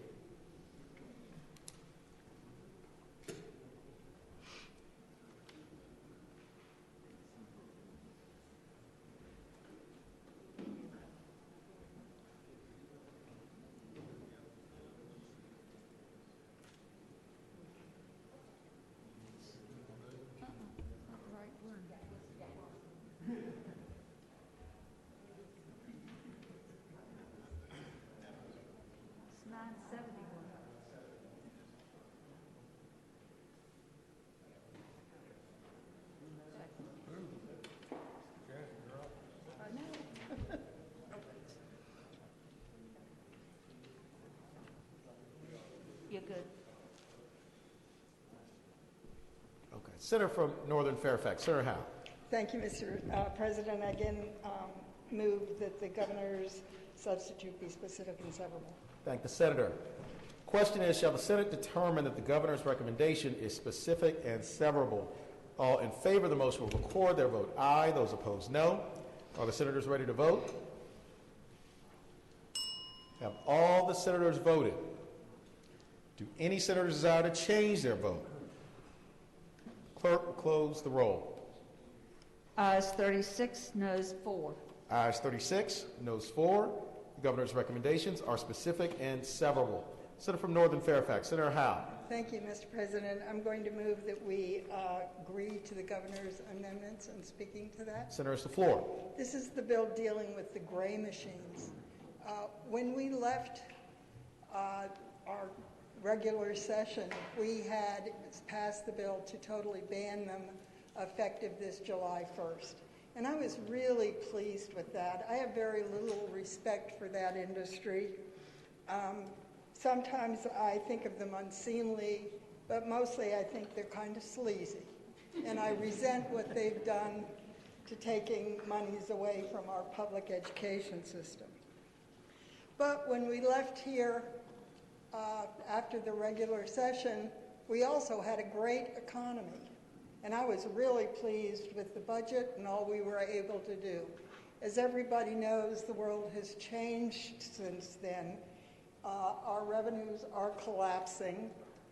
We are having to make drastic cuts to every important program in the Commonwealth.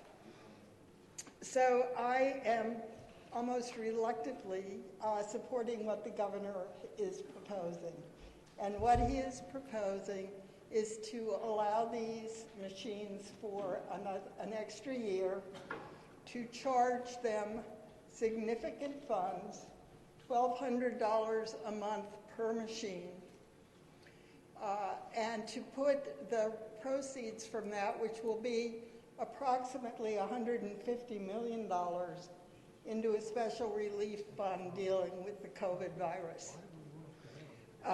I have received from the governor written confirmation that should any bill pass to extend beyond a year, he will veto it. So I think we have some sense that this is sort of an emergency measure to help us through very hard economic times, and I hope that everyone will vote for it. Thank the Senator. For what purpose, Senator from James City County? Senator Norman, rise.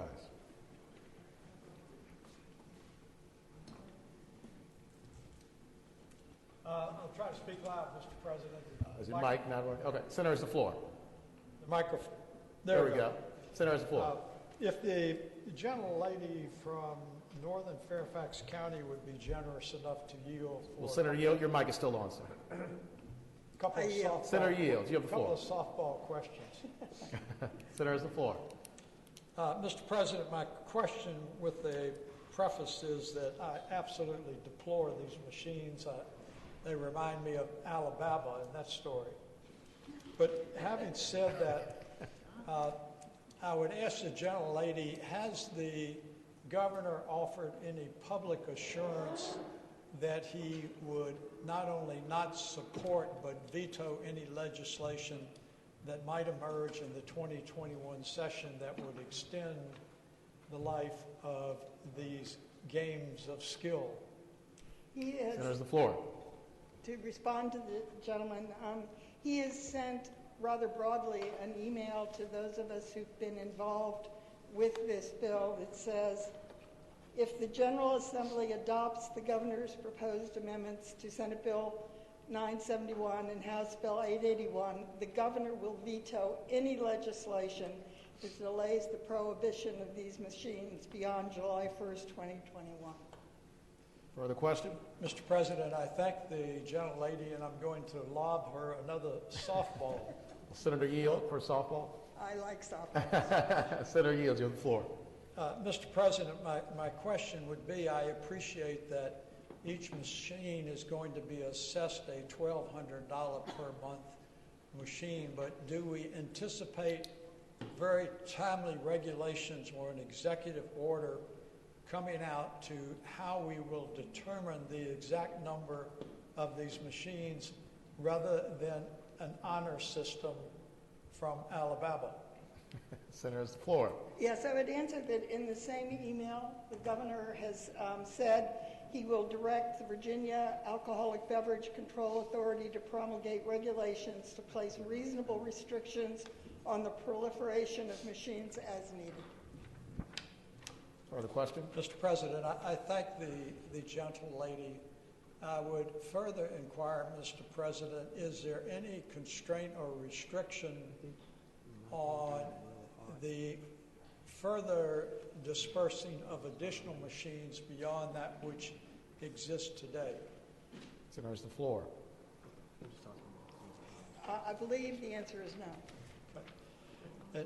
And Mr. President, my final question, which I'm not quite so frivolous about, is as I read the governor's amendment, it provides that after the 16% distributions to various venues, that 84% is going to the COVID-19 relief fund. And my question is, the way the language is that the relief fund will be used by the governor solely for the purposes responding to the Commonwealth's needs. Mr. President, my question is focusing on the word solely. Is this giving the unbridled authority to the governor to determine unilaterally how that money would be spent, especially if it reaches to $156 million? Senators, the floor. I would answer the gentleman that it sort of depends on what we do in the budget, because the COVID fund is being set up through budget language. Mr. President, I thank the lady. Thank the senator. What purpose Senator from Bedford? Senator Newman rise. Mr. President, would the gentlelady from Northern Fairfax resume the floor for the purposes of question? Will Senator yield? And your mic's still on. Senator yield. You have the floor. Mr. President, the question falls on the senator previous questions as it relates to this fund. As the gentlelady will recall, when we made the changes that we made to this section, the Virginia Lottery's funds went up dramatically, and these dropped off also. Does the gentlelady know what the net effect of allowing the gray machines to continue on will have on the lottery fund? Senators, the floor. I would answer that I've seen different and varying estimates of what it will be. It's been as low as a 4% drop 1 month, but I believe more recently it was a bigger drop. Somehow 20% or so is in my mind. Okay. Further question? Mr. President, if I could just speak briefly to the... Senators, the floor. Mr. President, I think that the gentlelady from Northern Fairfax and I and many others on the committee have the same feeling about these machines, and that is that I think we should ban them. The impact to the lottery was, as I recall, over $60 million that this has had on our ability to fund our schools. This amendment will bring in substantial funding. But I got to admit, I just don't believe that these machines serve a good public interest, especially in the way that they will continue to have really some lack of regulation and the concern related to the potential continued proliferation of these.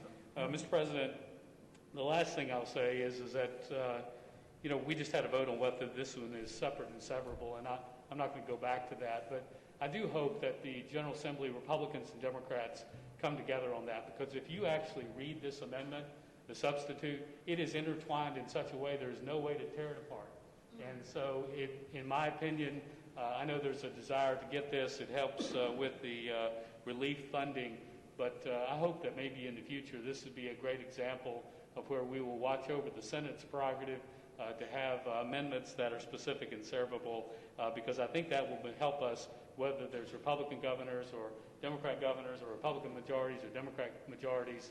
It's one of those fairly important items. Mr. President, for those reasons, I plan to vote against it, but I understand where the gentlelady is coming from. Thank you. Thank you, Senator. What purpose, Senator from Lynchburg? Senator Peake rise. Speak to the amendment. Senators, the Mr. floor. President. Thank you, Mr. President. And kind of torn on this debate and what we went through this past General Assembly session, and in listening to Senator Howell, these machines are bad if they're in quick marts and gas stations, but they're good if they're in casinos where we have ladies in short skirts bringing you mixed beverages all night long. And they're good if they're in casinos, but they're bad if they're in the quick marts where we don't get any taxes. But if we can tax them, then all of a sudden they're good if we're in some kind of a state of an emergency where we can then use the money because we're running low on money, and then they're good. And I think that's dangerous to look at these machines in that light. I think you need to look at it, are they good for the Commonwealth of Virginia? Are they bad for the Commonwealth of Virginia? It's very easy to say we need to do this because we want some money. And then how far, once you establish that you'll do anything for money, how far are you willing to go? And there's some jokes along those lines from some old lawyers, and I'm not going to repeat those here, but I think a lot of attorneys have heard that. We're just haggling over the price now, is what you get to. And this should be policy-based. Do we like these machines? Do we don't? And Senator from Franklin County, why should Las Vegas get all the money off of gambling, but the people, hard-working people at our truck stops who employ lots of local Virginians and keep the money in the state don't make any money off of it? I don't think any of us should be making money off of it. I think it's a bad idea for Virginia to sell our souls for gambling money to fund whatever it is, whatever the cause is. It's money that we take from our citizens who can least afford to give it. And that's why I oppose this, and I oppose the governor's amendment. Thank the senator. For what purpose is a senior senator from Chesapeake, Senator Cosgrove, rise? I speak to the amendment, Mr. President. Senator's floor.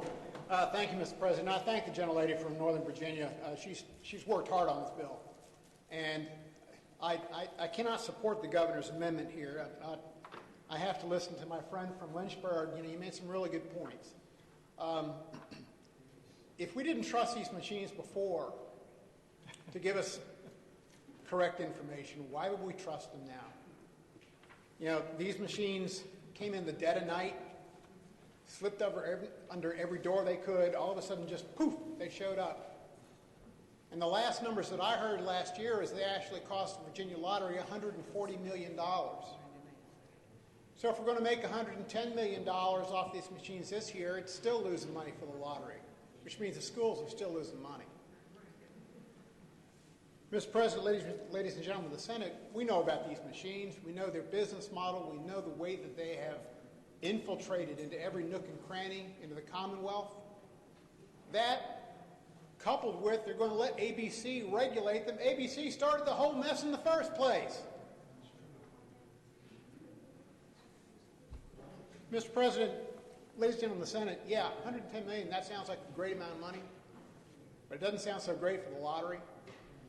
And to be honest with you, these machines don't sound so great for the Commonwealth of Virginia. I reluctantly ask that we not accept this amendment. Thank you. Thank the senator. For what purpose, Senator from Augusta, Senator Hanger, rise? Thank you, Mr. President. To speak to the proposed amendment. Senator's the floor. Thank you, Mr. President, members of the Senate. Let me first say I'm going to support the governor's recommendation, but there are two pieces to it, one of which I agree with, the other I have an issue. The first, of course, is continuing to allow these machines to proliferate over the next year and raise a big pot of money. The second issue is what do we do with that money? The governor's proposing a very laudable cause, the coronavirus, setting up a fund. I would submit that if we're going to raise money, it should be subjected to the normal process where the money goes in the general fund, and we use the normal process for allocating that money. I'll support this because we'll have an opportunity to fix that as we deal with the budget later, and as we do that, but I'm just pointing out that I think it's inappropriate to set up a big pot of money without the normal process for determining priorities where that money should be spent. Thank you, Mr. President. Thank the senator. For what purpose, Senator from Spotsylvania, Senator Reeves, rise?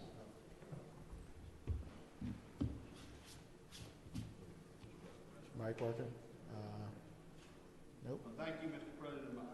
Pressing the red button, it's not working, but I wish to speak. Okay. No, Senator has the floor. Mr. President, I know there's some hesitation on this bill, and I'd like to remind the members that last year we also, or this year, we passed Senate Bill 752, which was my bill, which would put a clamp on these illegal gray machines and allow a course of action to rectify all the bad machines that gave them the bad name to begin with. So that bill was signed by the governor. So for those of you that have a hesitation in voting for this amendment, that might give you a little more at ease, knowing that those illegal machines will be taken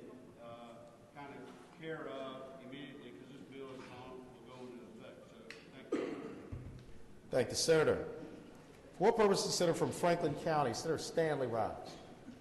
Thank you, Mr. President. Speak to the amendment briefly. Senator, the floor. I'm going to support this amendment, and I think you all know because I've talked to you all on the Senate floor, and I've not been for gambling. I believe that casino gambling in Southside and Southwest Virginia is not the panacea that many people think it would be, and also that it might harm an economy in the long run. It has a lot of pitfalls. You also remember that I have worked very hard for school modernization, school construction, the large bill that we have to pay to make sure that every child has an equal opportunity at education, regardless of their zip code. So just a little while ago, I voted for gambling in a sort of way because I voted that the funds from casinos would go to school modernization. What I'm hearing here, and I'm not for gambling, it's not a moral issue necessarily for me, I just don't think it's a fix. What I'm hearing is this kind of gambling is good, this kind of gambling is not so good. This fancy neon lights flashing is okay, but putting it in the Quickie Mart is not okay. Let us also not forget that if you're going to vote for casino gambling, that those casinos, which are from out of state, are going to most certainly bring these kind of games in, these skill games in, as soon as they're set up. 4 to 5 years from now. 4 to 5 years from now. Earliest we're going to see these.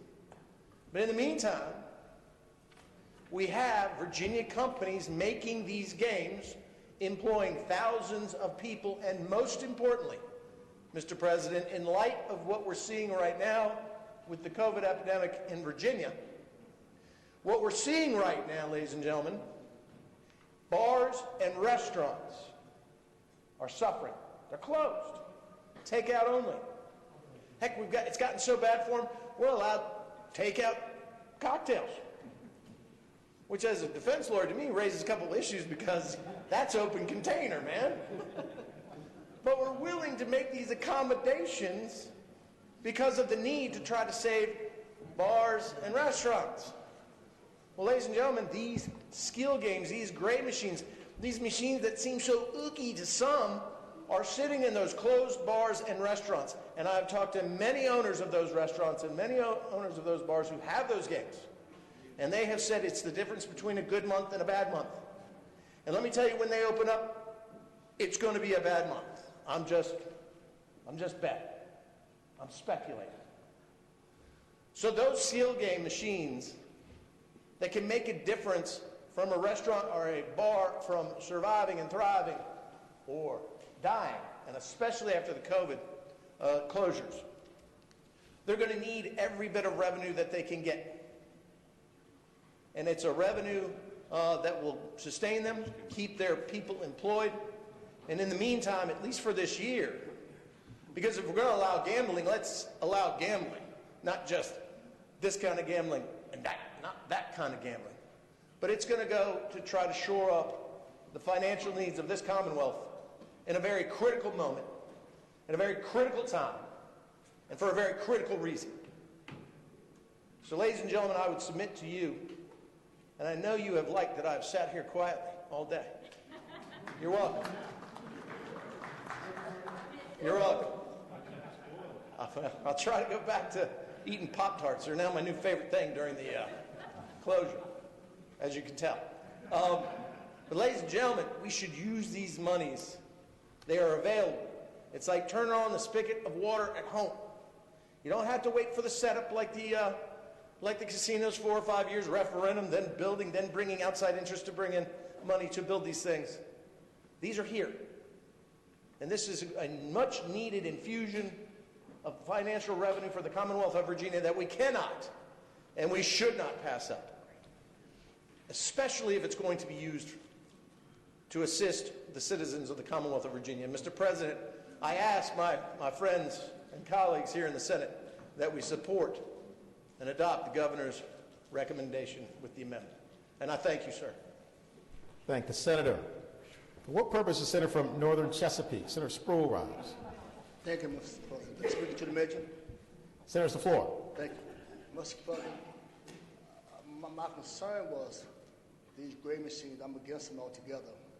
But I heard clearly what senator says that what she has from the governor is true or not. So before I vote yes for this, I want to make sure that if the Lord's will, that if she's here next year and the chairman of the finance committee, if this bill come up in a meeting, will she not let it come up? I want to ask the senator how Senator from Northern Fairfax, you yield to that question. I understand what the governor says. I want to know what you said. If for some reason, if next year someone try to put a bill in and it has to come before your committee, would you not let it come up? Your mic's not on. Now it's on. To answer the gentleman's question, actually, I probably would let it come up. I try to docket every bill. It's just sort of the way I think we should act as chairman. But I would strongly recommend against it being reported. And should it be somehow get out of the General Assembly, the governor will veto it. I don't trust it. Mr. Chairman, thank you. Further question? Or Mr. President, Senator's the floor. Senator Barker, may I ask him a question, please? It's the same question, sir, coming for your committee. I'm going to vote no, but I'm trying to vote yes for it. My colleagues say vote yes for it because they believe that $150 million for 1 year. So my concern with after next year, especially lawyers can find a way to put it back on the floor. No disrespect to the lawyers. But my question to you is that if it comes for your committee, knowing that we says 1 year, and the governor says he will make sure, coming for your committee, we should not let it come up or vote against it. Senator's the floor. Mr. President, the answer to the question is that I would do everything in my power to make sure that it did not get adopted. Thank you, sir. Thank you, Mr. President. Thank you, Senator.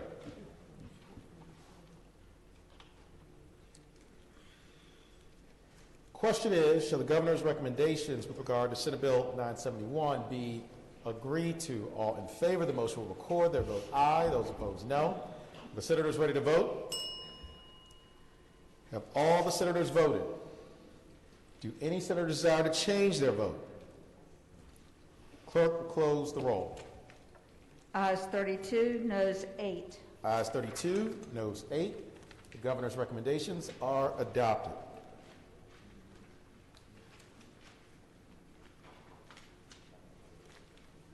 Before we move on, we only have 3 more bills in the Senate category. We have gotten 2 communications from the House, and just an update on the speaker. She's back on the podium. She fainted, but she's doing fine. I noticed that there are several people in here who do not have their mask on.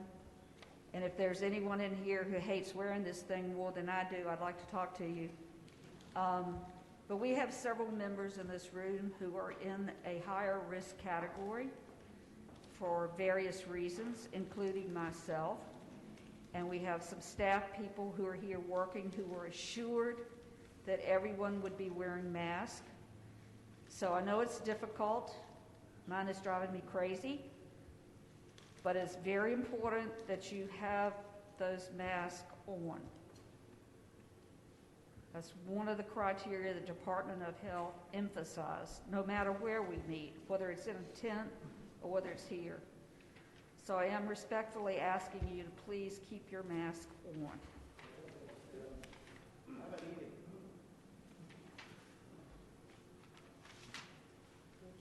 Page 34, Senate Bill 998.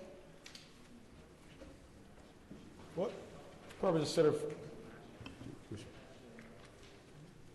from Russell, Senator Chafin. Yes, sir, Mr. President. Having voted on the prevailing side by which the vote was decided on Senate Bill 421, I move that that bill be reconsidered. And what page was that, Senator? 420. Page 18? 18. Okay. Perfect. Thank you, Senator. Question is, shall the vote by which the governor's recommendations were agreed to regarding Senate Bill 421 be reconsidered? All in favor of the motion will record their vote aye. Those opposed, no. Are the senators ready to vote? Have all the senators voted? Do any senator desire to change their vote? Clerk will close the roll. Ayes 40, no 0. Ayes 40, no 0. The motion is agreed to. Senator from Hampton, Senator Locke. Thank you, Mr. President. Having previously explained this legislation, this is the amendment to the predatory lending bill. I move that the governor's recommendation be agreed to. Thank the senator. Question is, shall the governor's recommendations be agreed to? All in favor of the motion will record their vote aye. Those opposed, no. Are the senators ready to vote? Have all the senators voted? Do any senators desire to change their vote? Clerk will close the roll. Ayes 19, noes 21. Ayes 19, noes 21. Governor's recommendations are not agreed to. Returning to page 34, Senate Bill 998.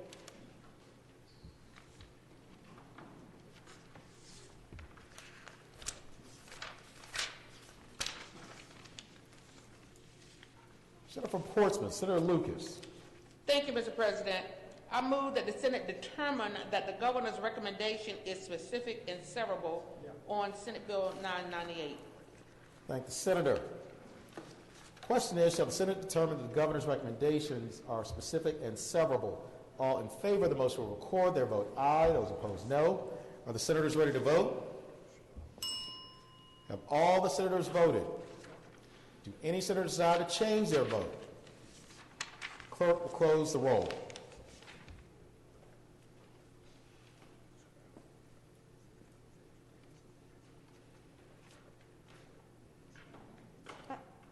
Ayes 40, no 0. Ayes 40, no 0. The governor's recommendations are specific and severable. Senator from Portsmouth, Senator Lucas. Thank you, Mr. President. I move that the governor's recommendation to Senate Bill 998 be agreed to.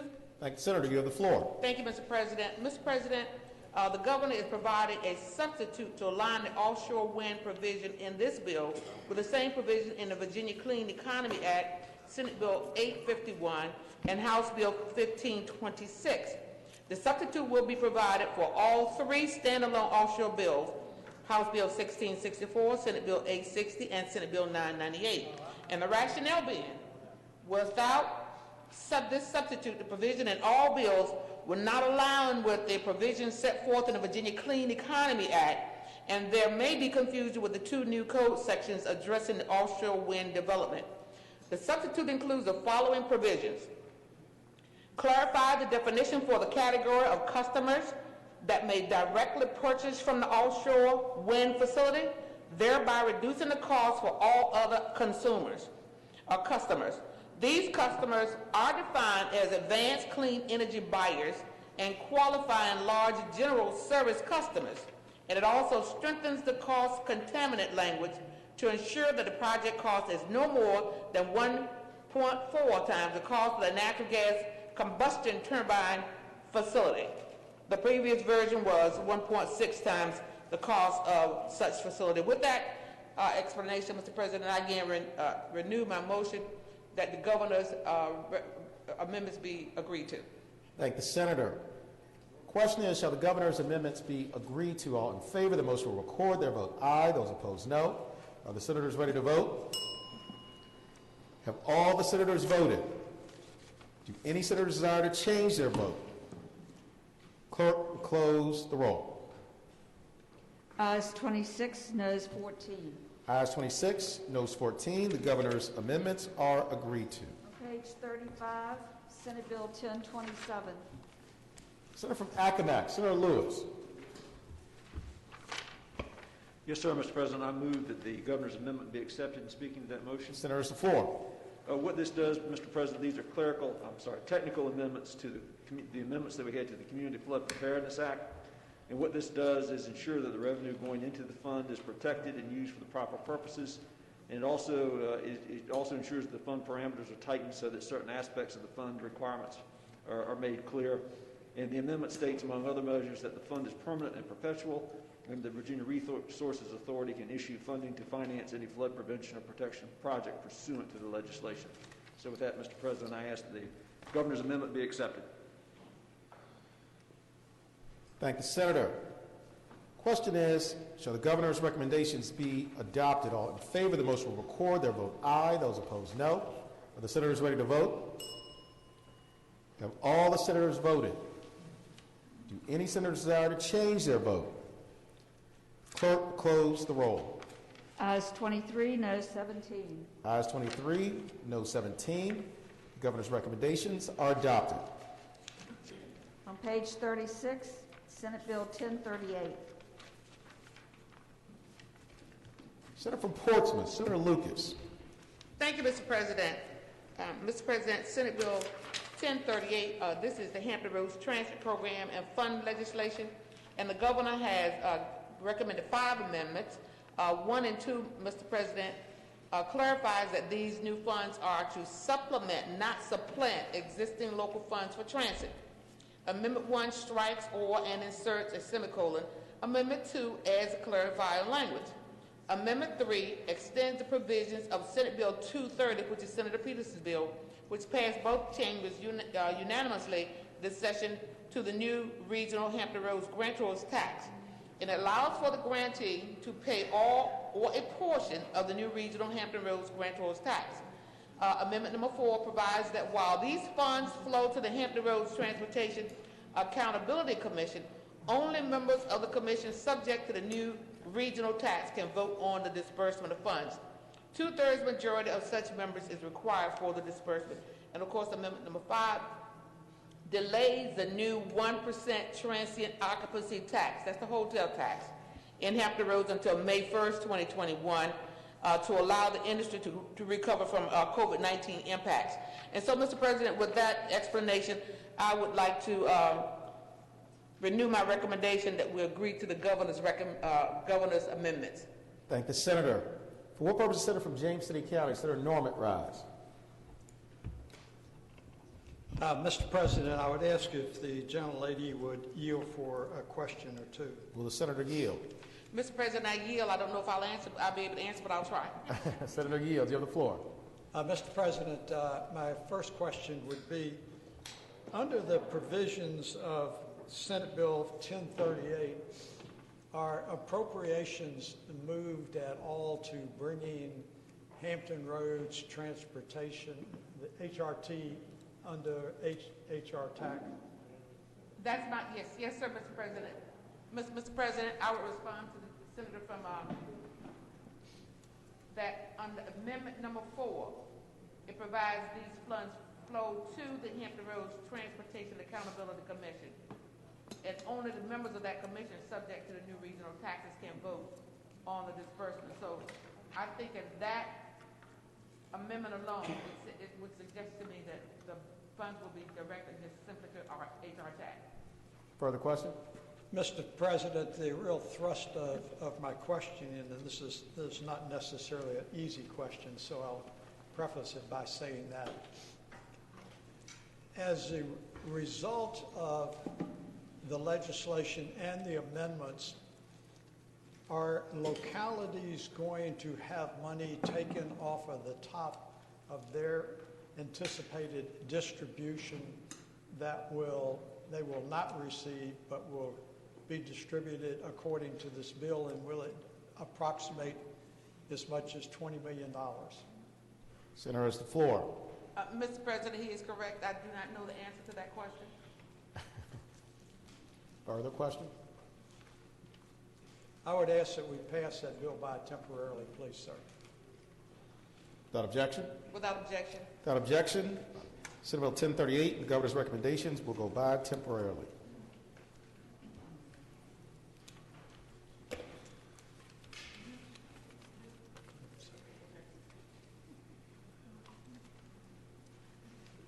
Returning to page 11, Senate Bill 251. Mr. President, I would ask that we pass that bill by temporarily, and if we could stand at ease for a moment, and if I could invite the Senate Republican Caucus into my very private office, which would be at the far back corner of the auditorium. Thank you, Senator. Without objection, Senate Bill 251 will go by temporarily, and the Senate will stand at ease.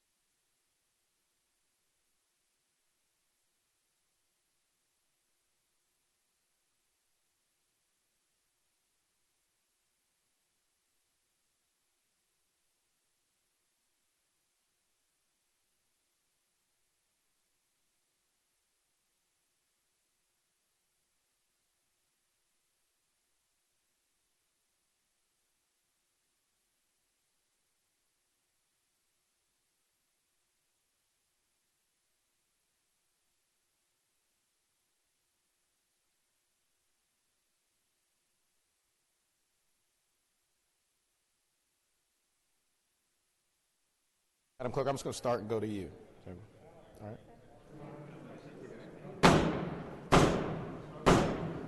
The Senate will come to order. Senators will please take their seats. Those persons not entitled to the privilege of the floor will please retire to the gallery. Madam Clerk.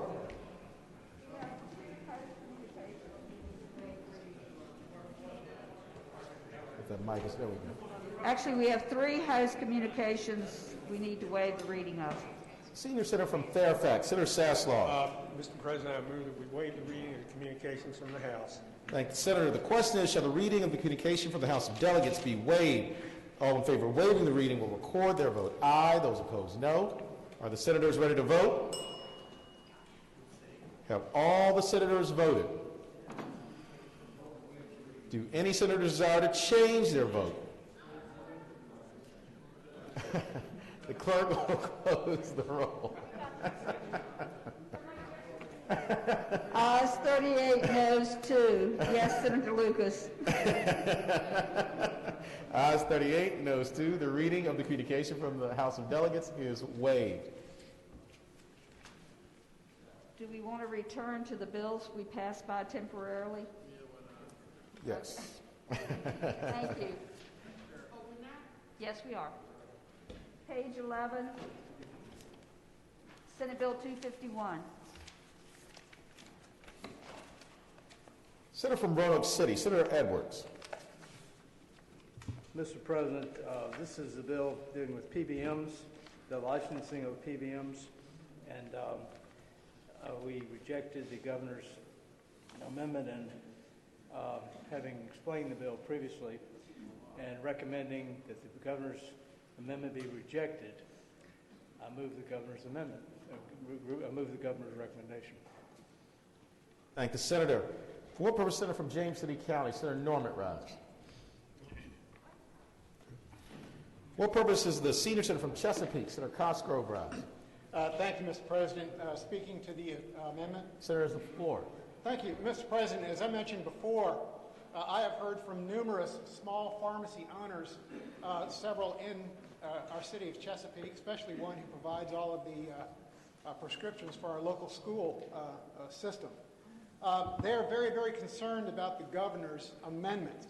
And basically, it is their contention that the large pharmacies want this particular amendment in there so that they can then use that ability with their affiliate mail order to basically keep out the smaller companies out of their systems and out of the ability to provide lower cost and more informed prescriptions to our constituents. They're adamant about this. I've received several pieces of information, but basically they want us to know that they say, make no mistake, the intent of the current bill as it is to limit patient steering, deter negative impacts of vertical integration, prevent PBMs from locking pharmacies out of their networks, and to promote free market in the filling of prescriptions. I hope that when we look at this, we will see that basically the people behind pushing this particular amendment, which was not included in the House bill, are the ones who would benefit most from the PBMs being able to use this mail order amendment. I really hope that the Senate will look at this, consider it, and let's listen to the small business owners, our constituents, the ones who have their families in our districts, and support their wishes. Thank you, Mr. President. Thank you, Senator. Do any other senators wish to be heard regarding the governor's amendments? Seeing none, and with the recommendation that they be rejected, the question is, shall the governor's amendments be adopted? All in favor of the motion will record their vote aye. Those opposed, no. Are the senators ready to vote? Have all the senators voted? Do any senators desire to change their vote? Clerk, close the roll. Ayes 19, noes 21. Ayes 19, noes 21. The governor's amendments are rejected. Mr. President. Senior Senator from Chesapeake, Senator Cosgrove. Thank you, Mr. President. With great trepidation and great reluctance, I rise for a request. Senators, the floor. Thank you, Mr. President. On page 18, we considered Senate Bill 421 dealing with payday lenders. This would require unanimous consent to reconsider this bill, Mr. President, and I don't think I've ever asked for unanimous consent for a bill like this. So I'm a little, I'm unhappy to be up here doing this. I cast my vote wrong. I thought strongly towards the bill, and then I voted the wrong way. So I'm asking the body to please let us reconsider this vote so I can cast my vote properly. Thank the senator. Question is, without objection, any objection? There being no objection, unanimous consent is granted. Recorded. I did. Want to record this? Okay.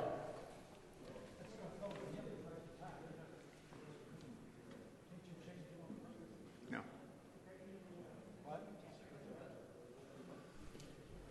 All right, the question is, shall the Senate grant unanimous consent regarding the senator's motion? All in favor of the motion will record their vote aye. Those opposed, no.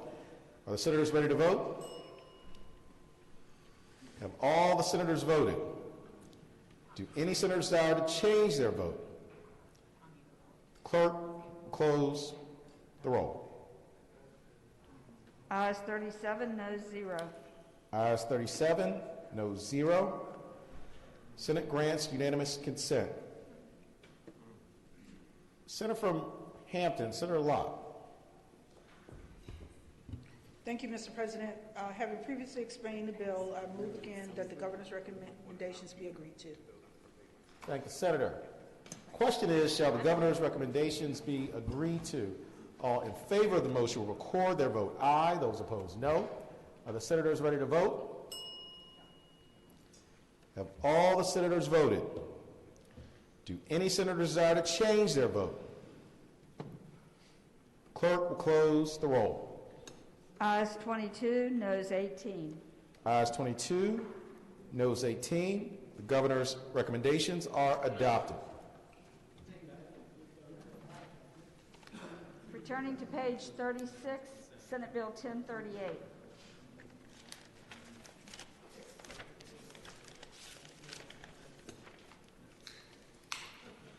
Senator for Portsmouth, Senator Lucas.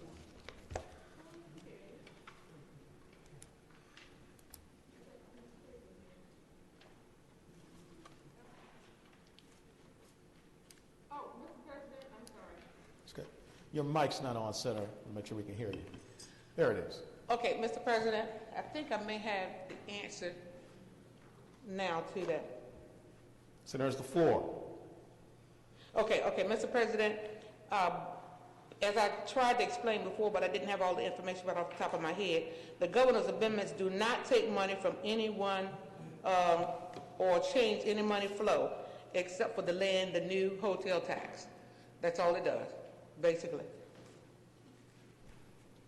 Thank the senator. For what purpose is the senior senator from Chesapeake, Senator Cosgrove, rise? Thank you, Mr. President. I'll speak very briefly. Senator's the floor. This particular bill actually is better than when I first looked at it. This bill would actually require the Hampton Roads Transportation Accountability Commission to be in charge of this money that would be spent with HRT. It's not a direct line to HRT or any one organization. Basically, HR TAC is made up of all the surrounding localities and representatives from the General Assembly as well. So there are protections that are involved in this. Senator DeSteff is very thorough in pointing this out, and I imagine he would like to expand. Thank you. Thank the senator. For what purpose is the senior senator from Virginia Beach, Senator DeSteff, rise? Mr. President, speaking to the bill. Senator's the floor. Mr. President, the way this is structured now, the new funds that come into, the new funds will now be routed through HR TAC, where the 6 jurisdictions or 6 cities will all vote on that with a 2/3. So it requires 2/3 of the 6 cities to approve the way this goes. The funds get spent.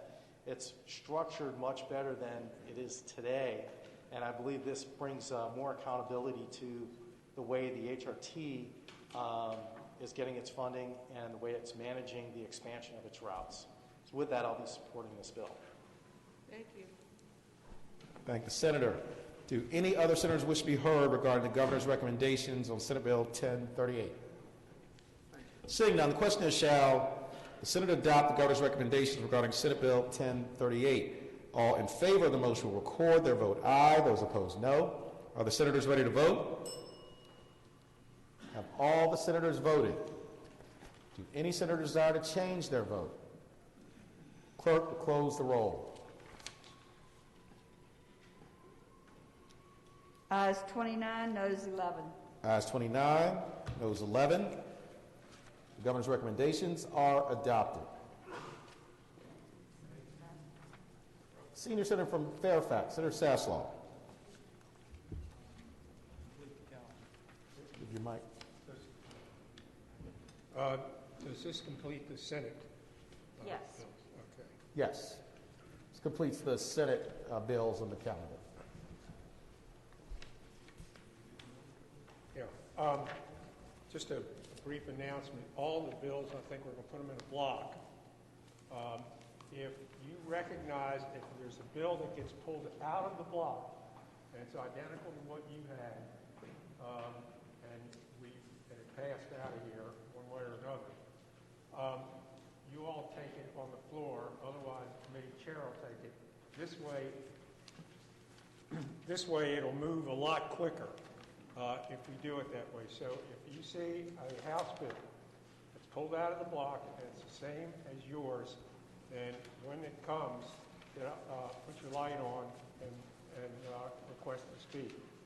If that bill, if it doesn't have a Senate bill comparable to that or the same, then the committee chairs will explain the bill. And I will only be calling the bills that we have received communication from the House that they have acted on it. So if I don't call a number, it didn't make it here.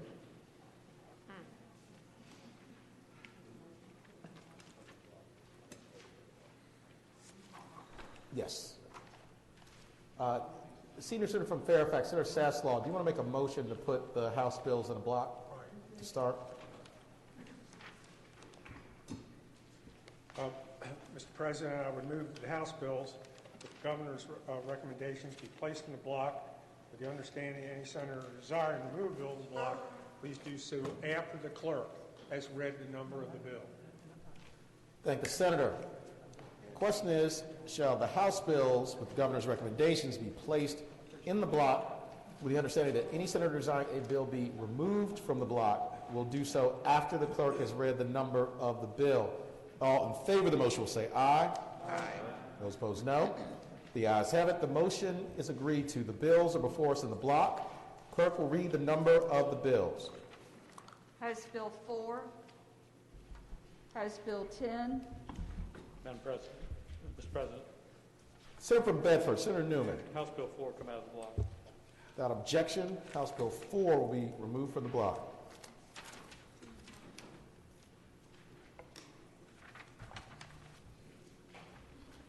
House Bill 22.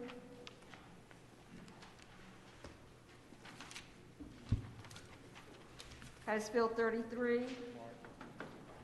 House Bill 340. 33. House Bill 358. Mr. President. Senator from Rockingham, Senator Obenshain. Mr. President, could we take House Bill 33 out of the block? Without objection, House Bill 33 will be removed from the block. Mr. President. Senator from Bedford, Senator Newman. House Bill 340 come out of the block, sir. Without objection, House Bill 340 will be removed from the block. Sorry, I missed House Bill 207. No. Which is right before 340. Mr. President, can House Bill 207 come out of the block? Is that the senior senator from Virginia Beach? Okay. Without objection, House Bill 207 will be removed from the block. House Bill 358. Mr. President, can House Bill 358 come out of the block? Oh, yeah. We'll have to recognize you. Also, if anyone who wants to take it out of the block can just buzz in. That way we can identify who it is. It's really difficult to see who's speaking at any given time. but I think that was the senior senator from Virginia Beach, Senator D. Steph. Can you repeat what you'd like to take out of the block? Mr. President, can House Bill 358 come out of the block? Without objection, it'll be removed from the block. House Bill 395. Mr. President, Senator from Rockingham, Senator Obenshain. could House Bill 395 and 421 come out of the block? Without objection, House Bill 395 and 421 will be removed from the block.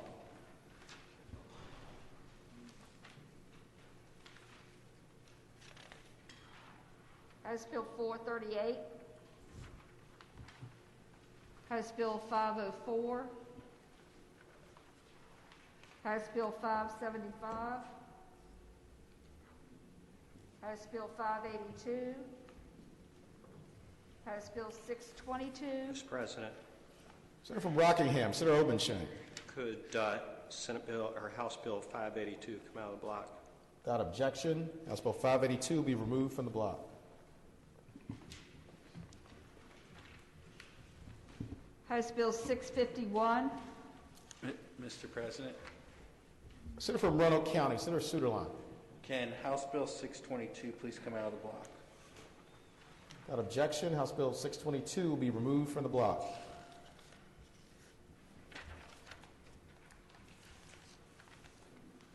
House Bill 651. House Bill 704. Mr. President, Senior Senator from Virginia Beach, Senator D. Steph. House Bill 704 come out of the block? Without objection, House Bill 704 will be removed from the block. House Bill 755. House Bill 785. House Bill 789. Mr. President, Senior Senator from Virginia Beach, Senator D. Steph. House Bill 755, 785, 789 come out of the block, please. Without objection, House Bills 755, 785, and 789 will be removed from the block.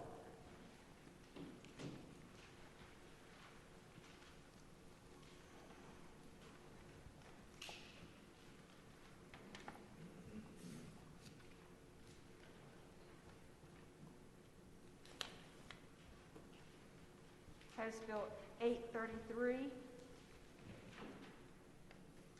Senator from Rockingham, Senator Obenshain. Mr. President, can 833 come out of the block? Without objection, House Bill 833 will be removed from the block.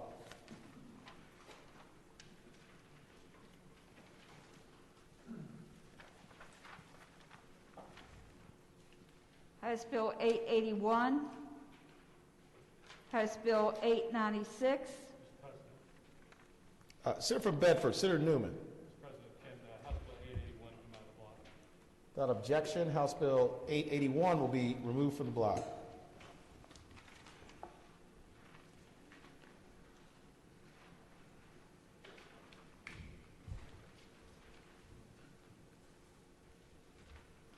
Senator from Roanoke County, Senator Suderline. Thank you, Mr. President. Can House Bill 896 please come out of the block? Without objection, House Bill 896 will be removed from the block.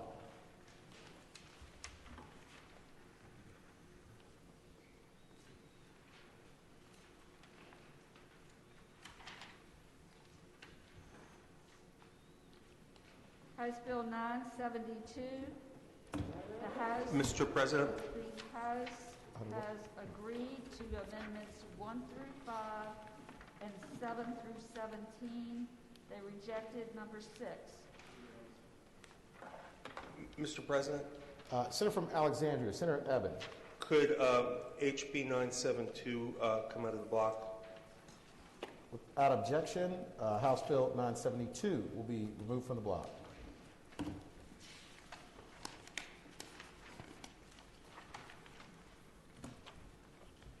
House Bill 981.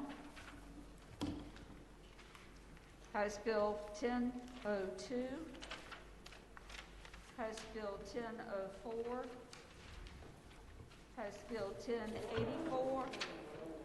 Senior Senator from Virginia Beach, Senator D. Steph. Mr. President, can House Bill 1004 come out of the block? Without objection, House Bill 1004 will be removed from the block.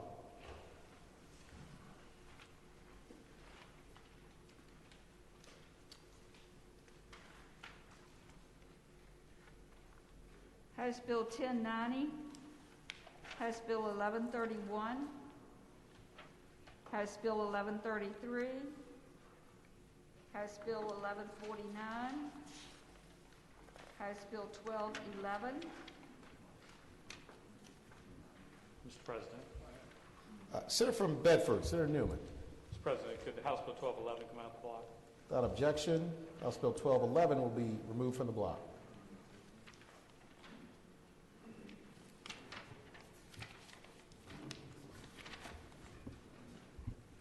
Mr. President. Senior Senator from Chesapeake, Senator Cosgrove. Thank you, Mr. President. With apologies, could House Bill 981 come out of the block, please? Without objection, House Bill It's page 57. 981 on page 57, thank you, Senator, will be removed from the block. Thank you.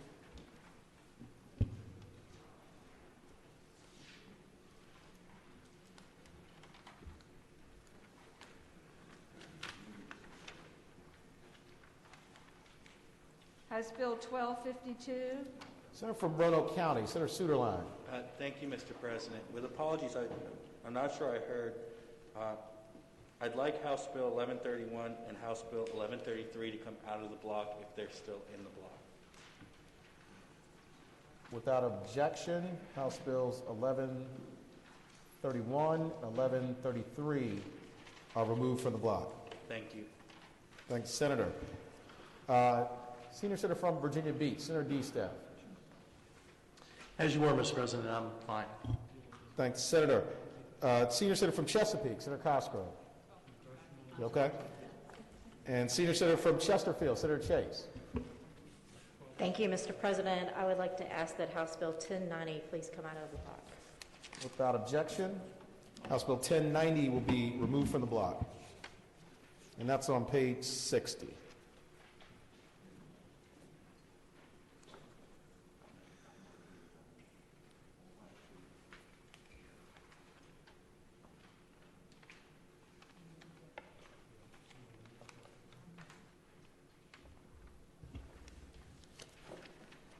House Bill 1252, House Bill 1255.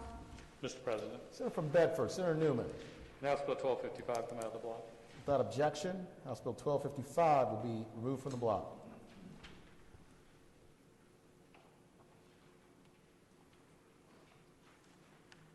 House Bill 1414.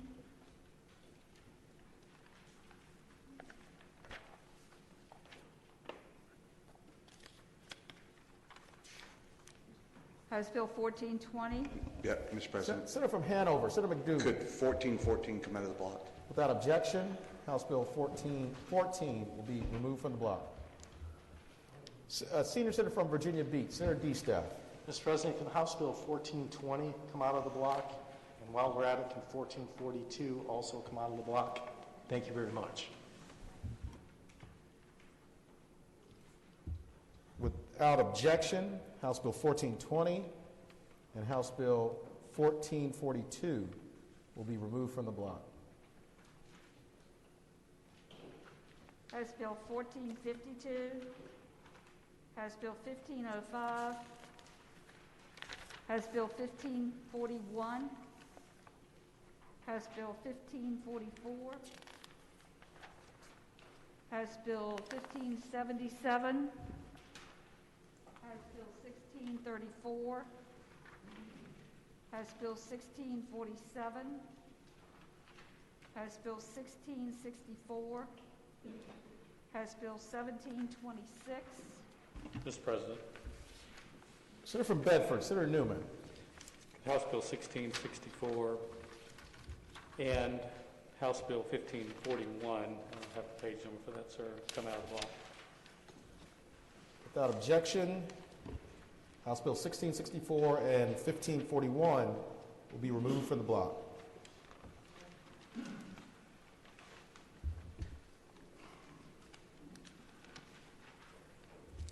Senator from Roanoke County, Senator Suderline. Thank you, Mr. President. Can House Bill 1647 and House Bill 1726, the governor's recommendations for this, please come out of the block? Without objection, House Bills 1647 and 1726 will be removed from the block.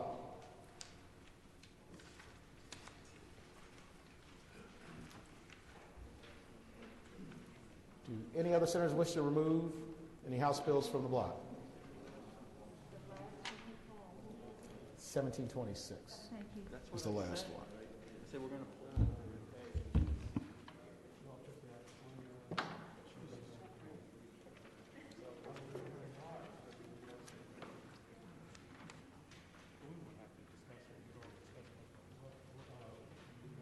That's it. What's left? All right. Question is, shall the House bills be amended in accordance with the recommendations of the governor in a block? That is, all bills except the following: 4, 33, 340, 207, 358, 395, 421, 582, 622, 704, 755, 785, 789, 833, 881, 896, 972, 981, 1004, 1211, 1131, 1133, 1090, 1255, 1414, 1420, 1442, 1664, 1541, 1647, and 1726. All in favor of the motion will record their vote aye. Those opposed, no. Are the senators ready to vote? Have all the senators voted? Do any senators desire to change their vote? Clerk will close the roll. Ayes 40, no 0. Ayes 40, no 0. The senators agree to amend the bills in the block in accordance with the recommendations of the governor. Returning to page 18, House Bill 4. Page 38.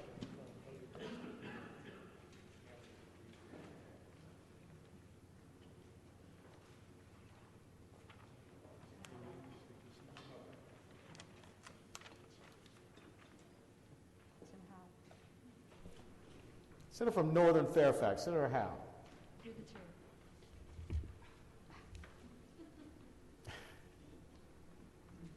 Or did Senator from James City County?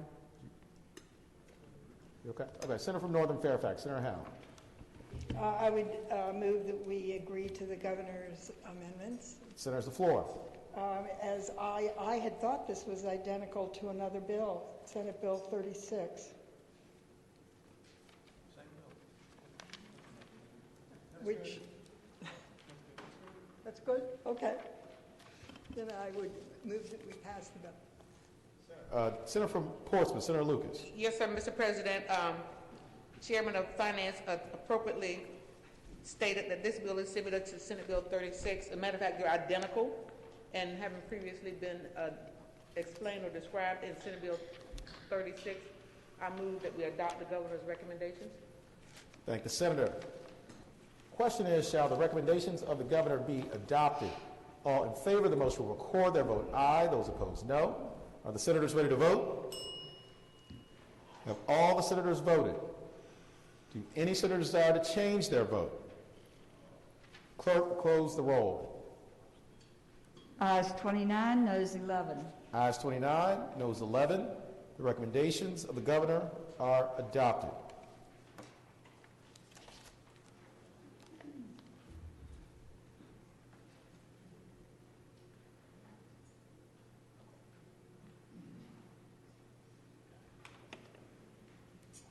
I don't have one, but Simon.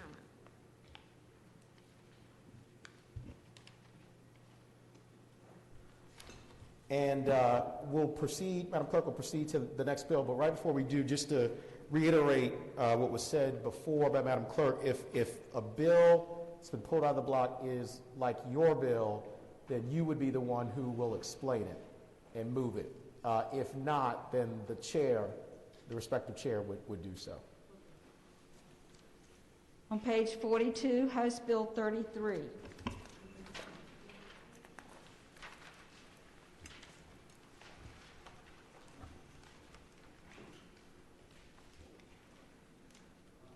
Mr. Chair.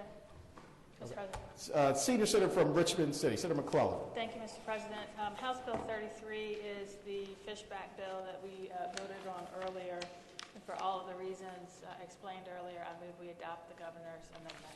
Thank the senator. Question is, shall the Senate adopt the governor's amendments? All in favor of the motion will record their vote aye. Those opposed, no. Are the senators ready to vote? Have all the senators voted? Do any senators desire to change their vote? Clerk will close the roll. Ayes 22, noes 18. Ayes 22, noes 18. The Senate adopts the governor's amendments. Page 43, House Bill 207.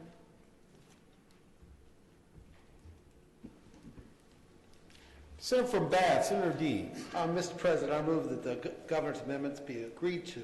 Senators, the floor. This bill is a no excuse absentee voting bill. It permits any registered voter to vote by absentee ballot in any election which is qualified to vote and removes the list of statutory reasons under which a person may be qualified to vote absentee. The bill also creates a special application for voters to receive an absentee ballot for all elections, creating a permanent absentee voter list. Those provisions of the bill won't take effect until next July. The second and third amendments the governor proposed are technical in nature, clarifying the deadline for all absentee ballots. The first and fourth relate to bills that were introduced last year by Delegate Rush and the senator from Northern Chesapeake.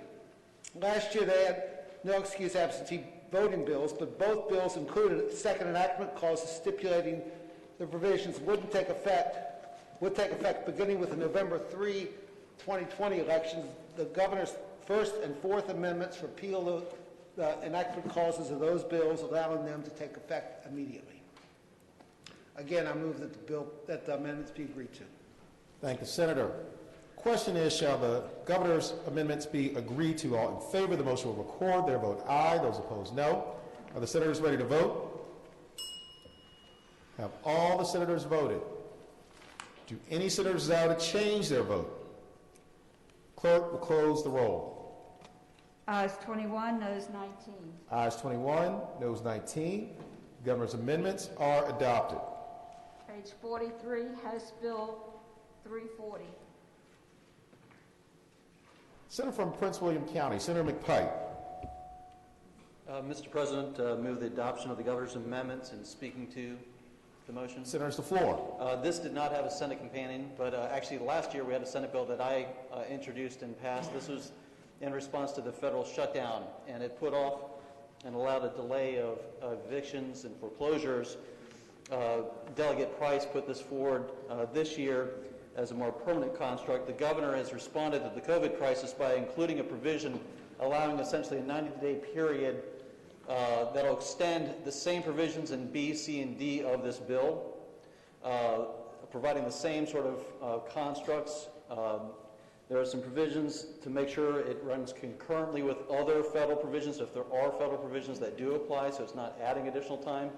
So the second enactment, as amended by the governor, will expire 90 days after the current health emergency ends. And so that's what the bill does, Mr. President, and asks that the body adopt the governor's amendments. Thank the senator. For what purpose, Senator from Bedford? Senator Newman rise. Mr. President, I have a substitute motion that the substitute be deemed to be separate and severable. Thank the senator. We'll take up your substitute motion. Question is, shall the Senate determine the governor's recommendations are specific and severable? All in favor of the motion will record their vote aye. Those opposed, no. Are the senators ready to vote? Have all the senators voted? Do any senators desire to change their vote? Clerk will close the roll. Ayes 40, no 0. Ayes 40, no 0. The governor's recommendations are specific and severable. Senator from Prince William County, Senator McPike. Mr. President, I renew my motion to adopt the governor's amendments. Thank the Senator. Question is, shall the Senate adopt the governor's amendments? All in favor of the motion will record their vote aye. Those opposed, no. Are the senators ready to vote? Have all the senators voted? Do any senators desire to change their vote? Clerk will close the roll. Ayes 40, no 0. Ayes 40, no 0. The Senate adopts the governor's amendments. On page 44, House Bill 358. House Bill 358. Okay. We'll go to the Senior Senator from Fairfax, Senator Saslaw. This is House Bill 358 on page 44. Mr. President, members of the Senate, 358 is the same as my project labor agreement. The governor's amendment moves it to next May 1st. Thank the Senator. Question is, shall the Senate adopt the governor's recommendations? All in favor of the motion will record their vote aye. Those opposed, no. Are the senators ready to vote? Have all the senators voted? Do any senators desire to change their vote? Clerk will close the roll. Ayes 21, noes 19. Ayes 21, noes 19. The Senate adopts the governor's recommendations. On page 44, House Bill 395. Senior Senator from Fairfax, Senator Saslaw. Mr. President, that's the members of that's the minimum wage bill. That also was moved to May 1st. Thank the Senator. Question is, shall the Senate adopt the governor's recommendations? All in favor of the motion will record their vote aye. Those opposed, no. Are the senators ready to vote? Have all the senators voted? Do any senators desire to change their vote? Clerk will close the roll.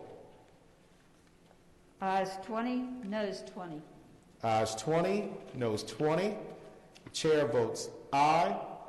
The governor's recommendations are adopted.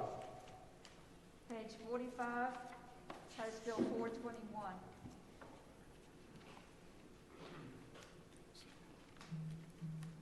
Senator from Eastern Fairfax, Senator Servo. Thank you, Mr. President. I move that the governor's recommendation to Senate Bill 421 be agreed to. Speak to that motion. Senators, the floor. Thank you, Mr. President. This bill is identical to Senate Bill 35, which I believe passed earlier, 2119. I would ask that we do the same thing. This is the bill about local authority for firearm regulation. Thank the Senator. The question is, shall the governor's recommendations be adopted? All in favor of the motion will record their vote aye. Those opposed, no. Are the senators ready to vote? Have all the senators voted? Do any senators desire to change their vote? The clerk will close the roll. Ayes 21, noes 19. Ayes 21, noes 19. The Senate adopts the governor's recommendations. House Bill 438 on page 45. Oh, I'm sorry. That one was one of the ones not out of the block. House Bill 582 on page 47.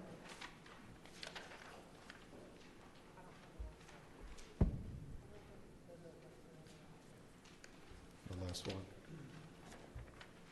It looks like the vote may not have gone through on the last.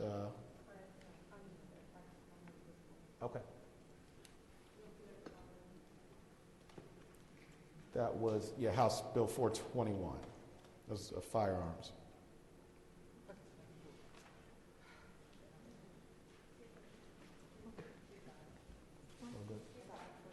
Okay, we're good. Okay, we're good. All right. House Bill 582. Anyone? Okay. Senior Senator from Fairfax, Senator Saslaw. Excuse me. That's the collective bargaining bill. That also was one of the ones moved, identical to mine, moved to May 1st. Thank the Senator. Question is, shall the Senate adopt the governor's recommendations? All in favor of the motion will record their vote aye. Those opposed, no. Are the senators ready to vote? Have all the senators voted? Do any senators desire to change their vote? Clerk will close the roll. Ayes 20, noes 20. Ayes 20, noes 20. Chair votes aye. Senate adopts the governor's recommendations. House Bill 622 on page 47.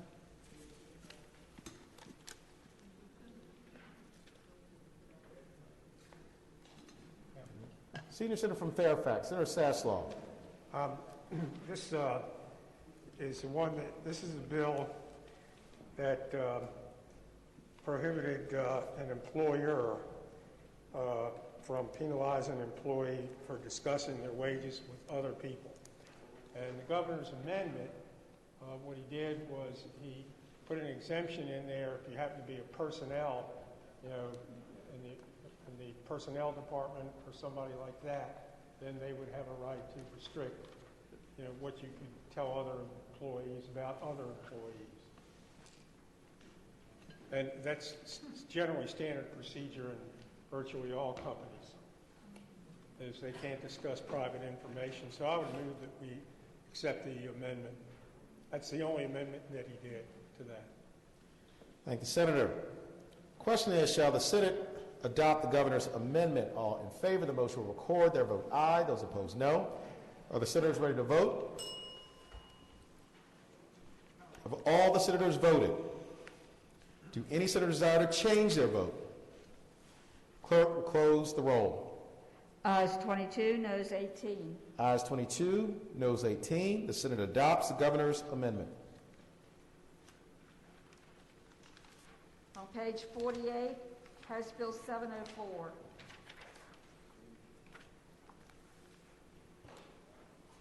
The junior senator from Chesterfield, Senator Hashmi.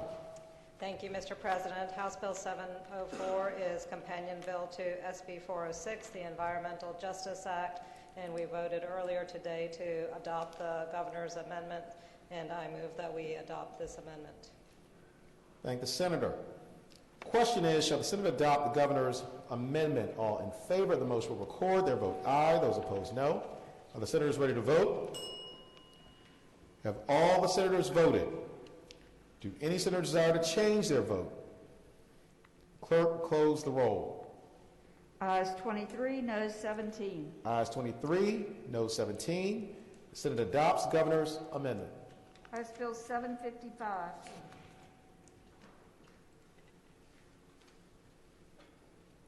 Senator from Northern Fairfax, Senator Howe. Thank you, Mr. President. I move that we adopt the governor's amendment. This is just a technical change. It corrects internal cross-references that were laid out incorrectly. Thank the senator. Question is, shall the Senate adopt the governor's amendments? All in favor of the motion will record their vote aye. Those opposed, no. Are the senators ready to vote? Have all the senators voted? Do any senators desire to change their vote? Clerk, close the roll. Ayes 23, noes 17. Ayes 23, noes 17. The Senate adopts the governor's amendment. On page 49, House Bill 785. Senator from Augusta, Senator Hanger. Thank you, Mr. President. I move we concur with the governor's amendments. This bill is identical to Senate Bill 588, which we previously acted on, which extends additional taxing authorities to counties. Move that we accept the amendments. Thank the senator. Question is, shall the Senate adopt the governor's recommendations? All in favor of the motion will record their vote aye. Those opposed, no. Are the senators ready to vote? Have all the senators voted? Do any senators desire to change their vote? Clerk will close the roll. Ayes 28, noes 12. Ayes 28, noes 12. The Senate adopts the governor's amendments. On page 50, House Bill 789. Senator from Hampton, Senator Locke. Thank you, Mr. President. House Bill 789 is identical to Senate Bill 421 regarding predatory lending and moving the enactment date to January 2021, and I move that we accept the recommendation. Thank the senator. Question is, Shall the Senate adopt the governor's recommendation? All in favor of the motion will record their vote aye. Those opposed, no. Are the senators ready to vote? Have all the senators voted? Do any senators desire to change their vote? Clerk will close the roll. Ayes 22, noes 18. Ayes 22, noes 18. The Senate adopts the governor's recommendations.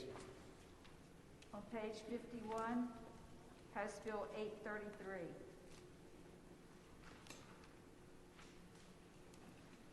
Senior Senator from Fairfax, Senator Sasslaw.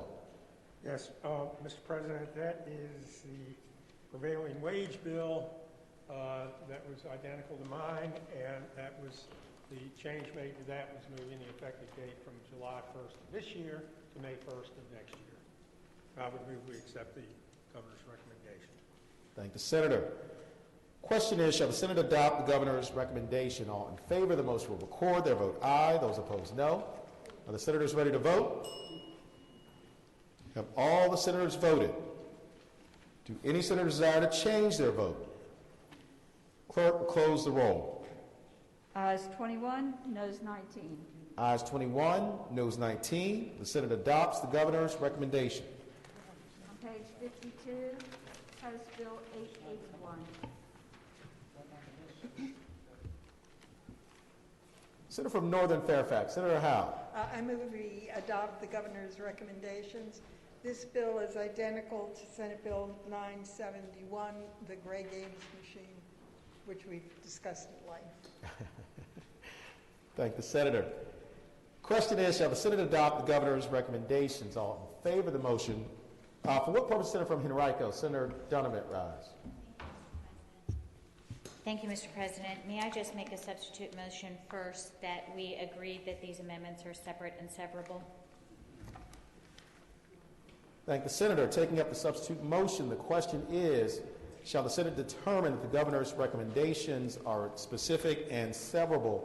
All in favor of the motion will record their vote aye. Those opposed, no. Are the senators ready to vote?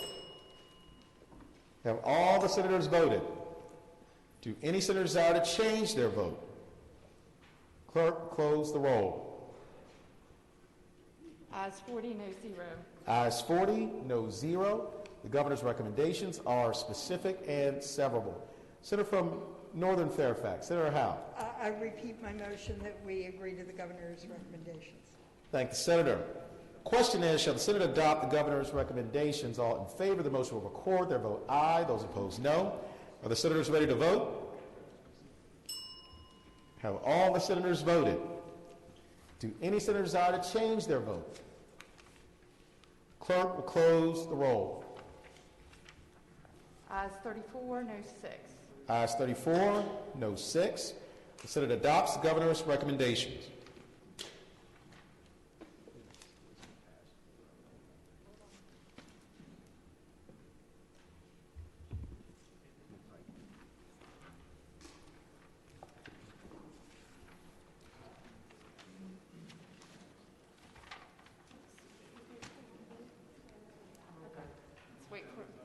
We're just waiting for the vote to tally.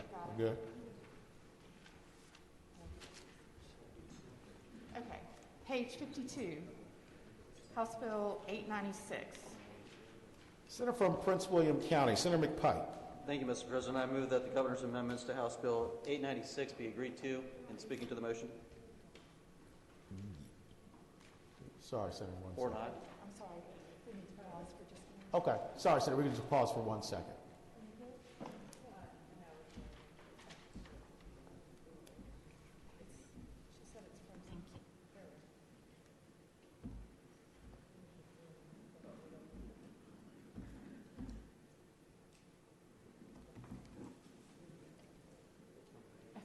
We're ready, Governor. Thank you.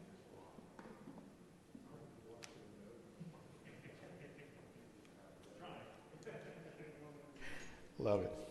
Senator from Prince William County, Senator McPike. Thank you, Mr. President. I renew my motion that we adopt the amendments to House Bill 896. This is identical to my Senate bill regarding sports betting and the 25 amendments this body adopted a couple hours ago. Thank the Senator. Question is, shall the Senate adopt the governor's recommendations? All in favor of the motion will record their vote aye. Those opposed, no. Are Are the senators ready to vote? Have all the senators voted? Do any senators desire to change their vote? Clerk, close the roll. Ayes 27, noes 13. Ayes 27, noes 13. The Senate adopts the governor's recommendations.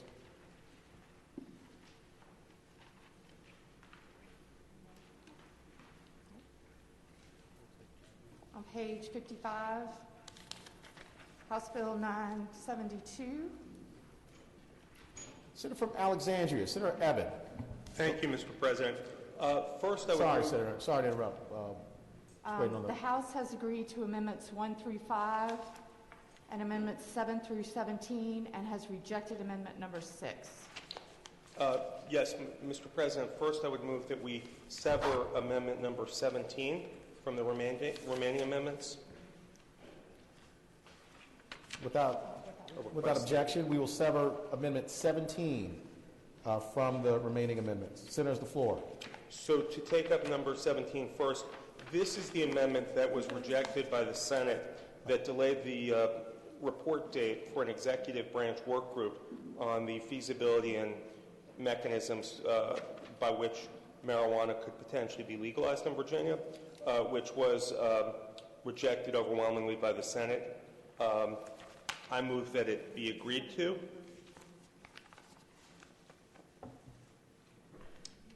For what purpose is the senior senator from Richmond City, Senator McClellan, rise? Thank you, Mr. President. Speaking to the motion. There's the floor. Just a reminder, we rejected this because in Senate Joint Resolution 67, JLARC is required to finish its report by December 1st of 2020 and coordinate with this working group. So it doesn't make sense for the working group to have an extra year to do what JLARC has to do in 1 year. Thank you, Senator. For what purpose is Senator from James City County, Senator Norman, rise? Thank you very much, Mr. President. Very briefly, the Senate rejected the equivalent of the amendment number 17 on the House bill, and I ask that we do so once again. Thank you, Senator. Question is, shall the Senate adopt the governor's recommendation regarding amendment number 17? All in favor of the motion will record their vote aye. Those opposed, no. Are the senators ready to vote? Have all the senators voted? Do any senators desire to change their vote? Clerk, close the roll. Ayes 5, noes 35. Ayes 5, noes 35. The Senate rejects governor's recommendation number 17. Now, Mr. President. Senator from Alexandria, Senator Evan. I move that the governor's remaining recommendations to House Bill 972 be agreed to. And just to speak to that briefly. Senators, the floor.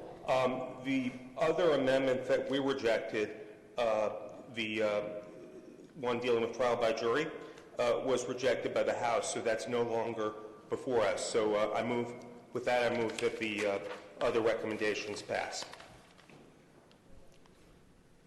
Thank you, Senator. Question is, shall the Senate adopt the governor's recommendations regarding amendments number 1 through 5 and 7 through 16? All in favor of the motion will record their votes aye. Those opposed, no.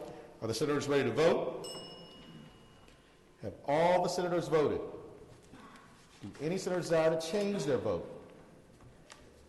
Clerk will close the roll. Ayes 26, noes 14. Ayes 26, noes 14. The Senate adopts the governor's recommendations regarding amendments number 1 through 5 and 7 through 16. Page 57, House Bill 981. Senator from Accomack, Senator Lewis. Yes, sir, Mr. President. I move that we accept the governor's amendments. And speaking to that, senators, the floor. House Bill 981 is the House version of the bill allowing Virginia to join the Regional Greenhouse Gas Initiative, but the governor's proposed amendments are purely technical and deal only with the Virginia Community Flood Preparedness Fund, which is part of that. We considered an earlier version to the Senate bill, earlier amendments to the Senate bill, and all this does is provide that the fund will be perpetual and ongoing, and that the Virginia Resource Authority can issue funding to finance any flood prevention or protection project pursuant to the legislation. So with that, I'd ask that as we vote on this, as we did with the earlier amendments, and move we adopt the governor's amendments. Thank you, Senator. Question is, shall the Senate adopt the governor's recommendations? All in favor of the motion will record their vote aye. Those opposed, no. Are the senators ready to vote? Have all the senators voted? Do any senators desire to change their vote? Clerk will close the roll. Ayes 24, noes 16. Ayes 24, no 16. The Senate adopts the governor's recommendations. On page 59, House Bill 981. I'm sorry, House Bill 1004.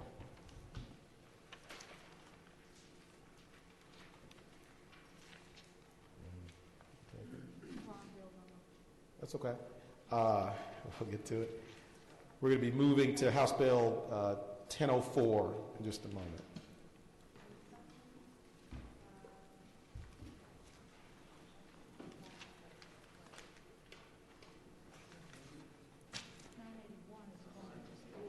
Right, we just did 981.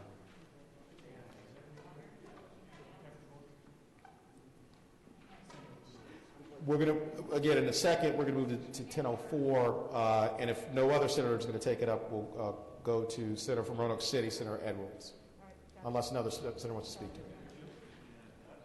Okay? We are now on 1004.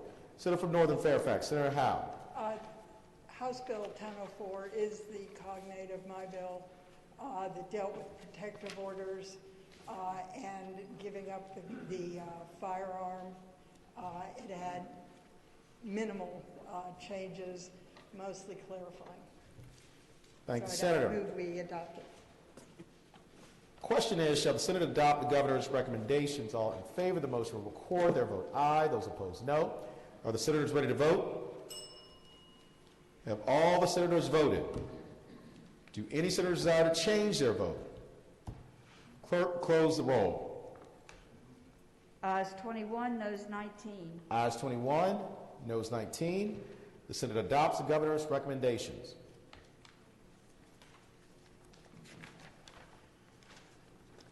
On page 60, House Bill 1090.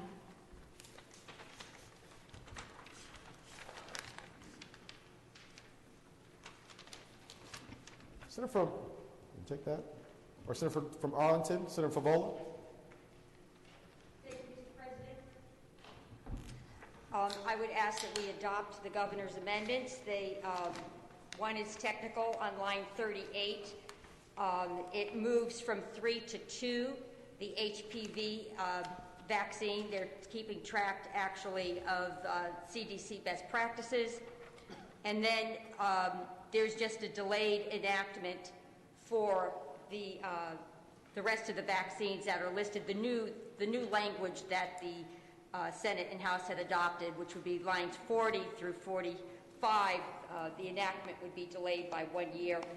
The reason for the delay is really we need to focus on COVID-19, and it's a question of really allocating our healthcare resources.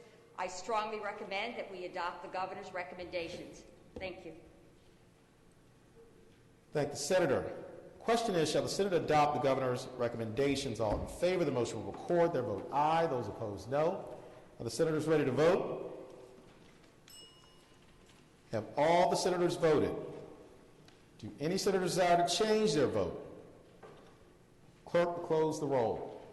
Ayes 22, noes 18. Ayes 22, noes 18. The Senate adopts the governor's recommendations. House Bill 1131.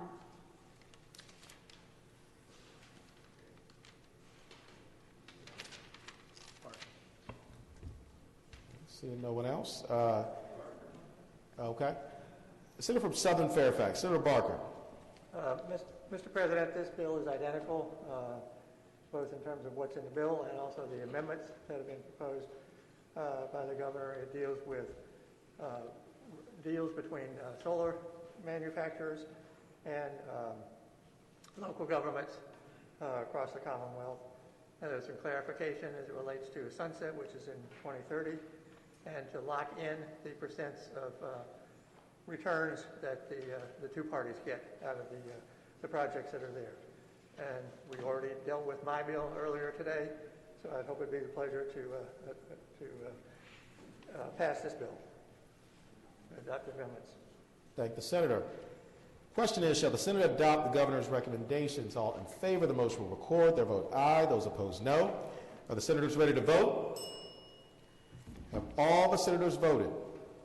Do any senators desire to change their vote? Clerk, close the roll. Ayes 30, noes 10. Ayes 30, noes 10. Senate adopts the governor's recommendations.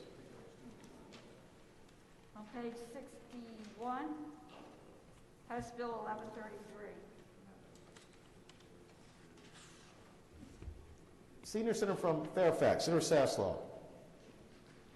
Yes, this is a bill that said that essentially construction or purchase by public utilities prior to January of 2024 of one or more solar or wind generation facilities located on previously developed sites, and with and the building rated capacity not to exceed 200 megawatts.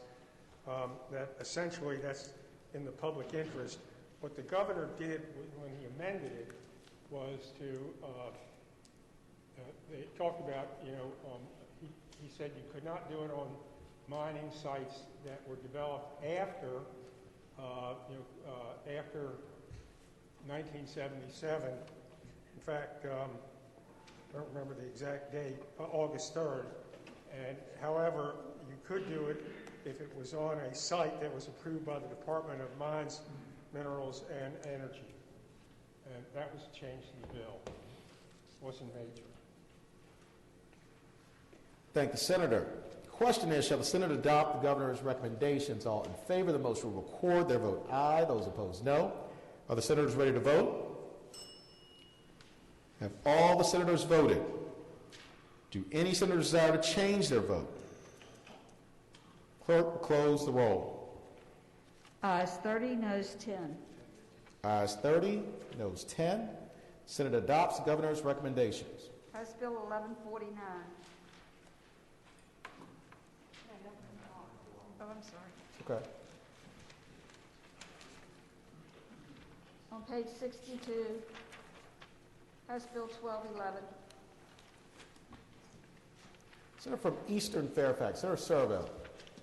Thank you, Mr. President. I move that the governor's recommendation to Senate Bill 1211 be agreed to, and speaking to that motion. Senator, has the floor. Thank you, Mr. President. Ladies and gentlemen of the Senate, this bill is the same as Senate Bill 34, which I believe passed earlier, 2119, which is the driver privilege card bill. Thank the senator. Question is, shall the Senate adopt the governor's recommendations? All in favor of the motion will record their vote aye. Those opposed, no. Are the senators ready to vote? Have all the senators voted? Do any senators desire to change their vote? Clerk will close the roll. Ayes 21, noes 19. Ayes 21, noes 19. The Senate adopts the governor's recommendation.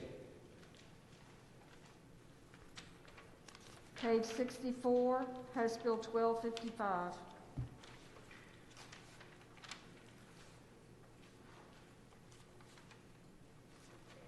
Senior Senator from Richmond City, Senator McClellan. Thank you, Mr. President.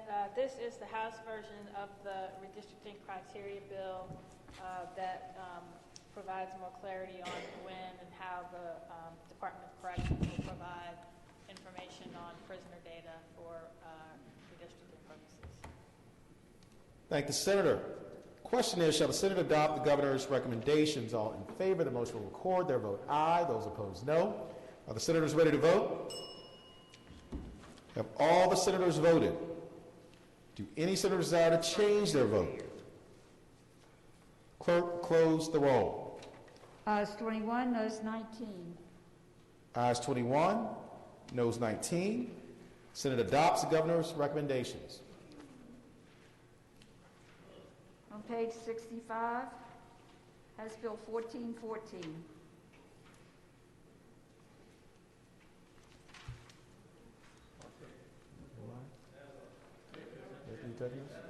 Senior Senator from Fairfax, Senator Sasslaw. That was, Mr. President, members of the Senate, this is similar are in fact identical now to my 890, which we approved earlier. Made the same changes to that he made to mine. That's the transportation bill. Thank you, Senator. Question is, shall the Senate adopt the governor's recommendations? All in favor of the motion will record their vote aye. Those opposed, no. Are the senators ready to vote? Have all the senators voted? Do any senators desire to change their vote? Clerk, close the roll. Ayes 23, noes 17. Ayes 23, no 17. The Senate adopts the governor's recommendation. Page 66, House Bill 1420. Senator from Southern Fairfax, Senator Barker. Thank you, Mr. President. Mr. President, this is a bill to dealing with rent payments and how to handle when people are late paying their rent.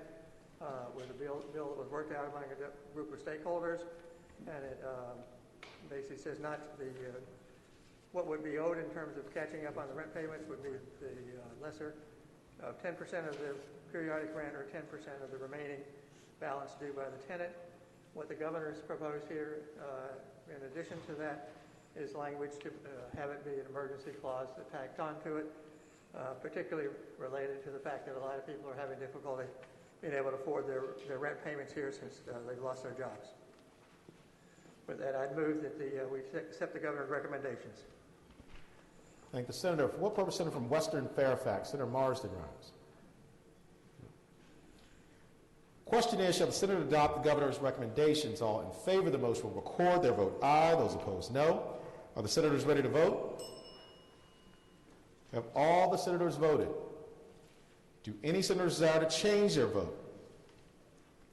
Clerk will close the roll.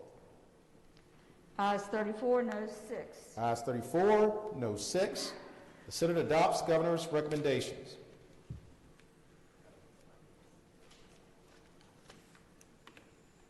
On page 67, House Bill 1442. Senator from Western Fairfax, Senator Marsden.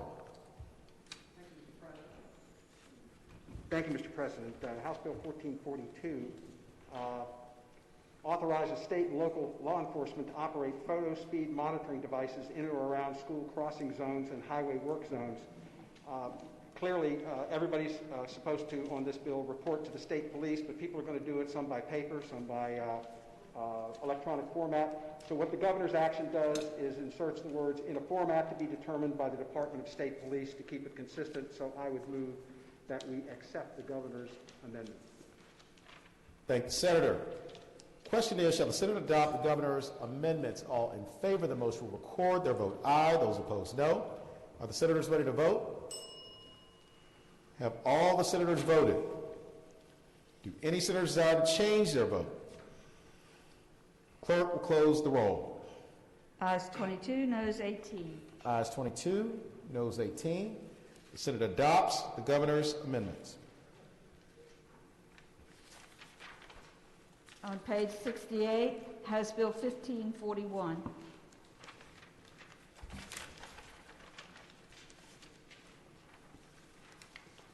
Senator from Western Fairfax, Senator Marsden.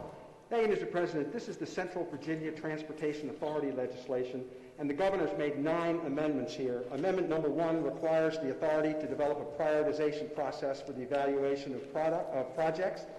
Numbers 2 through 6 provide that the Commonwealth Transportation Board representative on the authority is a voting member, and he appears to be a voting member on just about every other transportation authority.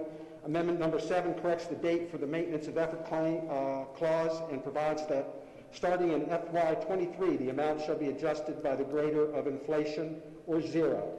Amendment number 8 directs the authority to evaluate the governance structure of transit service in the Richmond region and report back to the governor and the General Assembly in December of 2020. And Amendment 9 delays the new regional retail sales and use tax until October 1, 2020. This is necessary to provide the tax department with sufficient time to implement the tax, and I would move that we agree with the governor's amendment. Thank the Senator. Question is, shall the Senate adopt the governor's amendment? All in favor of the motion will record their vote aye. Those opposed, no. Are the senators ready to vote? Have all the senators voted? Do any senators desire to change their vote? Clerk, close the roll. Ayes 24, noes 16. Ayes 24, no 16. The Senate adopts the governor's recommendations.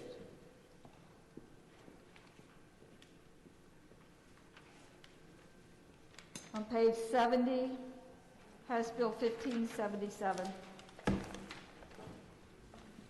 Senator from Western Fairfax, Senator Marsden. Thank you, Mr. President.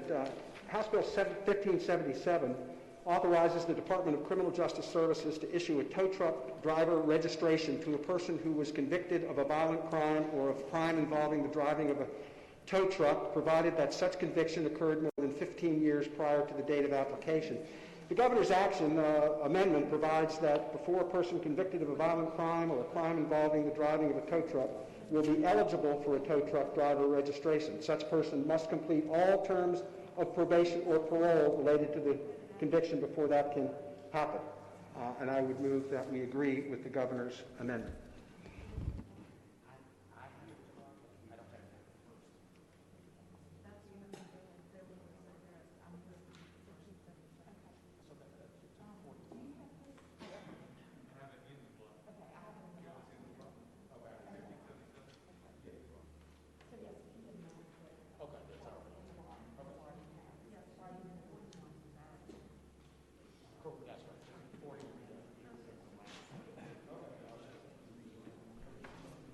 All right, thank the Senator.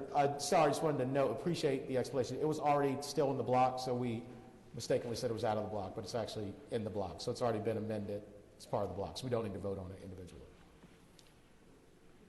On page 71, House Bill 1664.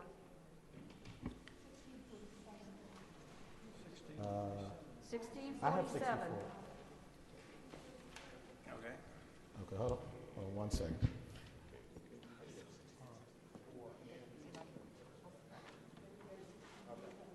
We do 1647 first. Senior Senator from Fairfax, Senator Saslaw. This is similar to Senate Bill. Senator, I don't think your mic's not on. I'll make sure we can hear you. This is similar to Senate Bill 860 and I think 998. No, Mr. President. Senator from Williamsburg, Senator Mason. That is the next bill, House Bill 1664. But while I'm here, Mr. President, I'll move that House Bill 1647 be deemed by the Senate specific and severable of the governor's recommendation. That's a substitute, yeah. Okay, we'll take up that motion. Question is, shall the Senate determine that the governor's recommendations are specific and severable? All in favor of the motion will record their vote aye. Those opposed, no. Are the senators ready to vote? Have all the senators voted? Do any senator desire to change their vote? Clerk will close the roll. Ayes 40, noes 0. Ayes 40, no 0. The governor's recommendations are specific and severable. Senior Senator from Fairfax, Senator Saslaw. 16. Yeah, this is a distributed renewable energy bill. We've already passed something pretty much the same. And the governor had a substitute. What the thrust of the bill does is it promotes the establishment of distributed renewable solar and other renewable energy by increasing, we've had that 1% cap. And even though I don't think it's reached even a 0.5% yet, we raised it from 1 to 6%, okay, which will probably take forever to get there. In addition to that, and that's system-wide, we've authorized third-party power purchase agreements for all the customers of investor-owned utilities, and we removed the restriction on customers installing net meter generation facilities that produce larger than the energy they used the year before, their previous 12 months. So we've raised that cap, and we've removed the ability of, and this actually got changed. They weren't going to be able to put in standby charges, but they amended it. The phase one utility can charge that And I think that's even in the Clean Economy Act, if I'm not mistaken. So that's what he did to amend the bill. And I would move we accept the amendments. Thank you, Senator. Question is, shall the Senate adopt the governor's amendments? All in favor of the motion will record their vote aye. Those opposed, no. Are the senators ready to vote? Have all the senators voted?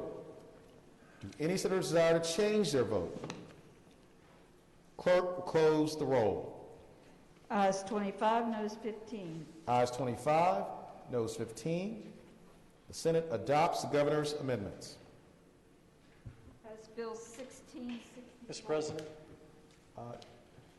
Okay, hold on, I'm sorry. Senior Senator from Virginia Beach, Senator D-Step. Mr. President, parliamentary inquiry, did we pass House Bill 1577 in a block? Yes, we did. Okay, Mr. President, then having voting on the prevailing side in which we passed I tell you what, Senate Bill Senator, 1577. before we get there, can we get through? We're almost to the end of the rest. Can we just do that first? Sure. Okay. Senator from Williamsburg, Senator Mason. Thank you, Mr. President. Mr. President, I move that the Senate deem the governor's recommendations to House Bill 1664 specific and severable. Thank you, Senator. The question is, shall the Senate determine the governor's recommendations are specific and severable? All in favor of the motion will record their vote aye. Those opposed, no. Are the senators ready to vote? Have all the senators voted? Do any senators desire to change their vote? Clerk will close the roll. Ayes 39, noes 0. Ayes 39, noes 0. The governor's recommendations are specific and severable. Senator from Williamsburg, Senator Mason. Thank you, Mr. President. Mr. President, I move we accept the governor's substitute recommendation. Speaking to that motion. Senator has the floor. Mr. President, this bill is the same as my previous offshore wind bill, Senate Bill 860, and the senator from Portsmouth, Senate Bill 998 that we discussed earlier. So I renew my motion that we accept the governor's recommendation. Thank you, Mr. President. Thank the senator. Question is, shall the Senate adopt the governor's recommendations? All in favor of the motion will record their vote aye. Those opposed, no. Are the senators ready to vote?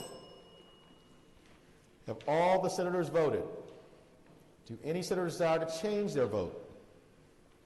Clerk will close the roll. Ayes 29, noes 11. Ayes 29, noes 11.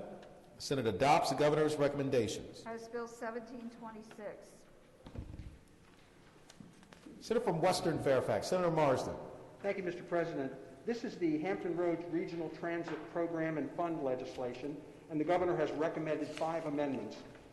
Amendments 1 and 2 clarify language that these new funds are to supplement, not supplant, existing local funds for transit. Amendment 3 extends the provision of SB 230, which was Senator Peterson's bill, which passed both chambers unanimously this session, to the new regional Hampton Roads grantor's tax. It also allows for the grantee to pay all or a portion of the new regional Hampton Roads grantor's tax. Amendment number 4 provides that while these funds flow to the Hampton Roads Transportation... Senator from Portsmouth, Senator Lucas. Yes, that bill is identical to my bill, Senate Bill 1038, and we've already covered all of that. And that was what we had to take a break for. So if you just like to recommend that the governor's recommendations be agreed to, I think that's about all we need to do. All right. For what purpose is the senior senator from Chesapeake, Senator Cosgrove rise? Very well. Question is, shall the Senate adopt the governor's recommendations? All in favor of the motion will record their vote aye. Those opposed, no. Are the senators ready to vote? Have all the senators voted?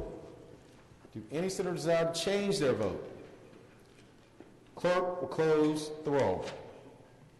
Ayes 27, noes 11. Ayes 27, noes 11. The Senate adopts the governor's recommendations. Senior Senator from Virginia Beach, Senator D-Staff. Mr. President, having voted on the prevailing side in which we passed House Bill 1577, I move we reconsider that vote. Reconsider the block. Oops. Remove it from the block. We would have to reconsider the block. Reconsider the block.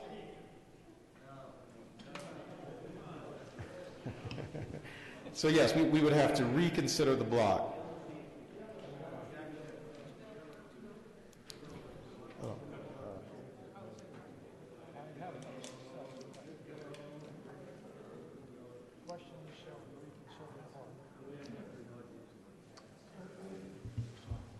Mr. President? Senior Senator from Virginia Beach, Senator D-Step. I think my concern was it wasn't listed on the board as being passed in the block when we originally passed this, as it's still currently not in the block today, or right now. So that's, I think, where I was a little concerned about it the last time. So I thought we had removed it from the block previously because that's what the block looked like before. There were several bills that didn't show on the board, but they were in the block, and they were called as in the block. Well, there you go, Mr. So President. do you want to... Mr. President, Okay. Senator from James City County, Senator Norman.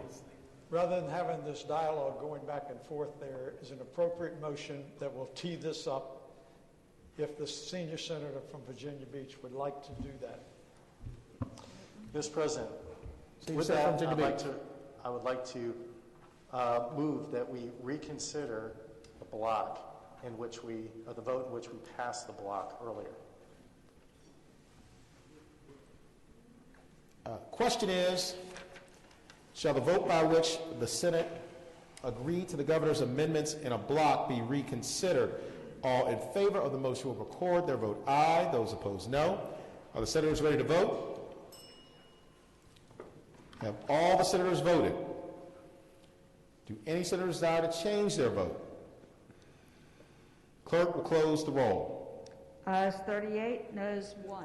Ayes 38, noes 1. The motion is agreed to.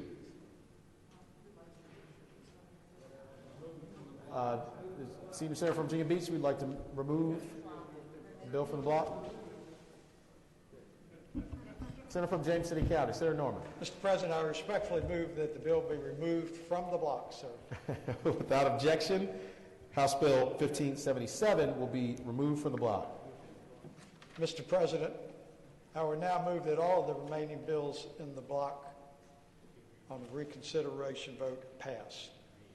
Thank you, Senator. The question is, shall the House bills in the block be amended in accordance with recommendations of the governor? All in favor of the motion will record their vote aye. Those opposed, no. Are the senators ready to vote? Have all the senators voted? Do any senators desire to change their vote? Clerk will close the roll. Ayes 40, noes 0.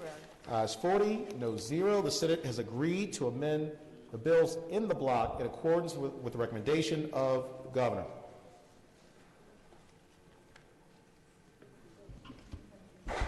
Mr. President. Senator from James City County, Senator Norman. I would now move that House Bill 1577 that was removed from the block pass in accordance with the governor's amendments. And Senator, do any other senators wish to be heard regarding the governor's amendments on House Bill 1577? Seeing none, question is, shall the Senate adopt the governor's recommendations with regard to House Bill 1577? All in favor of the motion will record their vote aye. Those opposed, no. Are the senators ready to vote? Have all the senators voted? Do any senators desire to change their vote? Clerk will close the roll. Ayes 36, noes 4. Ayes 36, noes 4. The Senate adopts the governor's recommendations.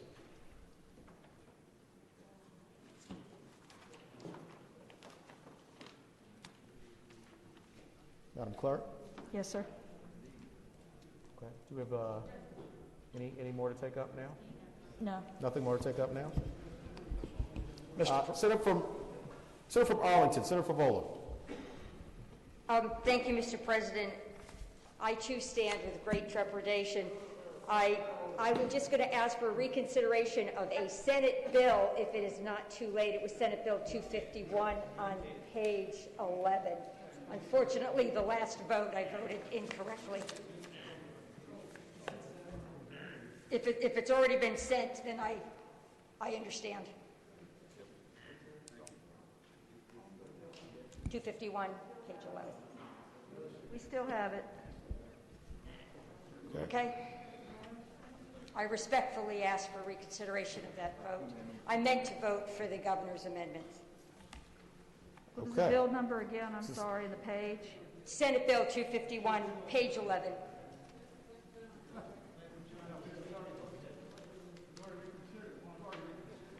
I can't reconsider again. It's been reconsidered once, and you need unanimous consent to do it again if the senator wants to make that motion. I will ask for unanimous consent. Thank you, Senator. Question is, shall the vote by which the governor's amendments were rejected regarding Senate Bill 251 be reconsidered? All in favor of the motion will record their vote aye. Those opposed, no. Are the senators ready to vote? Have all the senators voted? Do any senators desire to change their vote? Clerk, close the roll. Ayes 35, noes 3. Ayes 35, noes 3. The motion fails.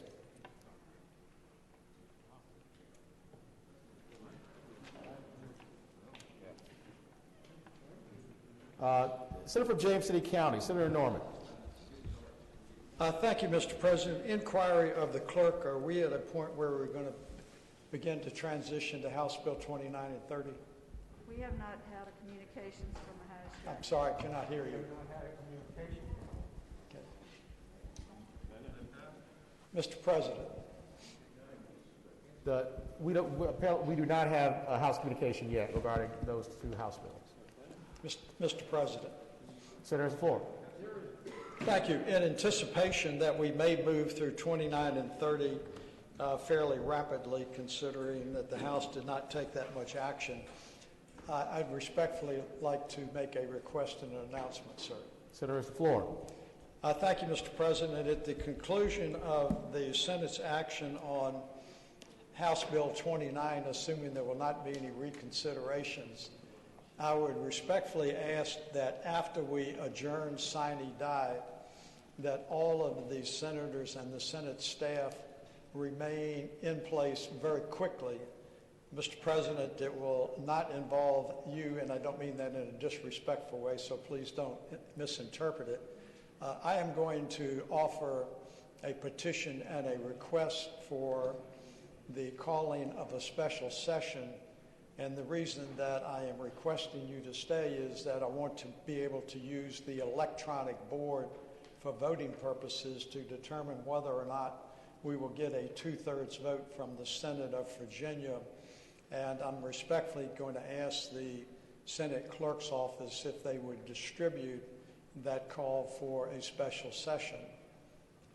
Mr. President, the reason that I'm doing it after we adjourn sine die is not intended to be disrespectful to you, but as you well know, under the terms of calling a special session, either the governor has to do it, and he has resisted it to this point, or that the House and Senate can do it with a 2/3 majority, but we cannot do it while we're in a reconvened session. Thank the Senator. For-purpose Senator from Hanover, Senator McDougal, rise. Mr. President, for a point of personal privilege. Senator's the floor. Mr. President, I know we've all been here and not necessarily enjoyed our new digs as much as we enjoy our own digs, but I think it's really appropriate that we give Madam Clerk and her entire team a round of applause. What they put together to make sure that we could function and take up the business of the Commonwealth is absolutely incredible, and certainly they have proved that the Senate staff is the best staff in the Capitol.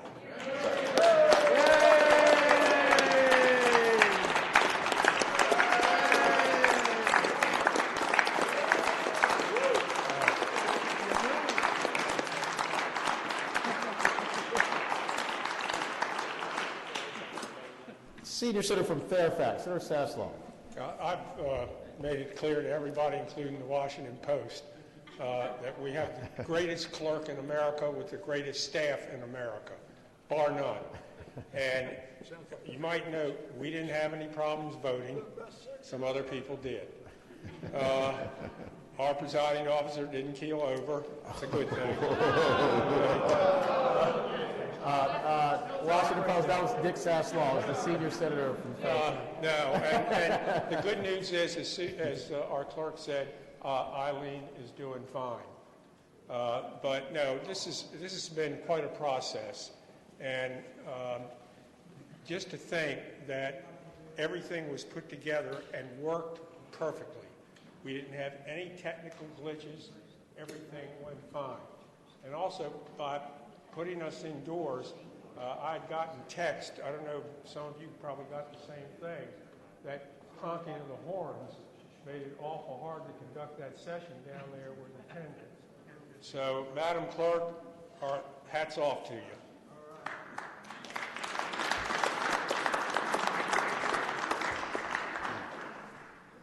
Mr. President, Senator from Southern Fairfax, Senator Barker.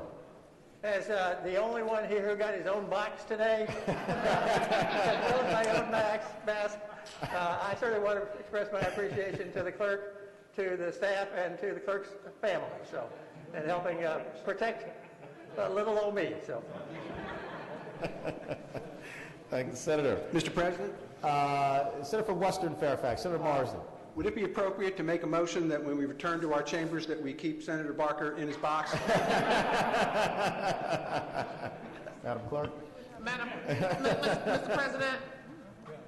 President, There's a motion on the floor. I'd like to make a motion. Senator from Portsmouth, Senator Lucas. Yes, sir. I'm just wondering why we didn't have a box for Senator Sadslaw. Yeah, we've already decided that we're going to take the box to the Senate chamber, and it will be the penalty box, like in hockey. Senator Stanley, you have the first reservation. Senator from Roanoke County, Senator Suderline. Thank you, Mr. President. I'd like to make a motion that I hope we'll agree to later. Senator's the floor. Thank you, Mr. President. I move that when the Senate adjourned today, we adjourn in honor and the memory of Booker T. Washington. As has been pointed out before, he observed his birthday, although he was not certain of it, here in the month of April. Earlier this year, the Senate saw right to recognize Booker T. Washington with a statue in the Capitol. Unfortunately, the other folks on the chamber haven't seen the wisdom of that yet.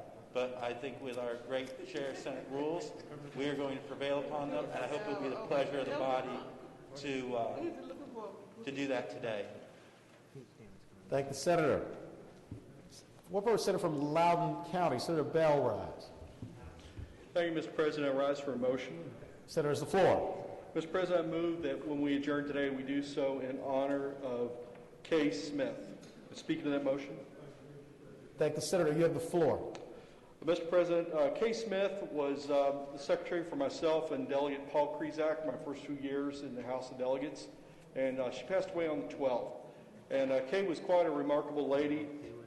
We posted some of her lifetime accomplishments on my Facebook page when we memorialized her a few days ago, and really from the very early part of her life to the end of her life in her 80-something years, she just had a remarkable touch for so many people, and she just made an impact across Virginia. She was really a great person, a great Virginian, and I ask that we honor her by adjourning in her honor today.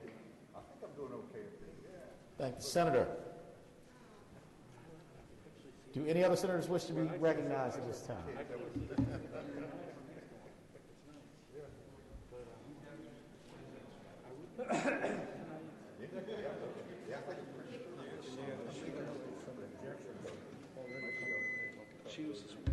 Shall issue a call to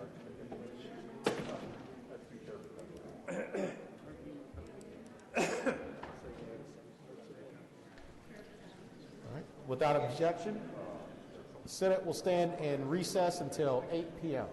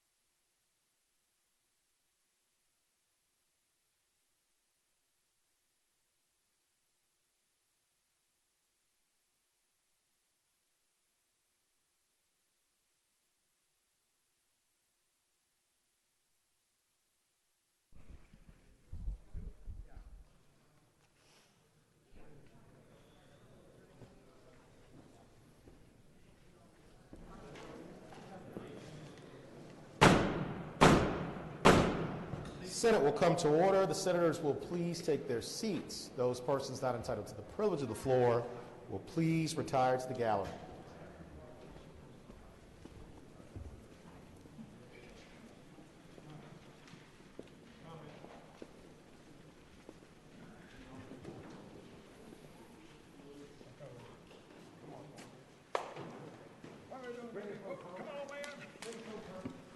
Mr. President, I move that we waive the reading of the communications from the House of Delegates. Thank the Senator. The question is, shall the reading of the communication from the House of Delegates be waived?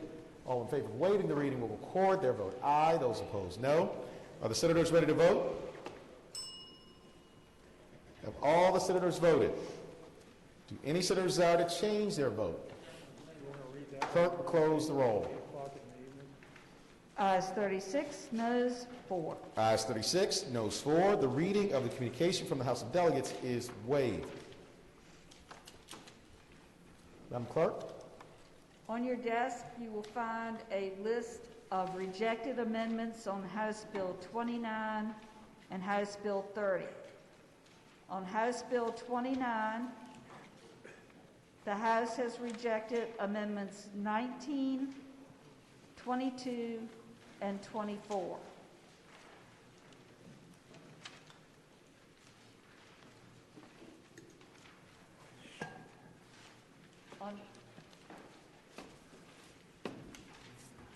On House Bill 30, the House has rejected amendments 25, 111, 118, 120, 126, 127, and 138.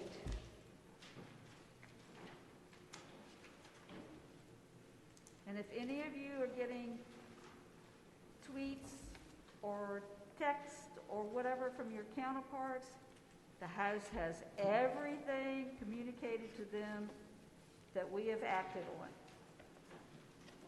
despite the rumors over there.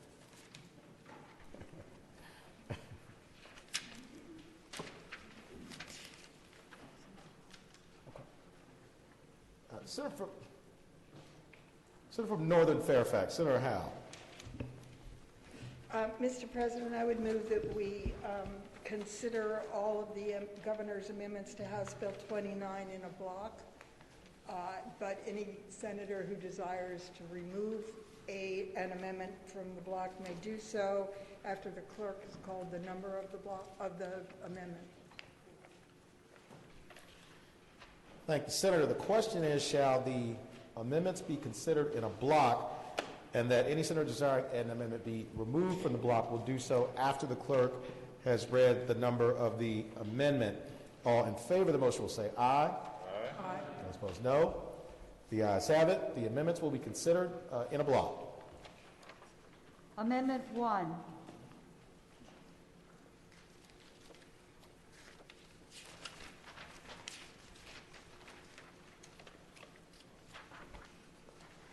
Amendment 2. Amendment 3. Amendment 4.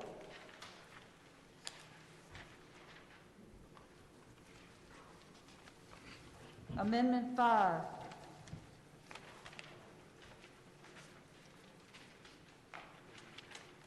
Amendment 6.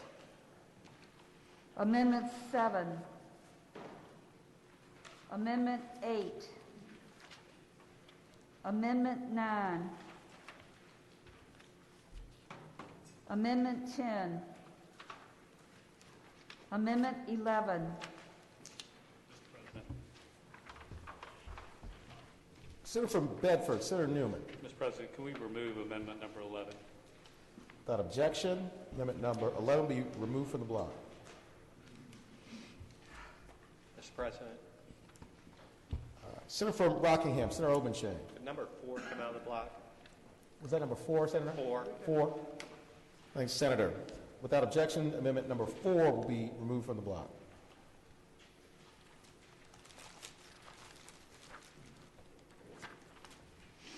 Amendment 12,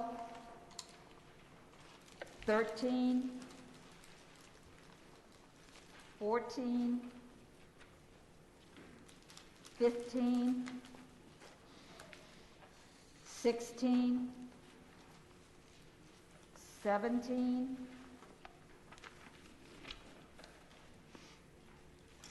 18,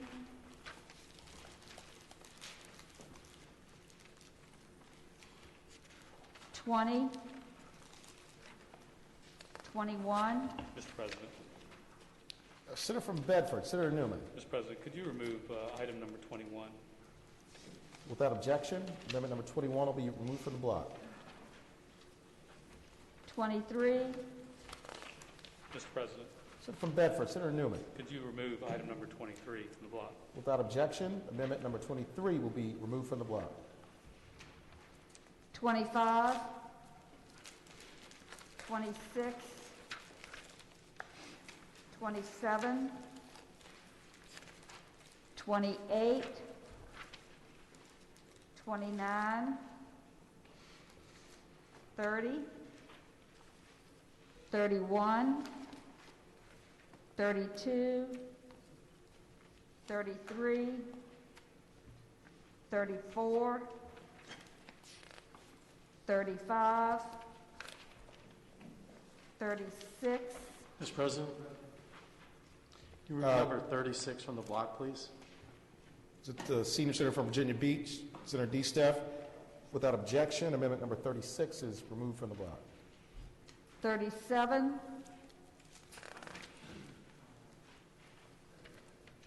That's it. Mr. President. Senator from Bedford, Senator Newman. Mr. President, can we return to item number 33 and remove it from the block? Without objection, amendment number 33 is removed from the block.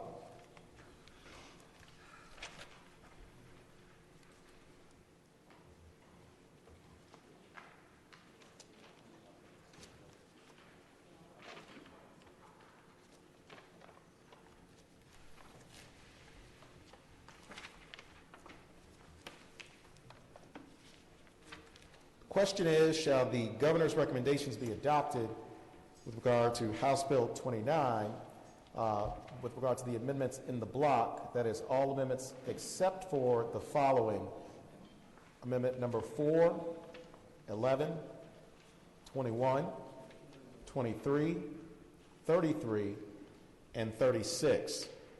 All in favor of agreeing to the governor's recommendations will record their vote aye. Those opposed, no. Are the senators ready to vote?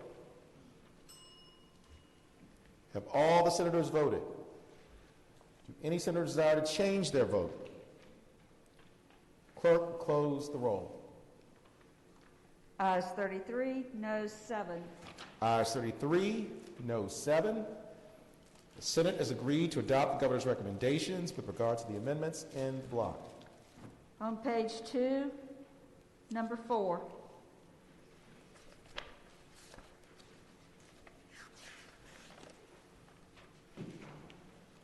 Senator from Northern Fairfax, Senator Howell. Thank you, Mr. President. I move we adopt amendment number 4.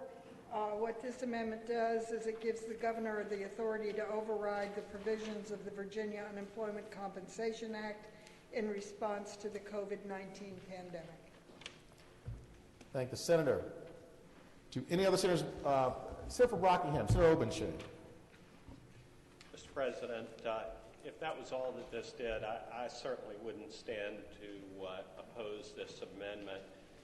My understanding is that what the governor wants to do is to waive the work search requirement during the COVID-19 pandemic, and I'm fine with that. I think it's important to the efforts to prevent the spread of the virus. However, the notes that I've seen, the evaluation of this, indicate that this bill is too broad, that this amendment is much broader than is necessary to accomplish that end.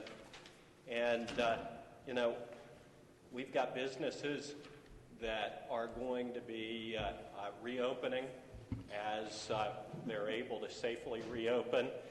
And I want to make sure that they have employees. I have a constituent I talked to this morning on the way down here who has a manufacturing firm, has 70 employees, small manufacturing business. At the beginning of this crisis, their orders fell off to the point where they laid off all but 5 employees. They're back up to about 70% in terms of the orders that they have, yet he's trying to rehire his employees, and there are 30 who say, you know, economically I'm doing better staying at home, and I'm not coming back. And if it was because of the virus and their concerns about infection, I would understand that. I'm concerned about the other side. What happens as we come out of this, about employers who are trying to get their businesses back up and running, and we want to make sure that we're not providing perverse incentives to people to not work, when we ought to be providing incentives for them to work, to earn a living, to get this economy rolling again. And in order for these businesses to be able to pay those $15 an hour minimum wages and more. So I'm just, I pulled this out of the block out of concern that the language is broader than is necessary to affect the articulated purpose for it, and I intend to vote no. Thank the senator. For what purpose the senator from James City County, Senator Norman, rise? Thank you, Mr. President. I probably would not have pulled this amendment out of the block, but it does, I think, tee up a broader and perhaps a more esoteric concern that I have. I appreciate that these are exigent circumstances and consequently may call for some unusual approaches in governance. But I would say that we need to be mindful of the separation of powers, and there are a number of bills that have been, a number of amendments in the budget that have been taken out for consideration, and I am concerned about the precedent that we're establishing. If you look down on the paragraph F, which was added to the act, the governor shall have the authority to alter the administration of the provisions of the Virginia Unemployment Compensation Act, Title 60. That is an existing statutory provision that was enacted by both bodies of the General Assembly and is embedded in the Code of Virginia. And what we are doing on this budget amendment and some others is extending the unilateral authority to the governor to basically alter the authority and administer those acts as he may deem appropriate without any input whatsoever from the General Assembly. And I would suggest to you, Mr. President, that I think that is a very dangerous highway to start meandering down, and this is not the only amendment where that type of approach appears. And we have had some discussion earlier today about a special session to address some of these issues along these lines and also some financial issues. But I think it's very important that the legislative body needs to be zealous in its protection of its legislative authorities and not abdicate it even during a time that we are now living in to the executive branch. Thank the senator. Do any other senators wish to be heard regarding adopting the governor's recommended amendment number 4? Seeing none, question is, shall the Senate adopt the governor's recommended amendment number 4? All in favor of the motion will record their vote aye. Those opposed, no. Are the senators ready to vote? Have all the senators voted? Do any senators desire to change their vote? Clerk will close the roll. Ayes 21, noes 19. Ayes 21, noes 19. The Senate adopts the governor's recommended amendment number 4. On page 9, Amendment 11.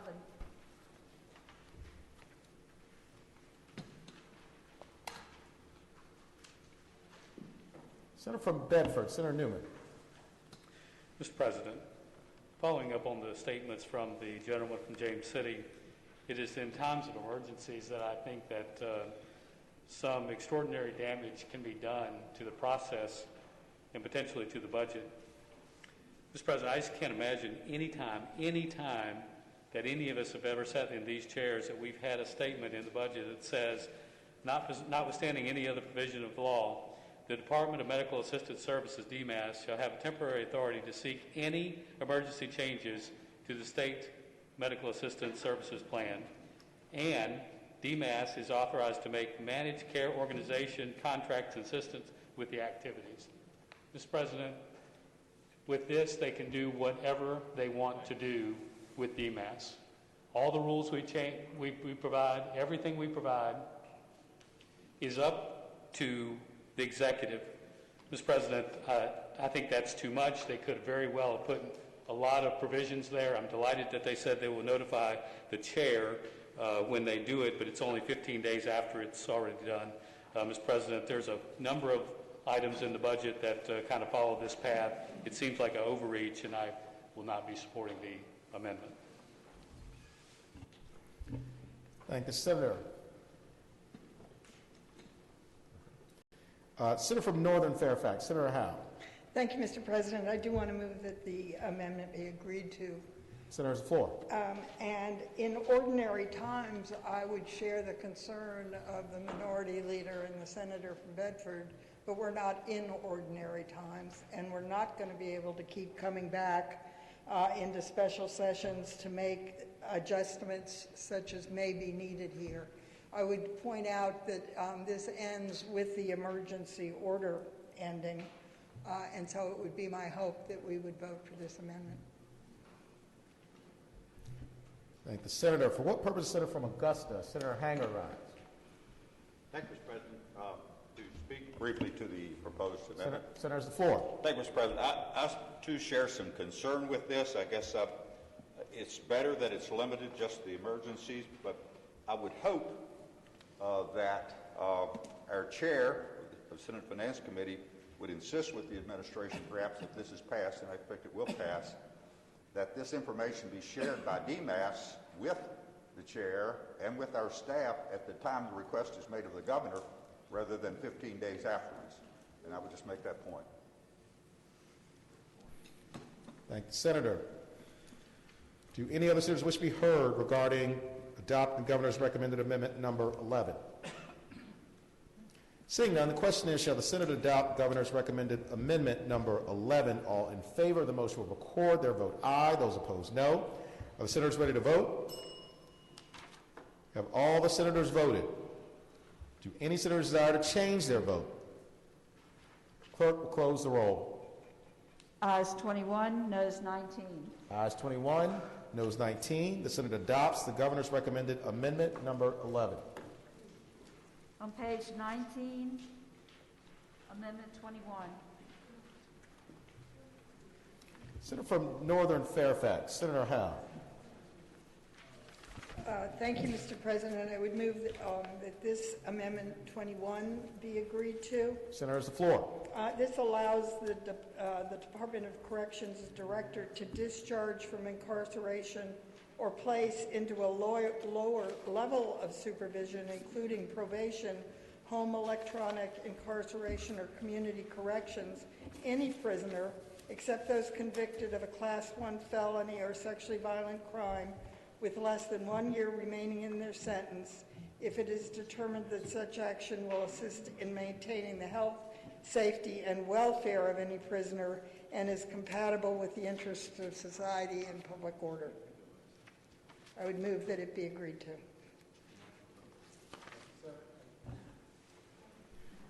Thank the Senator. For what purpose, Senator from Bedford, Senator Newman rise? Mr. President, speaking to the amendment, just Senator, the floor. Briefly, we've had a discussion about this before, and there was back and forth about giving some broad authority.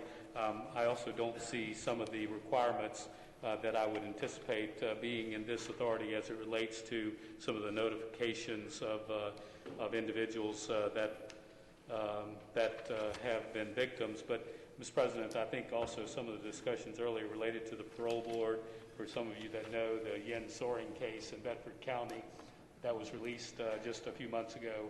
Unbelievable situation that the parole board determined to release. Mr. President, I wondered whether or not this is also just too broad authority, and I plan to vote against the item. Thank the senator. For what purpose the senator from Western Fairfax, Senator Marsden, rise? Thank you, Mr. President. Speak to the bill. Senator has the floor. As I have a bit of a background in this area, I've been tracking it, speaking with the director of the Department of Corrections and Department of Juvenile Justice. And if it provides some comfort here, is that this does not relieve the department with the obligation to have a solid reentry plan for the individual. It isn't a question of handing somebody a bus ticket and sending them back to their community. They have to have a place to go. They have to have a plan, a supervision plan.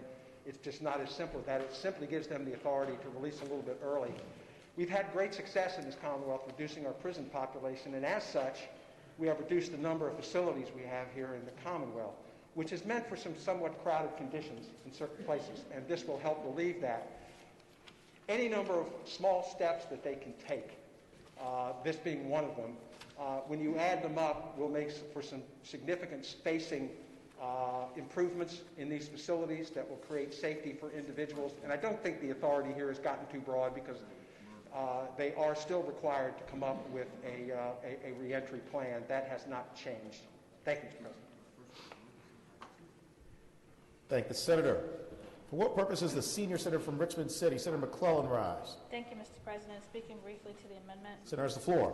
Thank you, Mr. President. I just remind the body, this is for prisoners who have less than a year left to serve of their sentence. So we're not talking about people who have a lot of time left, or who I mean, they're near the end of their term. And the amendment does require that, to the extent practicable, the director does have to comply with all notice provisions and develop guidelines that would include a reentry plan, as Senator Marsden addressed. So I think this is a fairly narrow authorization to make sure that we're able to get folks out who are going to already be out in less than a year, to ease up the population when there's a communicable disease during a declaration of an emergency. Thank the senator. For what purpose the senator from James City County, Senator Norman, rise? Thank you, Mr. President. Speaking to the amendment. Senator has the floor. I'm certain that the members of the body recall earlier in the day, hours and hours ago, that there was some dialogue about a recent decision that the Virginia Parole Board made in releasing a prisoner, and they were not in compliance with the statutory provisions about notifying the Commonwealth attorney or the family. One would almost have to at least scratch their head and ask themselves a question: was that done in anticipation of the adoption and approval of this particular amendment under 21? If you will look down in that third paragraph, to the extent practicable, the director shall comply with all provisions of the Virginia Code relating to providing notice of a prisoner's discharge. However, a failure to comply with such provision shall not affect the director's authority to discharge a prisoner pursuant to this section. I certainly would not be so jaundiced to think that this was foreshadowing what was coming, but I think it is important that this is going to memorialize it in the budget of Virginia. Thank the senator. For what purpose the senator from Hanover, Senator McDougall, rise? Thank you, Mr. President. To speak briefly to the motion. Senator has the floor. Mr. President, I understand how this has been characterized, but when you look at the words of what's in the statute, I think it's somewhat different. Mr. President, I would remind the body that under Code 18.2-32, first and second degree murder are punished as Class 2 felonies. So, Mr. President, I would tell the body that this means unless you've committed, in essence, a capital murder, any other murder, you can be released early.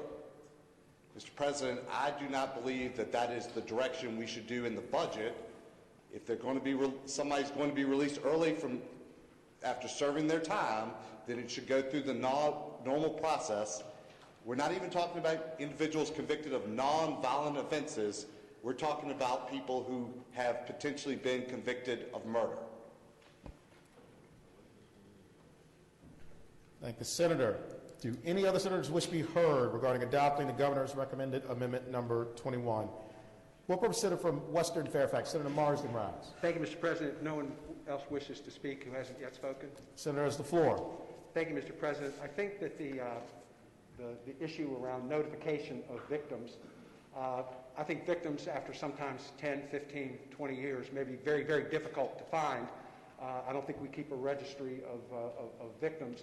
And I think that the purpose of that part of the governor's amendment is that if you can't find somebody, if they can't be located, then you don't have the obligation to notify them. But I don't think it's a get-out-of-jail-free card on not making the attempt. But I think it's going to be a very, very difficult thing to notify every victim that would be probably appreciative of having that notification. Thank the senator. Question is, shall the senator adopt governor's recommended amendment number 21? All in favor of the motion will record their vote aye. Those opposed, no. Are the senators ready to vote? Have all the senators voted? Do any senators desire to change their vote? Clerk will close the roll. Ayes 21, noes 19. Ayes 21, noes 19. The Senate adopts the governor's recommended amendment number 21. On page 20, 23.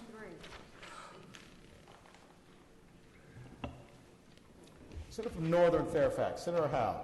Thank you, Mr. President. I move that Amendment 23 be agreed to, and speaking to it. Senator has the floor. This will take a little bit longer than most. This amendment provides $50 million from the general fund in the second year in anticipated state matching funds related to the COVID-19 federal grants and to address the COVID-19 pandemic. It authorizes the governor to appropriate funds to state agencies, institutions of higher education, and other permissible entities, the federal relief funds provided from the CARES Act and other legislation in response to the COVID-19 epidemic. Requires state agency and entity records management and reporting consistent with federal and state requirements, including a quarterly report on the distribution of such appropriation to the chairs of Senate Finance and Appropriations and House Appropriations Committees. It authorizes the governor to appropriate within the item or any other item in the Appropriations Act any revenues deposited in the COVID-19 relief fund created pursuant to the gray machines legislation, and to establish the relief fund and dedicate 84% of the monthly revenues generated through the taxation of skill games from July 1st, 2020 through July 1st, 2021 to the relief fund. It also authorizes that funds from the relief fund be used for, but not limited to, relief to small businesses, assistance for housing and homelessness, assistance for long-term care facilities, and any other purpose designated by the governor to address the impact of the COVID-19 epidemic. It requires quarterly reporting by the governor to the chairs of the two money committees on any appropriation action from the relief fund. I move its adoption. Thank the senator. For what purpose the senator from Bedford, Senator Newman, rise? Mr. President, the gentlelady from Northern Fairfax, as always, did indicate what this amendment does. Many of those items are not problematic, but Mr. President, we have heard as late as tonight that the Treasury Department has given us the new guidance on how we can spend our money, and basically the COVID-19 relief money is going to be very, very closely monitored. It has to be for very specific items. Mr. President, that does leave the rest of the $3 billion, and this portion that allows the governor to authorize that funds from the relief fund be used for relief to small businesses, assisting in housing and homelessness, without us having any decision in that. He can set up a small business relief plan, decide who's in it and who's not in it, and we've given complete authorization. Mr. President, We may be okay with doing this, and I think we're going to be down here some, but it's that particular provision that's in this that is very, very broad, and we may end up having programs that are set up that we never anticipated. Mr. President, the other difficulty on that is that the federal program, according to the guidance out today, indicates that they are going to be looking for that money back if it doesn't hit the requirements that are in the guidelines. So, Mr. President, I have a lot of concerns about what could happen in the next 90 or 120 days on item amendment number 23. Thank the Senator. Do any other senators wish to be heard regarding adopting the governor's recommended amendment number 23? Seeing none, the question is, shall the Senate adopt governor's recommended amendment number 23? All in favor of the motion will record their vote aye. Those opposed, no. Are the senators ready to vote? Have all the senators voted? Do any senators desire to change their vote? Clerk will close the roll. Ayes 21, noes 19. Ayes 21, noes 19. The Senate adopts governor's recommended amendment number 23. On page 27, Amendment 33.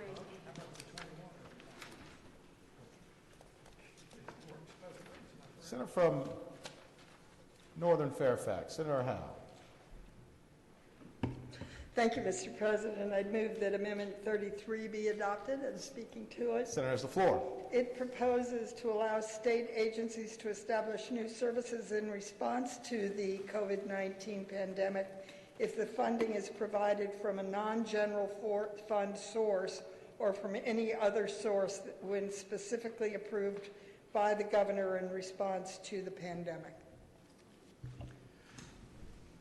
Thank you, Senator. For what purpose, Senator from Bedford, Senator Newman rise. Mr. President, I stand in opposition to amendment number 33. Mr. President, this one says that they can produce any program they want to. That's basically the answer. Any program that they would like to, they may produce in this, and certainly they need to notify us, but this one I think is overly broad. Basically, Part 4, Mr. President, for those of you that know the budget well, know that Part 4 protects us from what the administration may want to do. In this Part 4 is actually being used for the opposite purpose. Mr. President, I think this could have been written much more narrowly, and I think we're giving up some of our authority to the statement that the gentleman from James City spoke about before. Thank you, Mr. President. Thank the Senator. Do any other senators wish to be heard regarding adopting governor's recommended amendment number 33? Seeing none, the question is, shall the Senate adopt governor's recommended amendment number 33? All in favor of the motion will record their vote aye. Those opposed, no. Are the senators ready to vote? Have all the senators voted? Do any senators desire to change their vote? Clerk will close the roll. Ayes 21, noes 19. Ayes 21, noes 19. The Senate adopts the governor's recommended amendment number 33. Page 29, Amendment 36.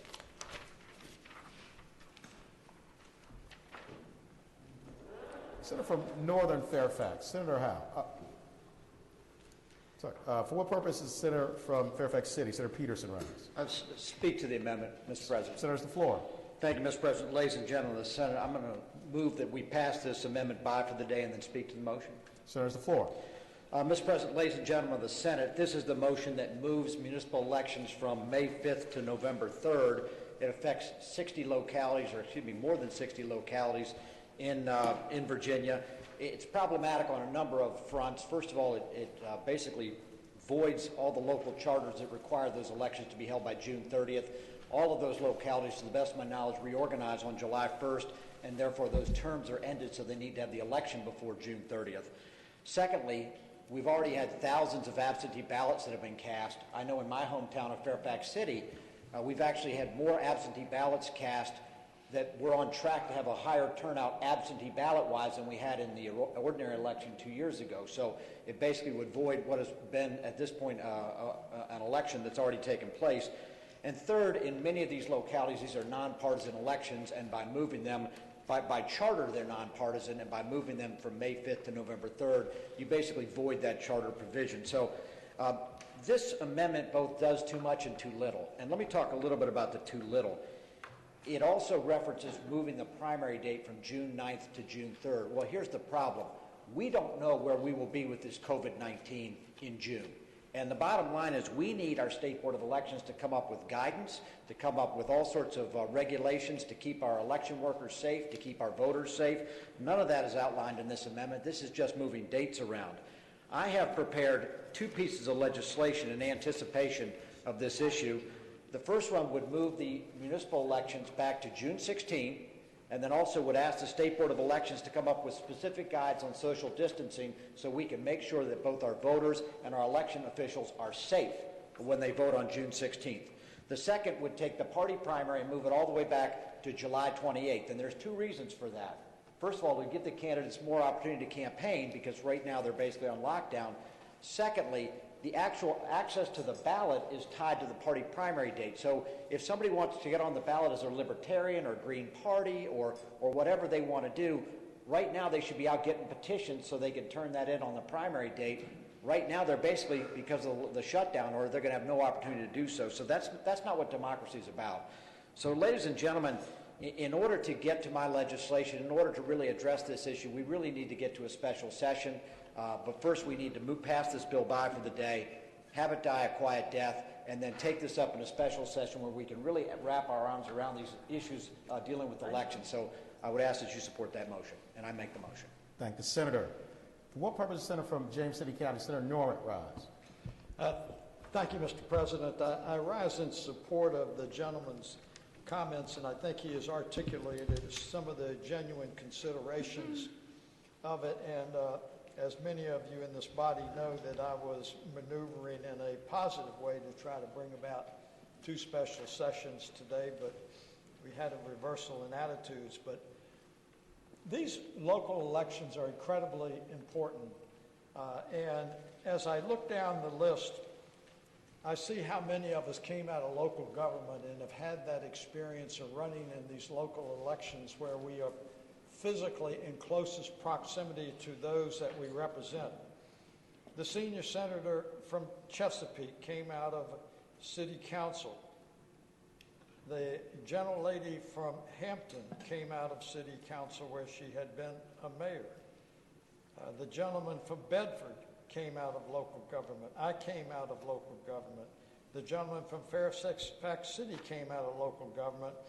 And the senator from northern Chesapeake came out of local government.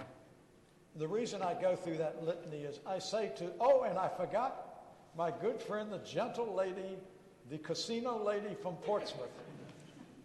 But I say this to you that came out of local government. Put yourself in the place of these candidates on this day, on April the 22nd, to all of a sudden hear all of your campaign efforts, all of your initiatives are for naught. Put yourself in that place, and how would you feel if you, in fact, were the candidate? We need to defeat this budget amendment. Thank the Senator. For what purpose is the senior senator from Chesapeake, Senator Cosgrove, rise? Speak to the amendment, Mr. President. Senator, has the floor.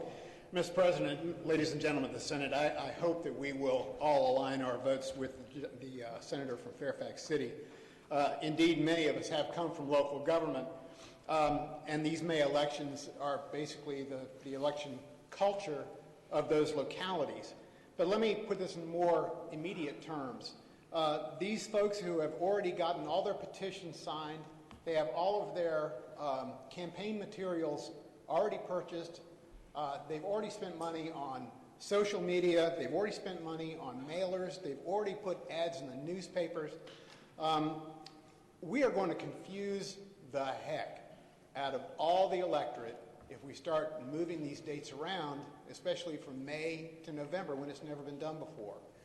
Now, I'd also say the thing that particularly concerns me, as was articulated by Senator Peterson, is that we have had so many absentee ballots already returned to the registrars in these cities. We've never seen anything like it before.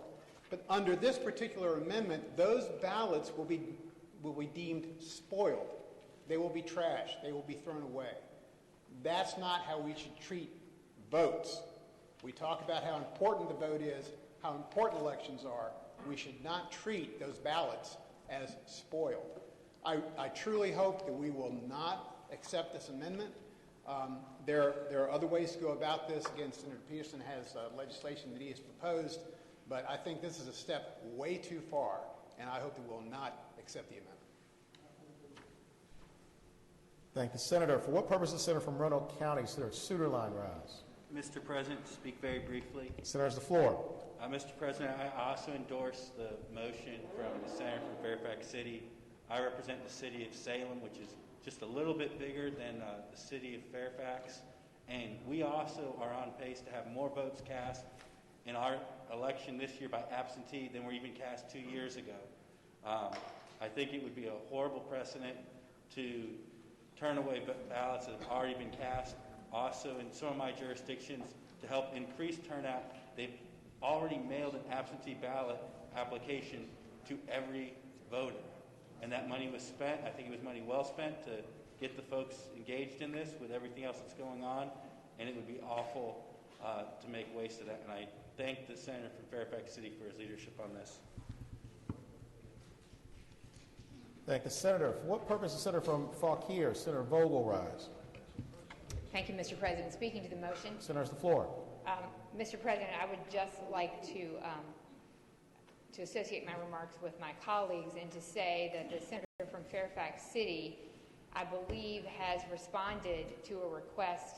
We've heard people talk about candidates, we've heard people talk about the culture of elections, but until the governor sent down this amendment, I think most all of us were hearing from our constituents related to COVID-19 and the health crisis and what was happening in our communities and the impact on the economy.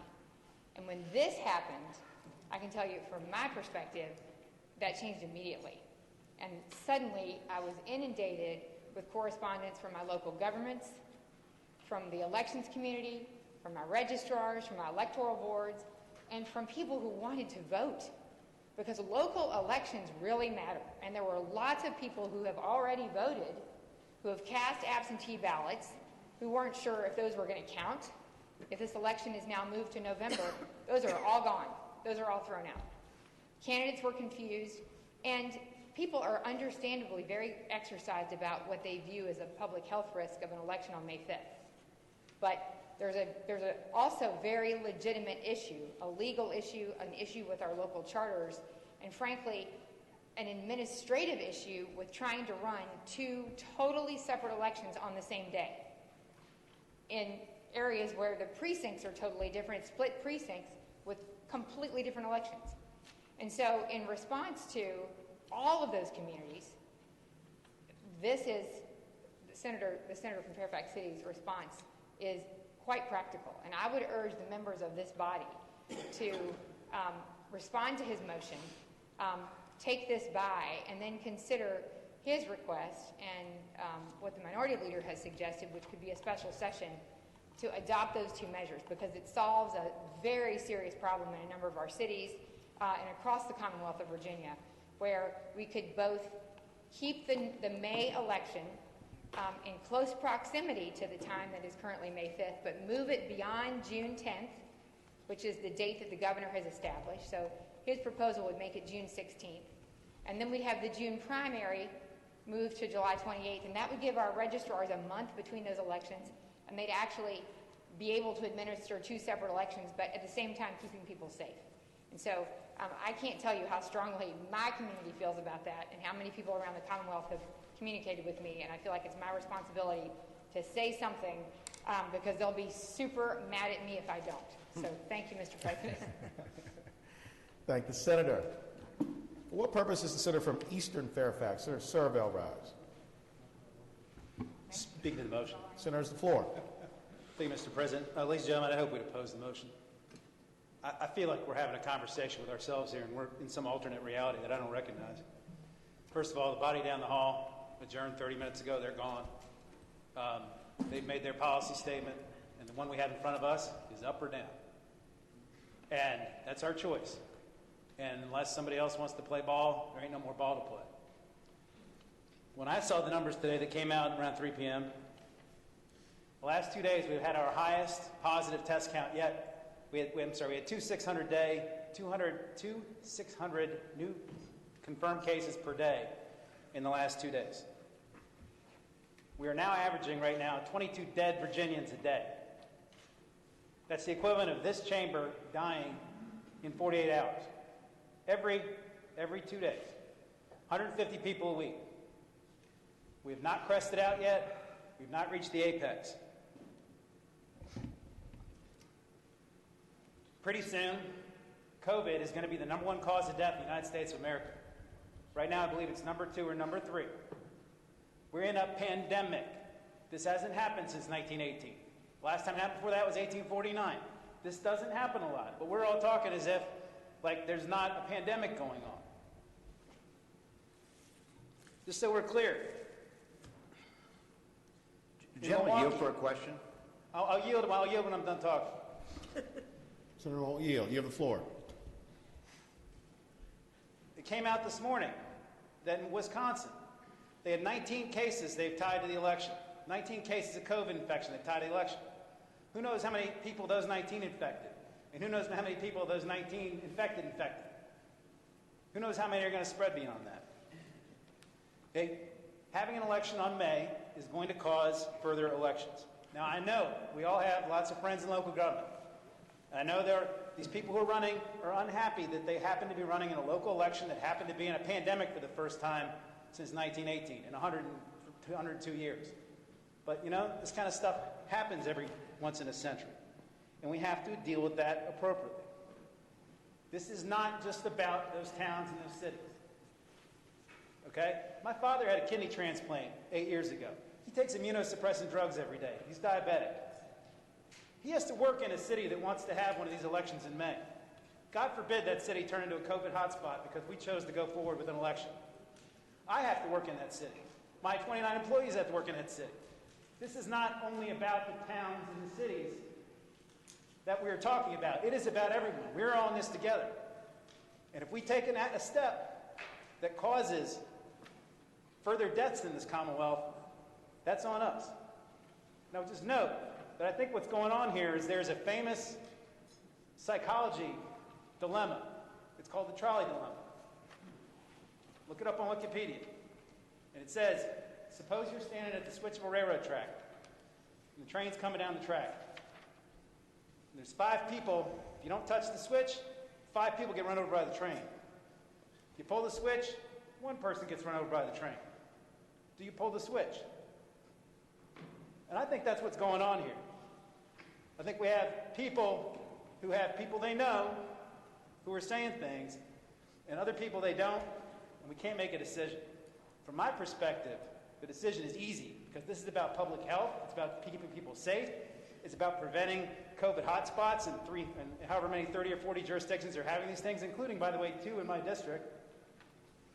It's about everybody.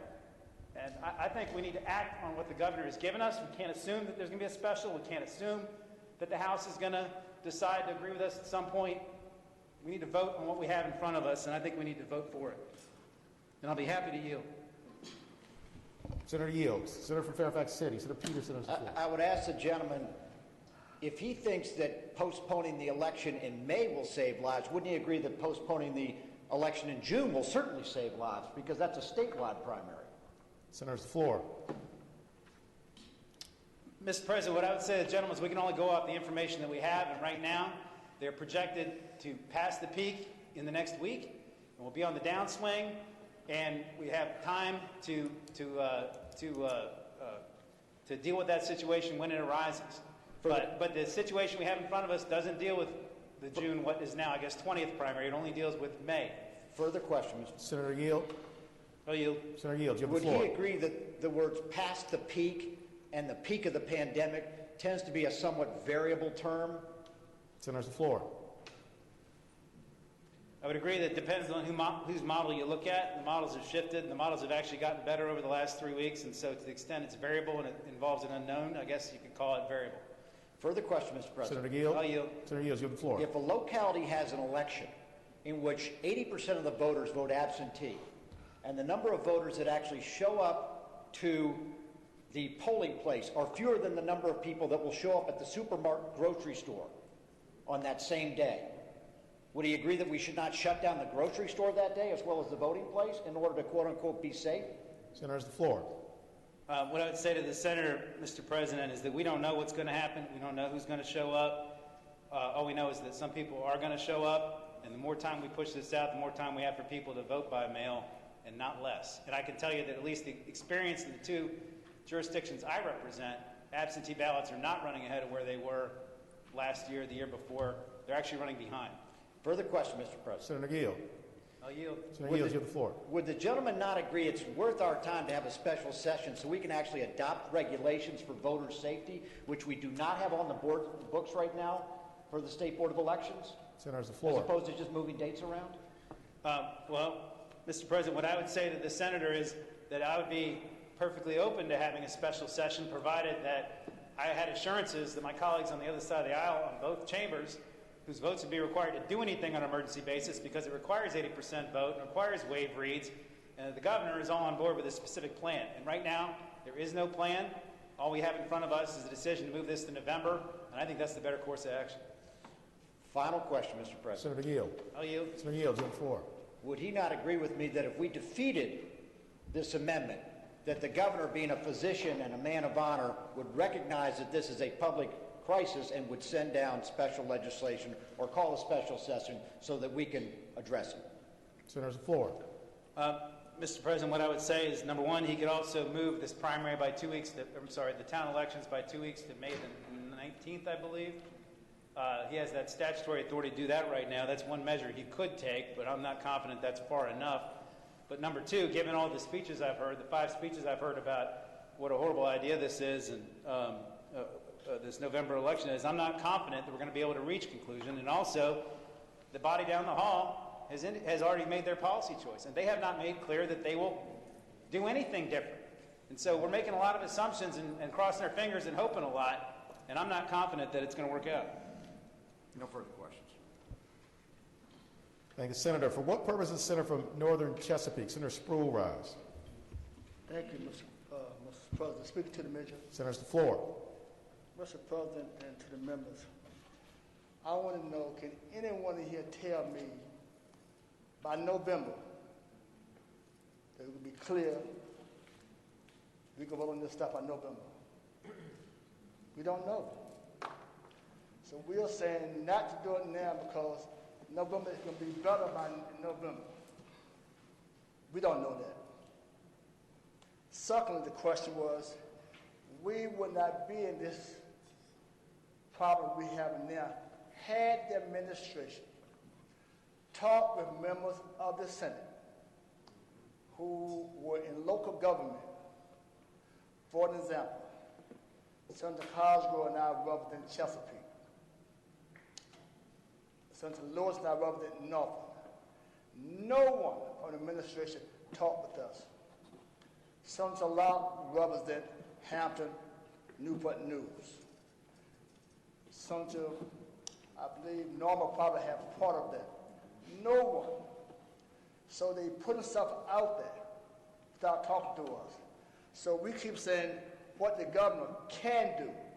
I'm going to tell you what he has not done. He has not informed us at all. Talking about the battle down the hall. We have had a hard time with Democrats in the Senate working with the House. They don't work with us at all. So how in the world do we expect them to do so now? So the key is this, that sometimes we have to do something to force the administration to do something. Whether what Chap wants or anybody wants, they got to do something. So the House, they're not. The House is just the House. They do not work with the Senate at all. I'm talking about the Republicans, I'm talking about the Democrats at all. So we cannot wait on that. Then how do we know from today's date and by June 16th, how do we know there won't be any what's what it is now? So we got to do something now. I am concerned about the safety of the citizens as well. But I'm saying is this. So postpone all the elections. Then what happened in November when we voted on that Tuesday in November? What happened if it's worse now? Are we going to postpone the election in November? No, we're not. We know we're not. So my thing is this, I want to force the administration to do something. I want to let him know they need to talk to us. Senator Dick Saslaw, our leadership, Senator Mayor Locke, our leadership. No one talked with them about that. So now where we are now. So because they have not, we could give in to them. To me, if we don't do this right here, then let's have it on May the 5th. We cannot depend on the administration. We cannot depend on the House to get this thing done for us. I'm ready to do it now. I'm hoping that we can carry this thing by for the day. Thank you. Thank you, Senator. For what purpose, Senator from James City County? Senator Norman, rise. Mr. President, ladies and gentlemen, I apologize for speaking a second time, but I must say that the senator from Eastern Fairfax County tweaked my attention. And I know, being such a skilled, articulate attorney who's a technician, he likes to maintain accuracy. You know, I am so old, not as old as my good friend Senator Saslaw, but I remember there were nobody. I remember when there were times in the Senate where it was not acceptable to discuss what went on down the hall with the House of Delegates, and obviously we have migrated from that. The senator from Eastern Fairfax said that the House has spoken. They spoke with a sleight of hand. That bill was killed twice in the House, and the Speaker struck the board the second time. And finally, they were able to marshal the votes the third time after they had beat up on some of the members. That's the reality. I would further say, Mr. President, that I don't think that we passed egregious legislation under exigent circumstances, and this is pretty egregious. Yes, there are more positive tests that are coming back, but that's because more people are being tested for the first time in the Commonwealth of Virginia.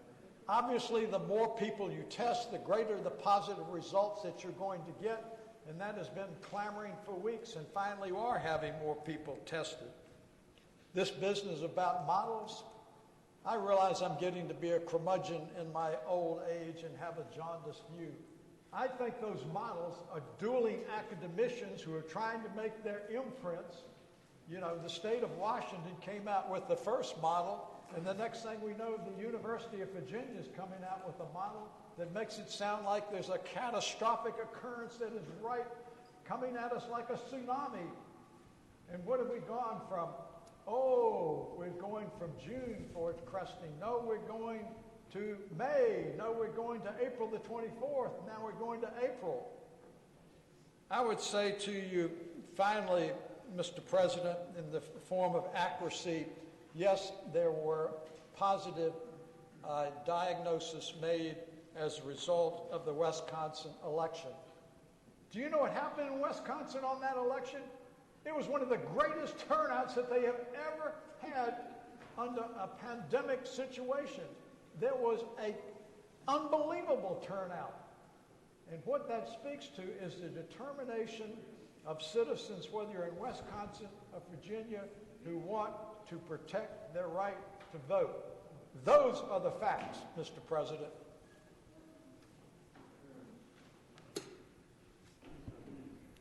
Thank you, Senator. For what purpose is the senior senator from Chesapeake, Senator Cosgrove, rise? Thank you, Mr. President. I won't trespass on a lot of time here. I do want to correct one implication. I don't care who's running in the election. Do I have friends that are running for election in May? I do. Would I like to see them get elected? I would. Do I have people that are running in the May election that I would rather not have elected? Yeah. I'm concerned about the constituents. I'm concerned about the voters. Candidates are a small part of this process. The voters have taken their time. They've cast those absentee ballots. They want to be part of the process. They've become part of the process. Let's not throw their process away. Let's not throw their passion away. Please let's defeat this amendment. Thank you, Senator. Do any senators other than the senator from Fairfax City, Senator Peterson, wish to be heard regarding the motion? Seeing none, Senator from Fairfax City, Senator Peterson. Thank you, Mr. President. And, with all respect to my colleagues, I apologize for speaking twice. I haven't spoken all day today. And I have such great respect for this body, and you know, all of us are here for a moment in time, and I respect the passion of my colleague, my former law partner from Eastern Fairfax. But you know, there's a time and a place that you just sometimes have to take a stand. And we're all scared. I'm scared. I'm scared for my mom. I'm scared for my in-laws. I'm scared like anybody else is. But you know what? Sometimes you have to make a stand. And we have to make decisions based on science. And we also have to make decisions understanding that we're a democracy, okay?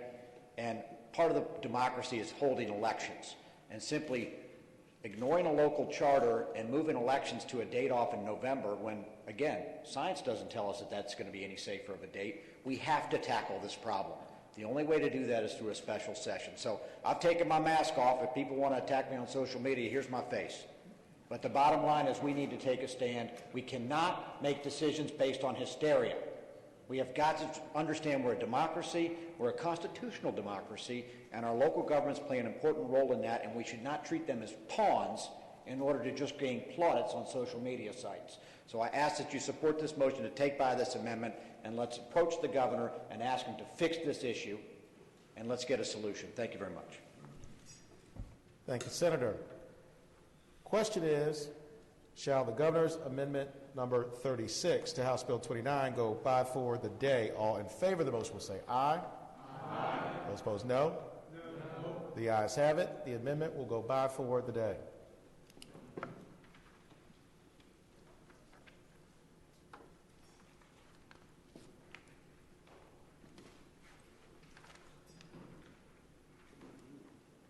House Bill 30.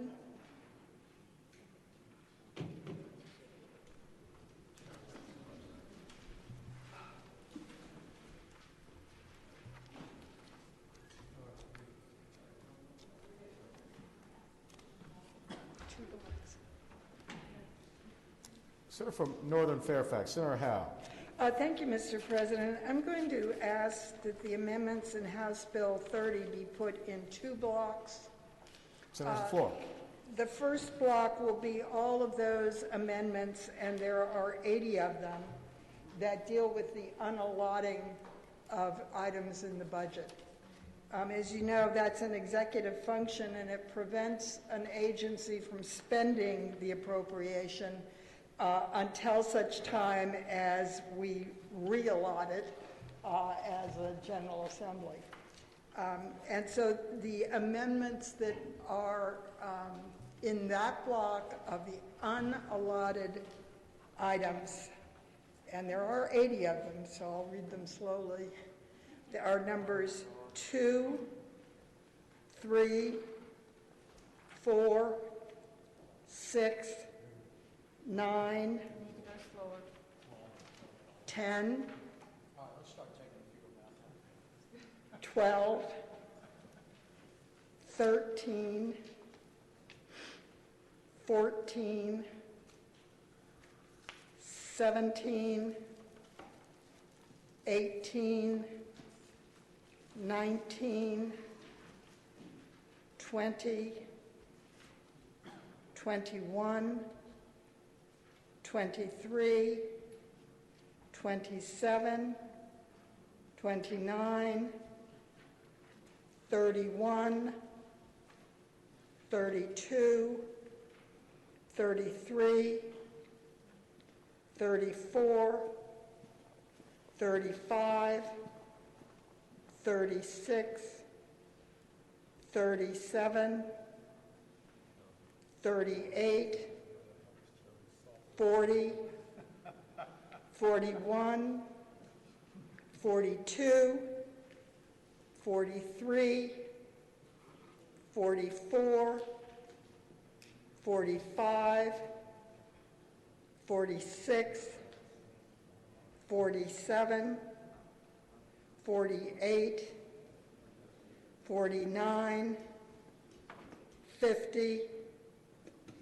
52, 53, 54, 55, 56, 57, 58, 59, 60, 61, 62, 63, 64, 65, 66, 67, 70, 71, 73, 75, 81, 83, 84, 85, 86, 87, 88, 93, 94, 95, 96, 98, 99, 102, 103, 104, 105, 106, 108, 109, 119, 121, 124, and 125. Madam Clerk, I have a lot of respect for you now.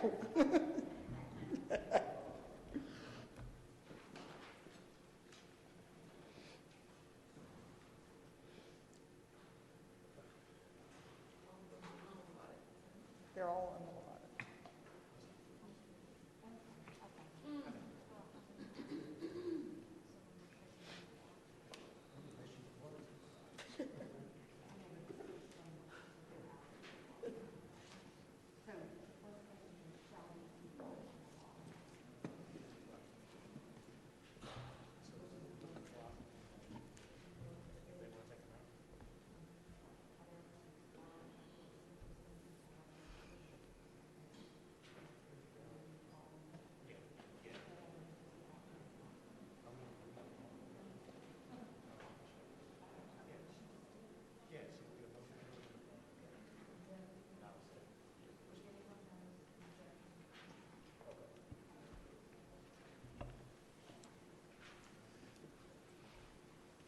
Mr. President. Senator from Bedford, Senator Newman. Mr. President, did that serve as a motion? Is that right, Mr. President? Not yet.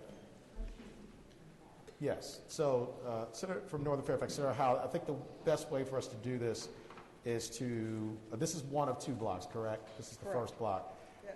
With the 80 amendments on House Bill 30, is if the senator would put these in a block, a motion to put them in the block, if any senator wants to take any one of these amendments out of the block, if you would hit your button to notify us as opposed to going through each one again. So the first motion would be to put it in the block. And we would vote on it in a block, except for if any senator has any amendment they want to take out of this block, please push your button right after we make the motion. So, Senator from Northern Fairfax, Senator Howell. Mr. President, I move that those 80 amendments be put in a block. Thank you, Senator. Without objection. Actually, Senator from Bedford, Senator Newman. Mr. President, just speaking briefly to the motion. Senator Mr. President, first, I know these are painful items, and I won't go recount, but this is $2.2 billion, and there are $2.2 billion of things that we wanted to do, and I appreciate the fact that the governor is making hard decisions along with us to do it. There is just one item that I just wanted to state is that it is unfortunate, I think, that there is not an allotment for the scores of new state employees we're going to hire in this budget. And that is what is most troubling. Not that we're doing the right thing here, but that we are going to go out in the next month or so and hire scores of new state employees. We put them all over the budget, all over the budget, in a lot of the bills we pass and otherwise, and those are not in this list of unallocated. I'm concerned we're going to be here in a few months furloughing a lot of state employees. We did it under the Wilder administration and otherwise. And Mr. President, I'm delightful. I'm going to vote for the list. I think it took some bravery to come up with this kind of cuts. I think we're going to have to do more. I just wish we weren't not also in the same time hiring a lot of new state employees that I think we're going to end up potentially furloughing at a later time. Thank you, Mr. President. Thank the Senator. For what purpose, Senator from Hanover, Senator McDougal rise. Mr. President, one of the items in the block is one I need to abstain on. Should I just take it out of the block or make the motion at the end? The Senator can make that motion at the end. Thank you, Mr. President. Thank the Senator for the inquiry. And Senator from Northern Fairfax, Senator Howe, if you want to make that motion again to put them in the block, we'll do that by a voice vote. And then if anybody again has a similar objection or any issue, please push your button so we can address that. Senator from Northern Fairfax, Senator Howe. Thank you, Mr. President. I move that all those 80 items in the block be agreed to. Thank you, Senator. The question is, shall the 80 amendments read by... We haven't voted to put them in the block yet. Yes.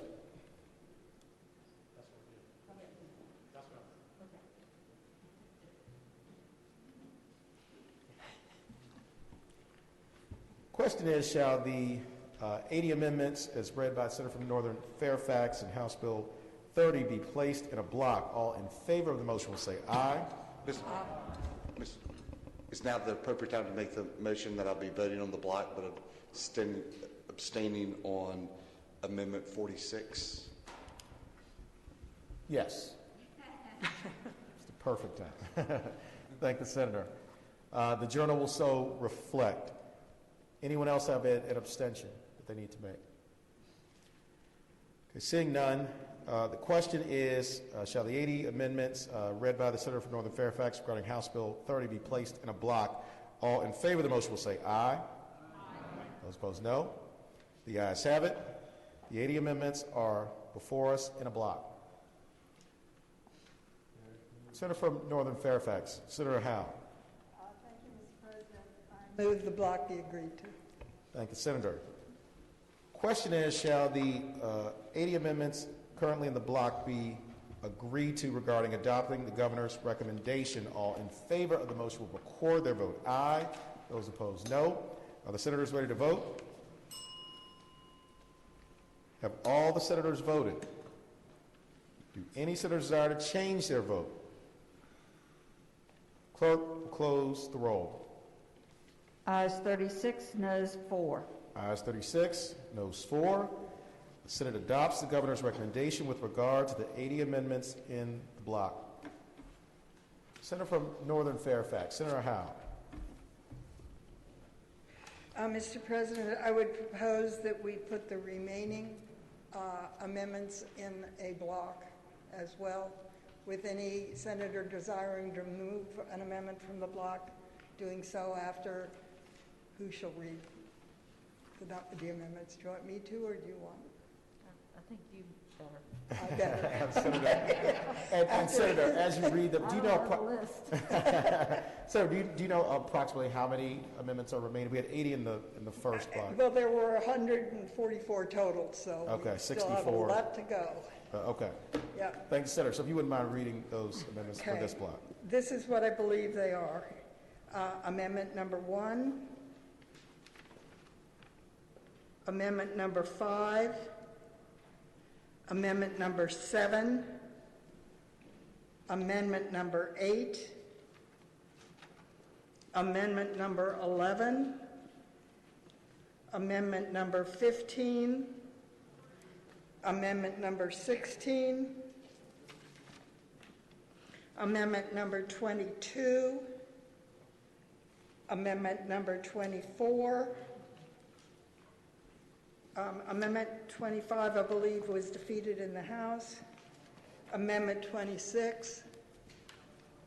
Amendment 28 was defeated in the House. Amendment 30. No. No. Senator, not 28 apparently was not defeated in the House. I'm sorry. Okay. Okay. So 28 will be in this block? So 28 is in the block. Okay. Thanks, Senator. Please continue. Amendment 30. Mr. President, Senator from Bedford, Senator Newman. amendment number 30 come out of the block. Without objection, amendment number 30 will be removed from the block. Amendment 39. Amendment 51. Amendment 68. Amendment 69. Amendment 72. Amendment 74. Mr. President. Senator from Bedford, Senator Newman. Mr. President, could amendment number 74 come out of the block? Without objection, amendment number 74 is removed from the block. Amendment 76. Amendment 77. Amendment 78. Amendment 79. Amendment 80. Amendment 82. Amendment 89. Amendment 90. Amendment 91. Amendment 92. Amendment 97. Amendment 100. Amendment 101. Amendment 107. Amendment 110.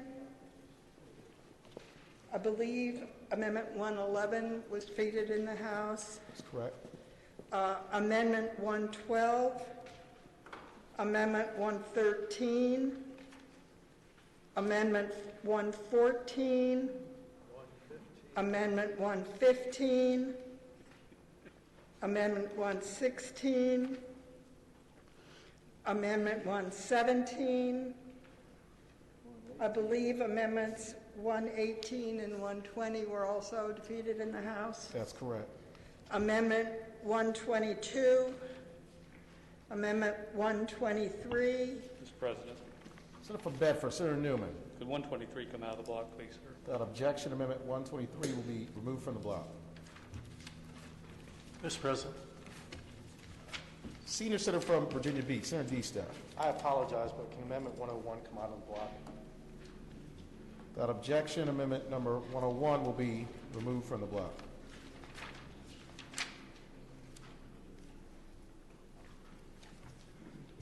Mr. President, Senator from Roanoke County, Senator Suderline. can 113 and 114 please come out of the block? Without objection, amendments number 113 and 114 will be removed from the block. 113 and 114.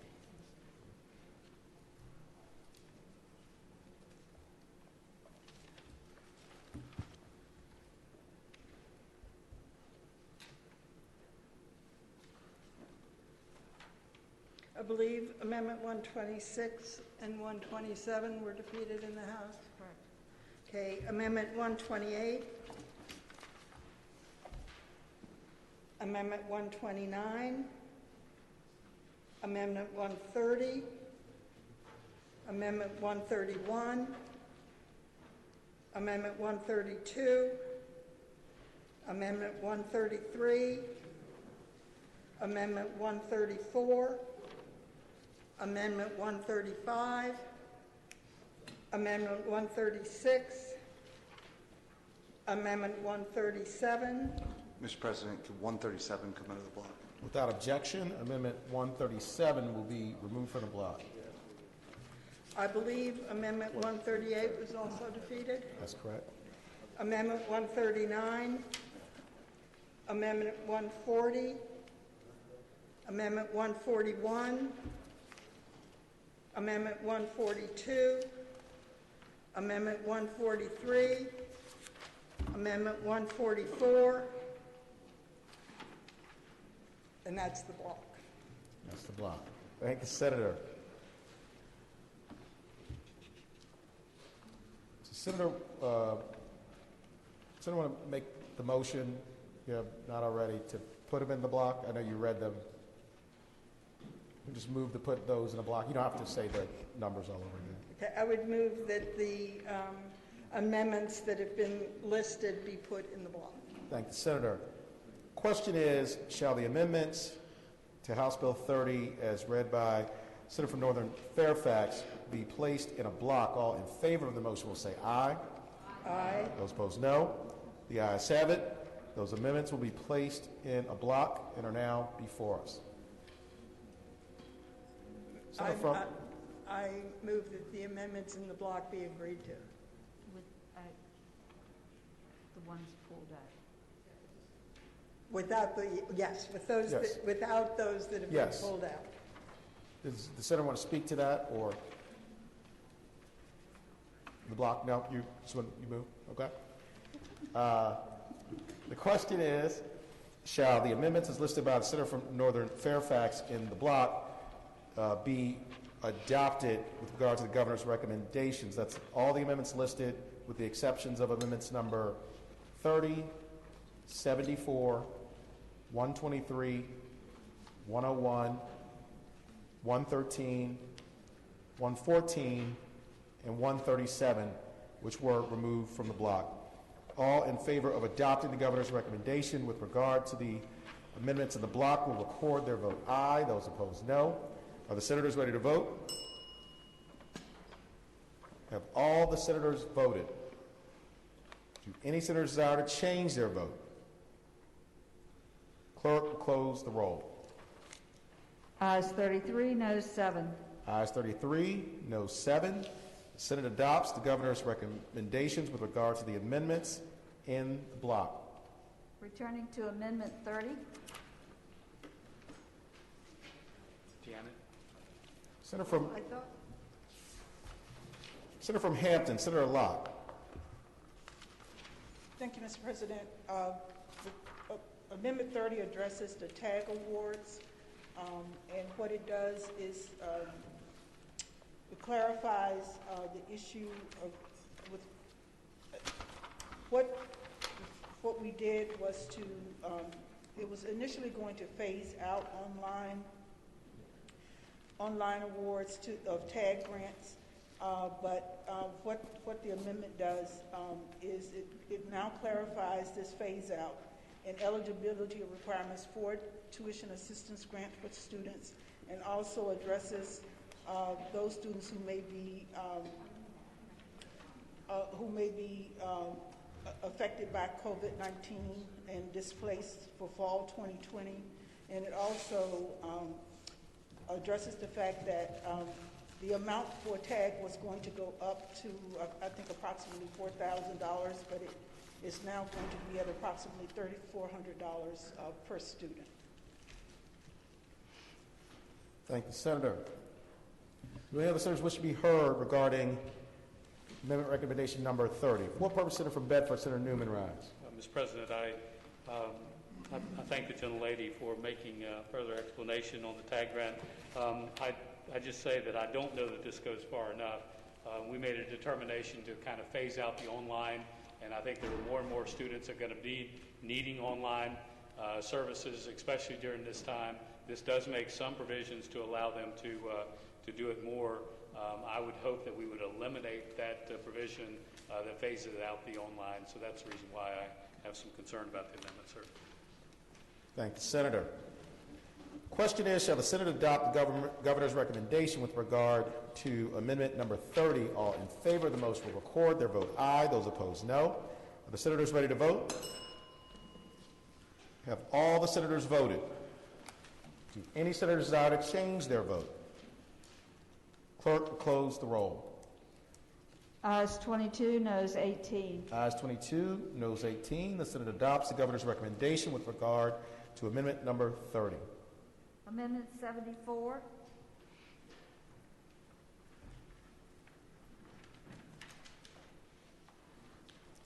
Senior Senator from Richmond City, Senator McClellan. Thank you, Mr. President. I move that Amendment 74 be adopted. I'm speaking to that. Senators, the floor. Thank you, Mr. President. This is the item that deals with increased access to long-acting reversible contraception, also known as LARC.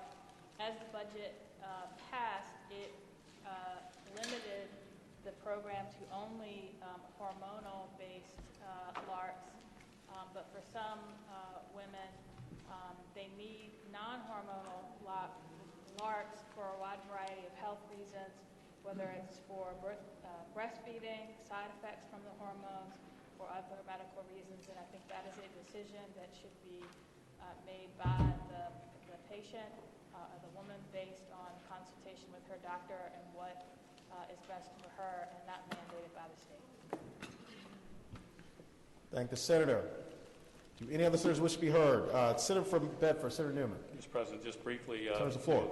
The Senate has discussed this item many, many times. We know that most of us are very supportive of LARCs. I believe they're a very good contraception and they're a very good program. I'm very supportive. We have eliminated an old technology in the copper IUD for a long time. It is basically not used today, notwithstanding some things that we've heard today, and I don't know why we have to put it back in at this time, especially using these funds. So I think that the former position of the Senate is better, and therefore I'll be opposing amendment number 74. Thank the Senator. Question is, shall the Senate adopt the governor's recommendation regarding amendment number 74? All in favor of the motion will record their vote aye. Those opposed, no.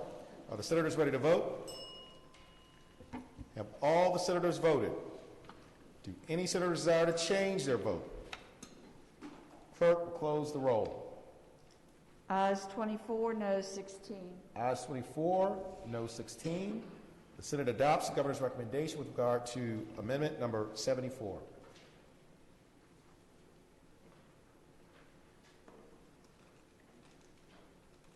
Amendment 123. I'm sorry, Amendment 101. Senator from Portsmouth, Senator Lucas. Thank you, Mr. President. Mr. President, Senate Bill 101 allows the Department of Corrections to discharge from incarceration or place into a lower level of supervision, including probation, home electronic incarceration, or community corrections, any prisoner except those convicted of a Class 1 felony or sexually violent offense with less than 1 year remaining on their sentence, if it is determined that such action will assist in maintaining the health, safety, and welfare of any prisoner and is compatible with the interests of society and public safety. And so with that, Mr. President, I move that that we adopt the governor's recommendation. Thank the Senator. Do any other senators wish to be heard? What purpose does the senior senator from Virginia Beach, Senator D. Staff, rise? Mr. President, I had this moved from the block because past actions have shown that the discretion of releasing certain prisoners and putting them into whether it's homes or other institutions when they're not directly being supervised has led to additional problems, and from a public safety standpoint has added a public safety risk. So I don't think this is a good idea. I think the past actions of not just the parole board, but what's happened recently has shown that the discretion there is not appropriate, and I can't support something like this. Thank you. For what purpose does the senator from Western Fairfax, Senator Marsden, rise? Thank you, Mr. President. Speak briefly Senator's floor. To the amendment. The corrections directors are very conservative people, and they are not going to release into the community those who they feel like they cannot supervise, who do not exercise good judgment, who have not matured, and they have some predictability in prison. And I think, again, in light of the COVID-19 outbreak, that this will help our prison population to be able to be spread out. And I think that it's good policy at this point in time. But trust me, they are not going to let anyone out without a good plan and without certain knowledge that this individual can be trusted to most likely abide by the revisions that have been made and their new supervision situation in the community. Thank the Senator. For what purpose is the Senator from Rockingham, Senator Obenchain, rise? Mr. President, would the Senator from Portsmouth yield for a question? Senator Yield. Yes, sir, Mr. President. Senator Yield, you have the floor. Mr. President, I listened with great interest when we took up the similar or corresponding amendment in the caboose budget. And since the caboose budget provision is by definition very limited duration, this didn't come to mind, but my question to the gentlelady is this budget amendment limited by the state of emergency? Does it expire when the state of emergency is lifted, as is the case with many of the other amendments that have been offered by the governor in order to address the public health crisis, or is this something that's going to be standing for the 2-year duration of the budget? Senator has the floor. Yes, sir, Mr. President. I would respond to the senator from Rockingham that under the note, the governor states that it is the state of emergency for COVID-19 in the Commonwealth and is in effect until June 10, 2020, but can be extended or rescinded by the governor as needed. So just based on the information that I have, Mr. President, the date is effective until June 10, 2020. Mr. President? Hang on. Mr. Further President, question? further question? Senator Yields. I yield. Senator Yields, you have the floor. And I appreciate that that's the gentlelady's, it sounds like it's the gentlelady's understanding and belief and intent that this would only extend during the state of emergency, but I'm looking at the text of amendment number 101, and I do not see any language to that effect in there, and I wonder if the gentlelady could point me to that language in the actual amendment. Senator has the floor. Mr. President, I will respond to the senator from Rockingham that the only clarification I have is under the governor's notes that said that the authority is limited to when the governor declared a state of emergency in response to a communicable disease of public health threat. And still goes back to the effective date being until June 10, 2020. Thank you. Thank you, Senator. For what purpose is the senior senator from Virginia Beach, Senator D. Steph, rise? Mr. President, will the gentlelady from Fort Smith rise for a quick question? Senator Yield. Yes, sir, Mr. President, I yield. Senator Yield, you have the floor. And Mr. President, if you could ask the gentlelady on provision number 4 under Amendment 101, it reads, the provision of this section shall expire on July 1st, 2021. Does the gentlelady see that as provision number 4? Yes, I do see that under provision number 4. Further question? So, Mr. President, if I may, speaking to this, Senator has the floor. I'm a little concerned that this goes out for 2 years or through the entire 2-year budget, and that it's not limited to COVID-19 as explained in the governor's notes, that specifically in provision 4 it says the provision of this section shall expire on July 1st, 2021. And Mr. President, that's of grave concern to me. And that's why I'll be voting against this measure. Mr. President. For what purpose is Senator from Bedford, Senator Newman, rise? Mr. President, I don't know that I agree with this, but I do believe that it's important to go into item number 1 that the gentlelady is speaking of, and it indicates there that during the duration of declared emergency, this power exists. So I believe, Mr. President, that it is only during the time that the emergency exists, and then it must expire on the date that the gentleman from Virginia Beach indicated. So I believe that that concern is most likely covered, Mr. President. Mr. President, that is also my understanding. Thank you, Senator. For what purpose is the senior senator from Richmond City, Senator McClellan, rise? Thank you, Mr. President. The gentleman from Bedford pointed out what I was going to point out, that you have to read section number 1 and section number 4 together. And so it's only during a declared state of emergency. This is identical to, in every other respect, to what we already passed as an amendment to House Bill 29, and it is only for those prisoners who have less than a year left in their term. And so you're just basically accelerating what is already going to happen during communicable disease pandemic. Thank the senator. For what purpose does the senator from Southern Fairfax, Senator Barker, rise? Mr. President, just quickly to add to what's been said, certainly on 402W1, it does make clear, as the senator from Bedford referenced, that it is specific to the period of the declared emergency. And actually, and also in the working papers that are available, it does say the authority is limited to when a governor's declared state of emergency in response to a communicable disease of public health threat is in effect. So it's actually covered in a couple of different places. Thank the senator. Do any other senators wish to be heard? Seeing none. Question is, shall the Senate adopt the governor's recommendation with regard to amendment number 101 in House Bill 30? All in favor of the motion will record their vote aye. Those opposed, no. Are the senators ready to vote? Have all the senators voted? Do any senators desire to change their vote? Clerk will close the roll.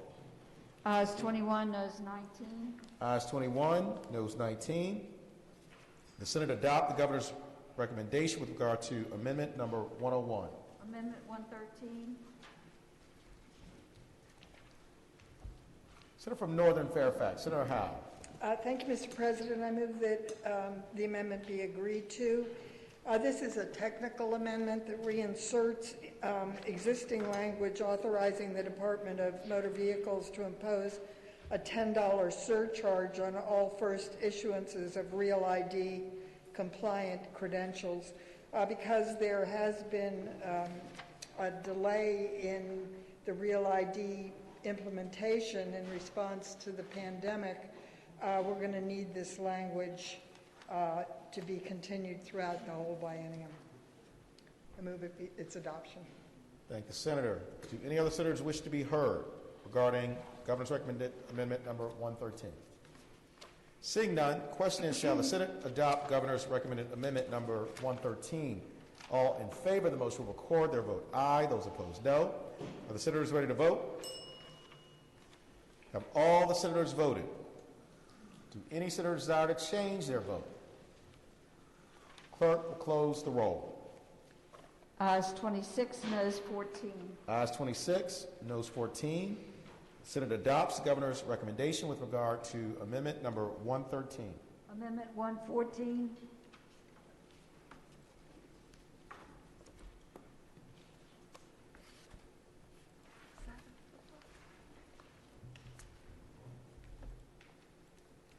Senator from Northern Fairfax, Senator Howe. Thank you, Mr. President. I hadn't marked that as out of the block, so I'm sorry.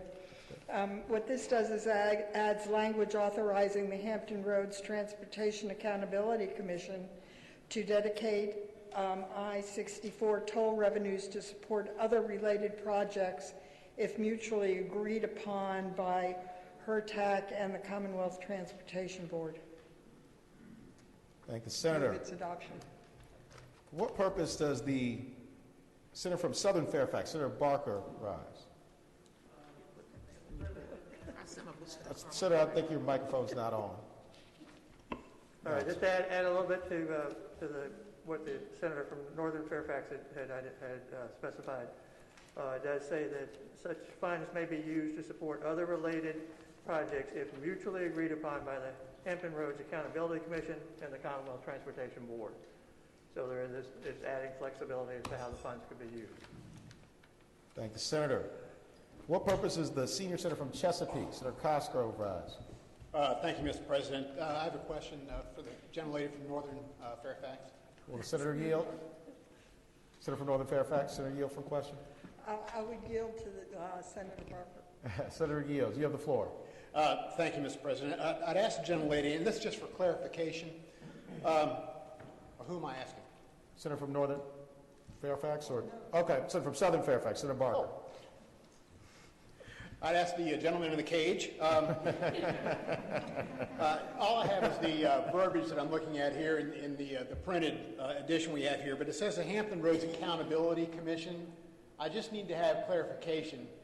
That is actually the Hampton Roads Transportation Accountability Commission, HR TAC. Okay. Senator's the floor. HR TAC is one thing, this says something else. On what I have here, it does say just the Hampton Roads Accountability Commission. Does not say that add the TAC, the T in there. I don't know whether whether that was supposed to have been in there, or whether staff would have any observation on that. Senator from Portsmouth, Senator Lucas. Yes, sir, Mr. President. It is the Hampton Roads it is the HR TAC. It's okay. So, Senator from Chesapeake is correct. It's HR TAC. All right. I thank everybody. Thank you, Senator. For what purpose is Senator from James City County, Senator Norman, rise? Thank you, Mr. President. I'm wondering if the gentleman in the box from southern Fairfax County would yield for a question. Will Senator yield? Please, Senator, put your microphone on.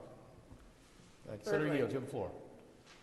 Mr. President, I would preface my question by saying that there may be some concerns percolating down there on the I-64 toll revenues, and my concern is, as I read the language, is there any way under the way that this budget amendment is written for the Commonwealth Transportation Board to strong-arm HR TAC into spending revenues that perhaps HR TAC does not embrace with the same enthusiasm as a Commonwealth Transportation Board? Senator's the floor. Yes, Mr. President and Senator Norman, I'm reading the language here. It is quite clear to me that you have to have a cooperation and an agreement of both of those, and that the Commonwealth Transportation Board cannot strong-arm HR TAC to be able to dictate how the monies would be spent. I thank the gentleman, Mr. President. Thank you, Senator. Do any other senators wish to be heard regarding the governor's recommended amendment number 114? Seeing none, the question is, shall the Senate adopt the governor's recommended amendment number 114? All in favor of the motion will record their vote aye. Those opposed, no. Are the senators ready to vote? Have all the senators voted? Do any senators desire to change their vote? Clerk will close the roll. Ayes 27, noes 13. Ayes 27, noes 13. The Senate adopts the governor's recommended amendment number 114. Amendment 123.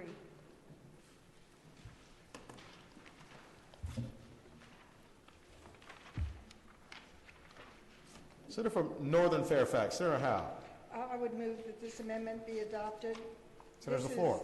The companion to the amendment we had in House Bill 29, which deals with the $50 million general fund in the second year and anticipated state matching funds for the COVID-19 federal relief funds. We have discussed it extensively in 29, and this is the same, but all in 30. Thank the Senator. What purpose, Senator from Bedford, Senator Newman, rise? Mr.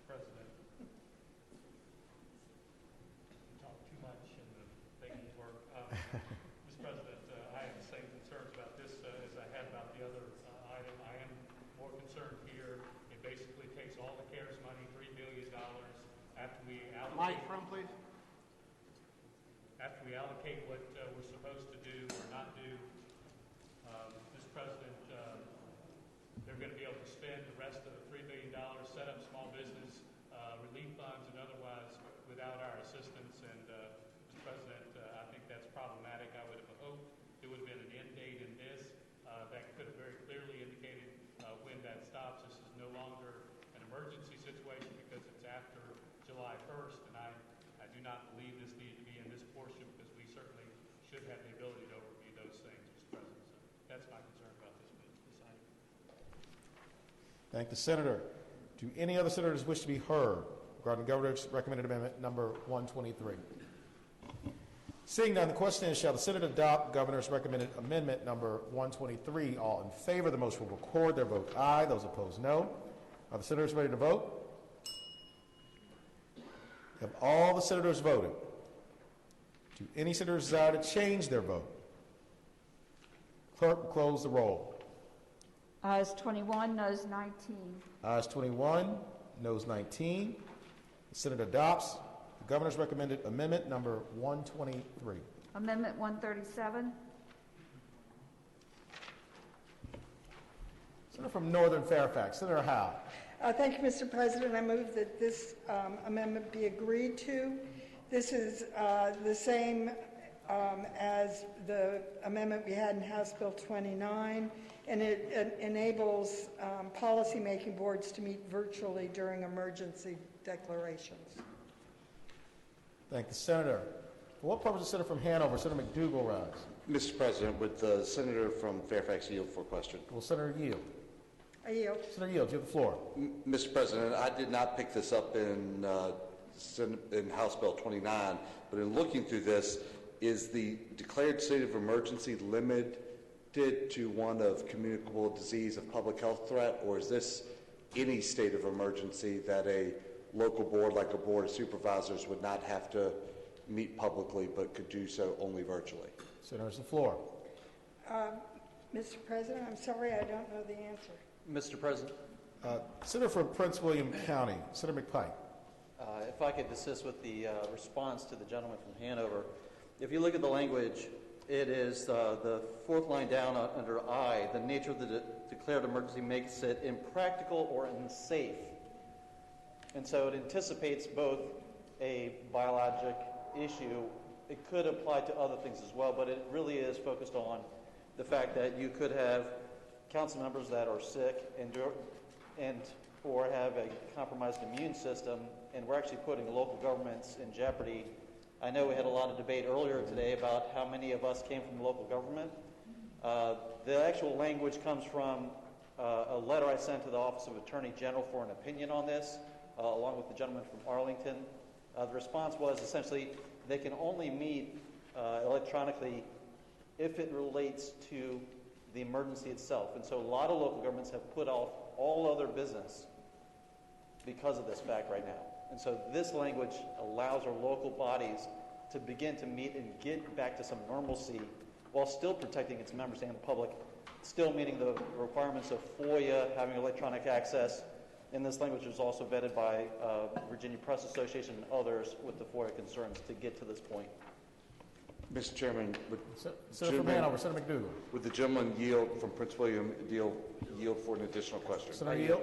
Mr. President, so if I'm understanding your response, this is not limited to a state of emergency and a public health threat of a communicable disease. This could be for a hurricane, an ice storm, a demonstration, anything whatsoever. Senator, the floor. Mr. President, I'd respond as written. If it is in relation to a declared state of emergency and it is impractical, then yes, under item I. Okay. Thank you, Mr. President. Mr. President, speaking to measure briefly. Senator, the floor. Mr. President, I think a measure like this should be done through a statute, and we should have a lengthy discussion. But when we're talking about the ability to access our local governments, the bodies, whether they be supervisors or councils that make decisions, certainly when we're dealing with a situation like we are now, where there's a communicable disease of public health threat, that sets one condition. But this doesn't limit it to that. So if there's an ice storm in Southwest Virginia and there's a state of emergency, this leaves all options. I don't know what the definition of impracticable is. If it's that my car won't start, so it's impractical that I make it to the meeting, does that meet this definition? So, Mr. President, I'm going to not support this because it is not tied to a tight definition of communicable disease of public health threat. Thank the Senator. For what purpose does the Senator from King George, Senator Stewart, rise? Speak to the measure, Mr. President. Senator's the floor. Mr. President, I want to comment on what the gentleman from Hanover said, and he's right in some respects. It's not perfect. The language is not perfect, and it could have been drafted better. But what I will also tell the body is local governments need this now. And this kicks in July 1st, and I hope they don't need it July 1st. I hope things are better, but I'm not that optimistic today. I may be the only lawyer in here who represents a local government. I'm also the chairman of the FOIA Council, along with the gentlelady from Hampton, and I suspect she's had just as many inquiries as I have about how we get around this. So yes, I'd rather have a special session where we could actually work out a bill that is better language and better defines what we need. But until we get that, we need to adopt this so that local governments can continue to run their counties. And it's not just local governments. Mr. President, would the gentleman yield for a question? And other bodies. Well, Senator Yield. Senator Yield, you have the floor. Mr. President, would the gentleman concede that in House Bill 29, we voted unanimously to extend this opportunity until July 1, which leaves us almost 4 months in which we could have a special session in order to address this for the future instead of having it in place for, if this passes, it will be in place for the 2-year budget cycle of this bill. So from July 1, 2020 until June 30th, 2022. Senator, the floor. Mr. President, I would say to the gentleman, he's probably a better mathematician than I am, but I think we have 2 months. And if until July 1st. I don't know that we're going to get a special session. I don't have the power to call that special session. I will admit or concede that this language is not perfect, as I said before. But we need this language unless and until we can adopt a better bill. And I don't think that the language was intended for any nefarious purposes. I don't imagine it will be used for that.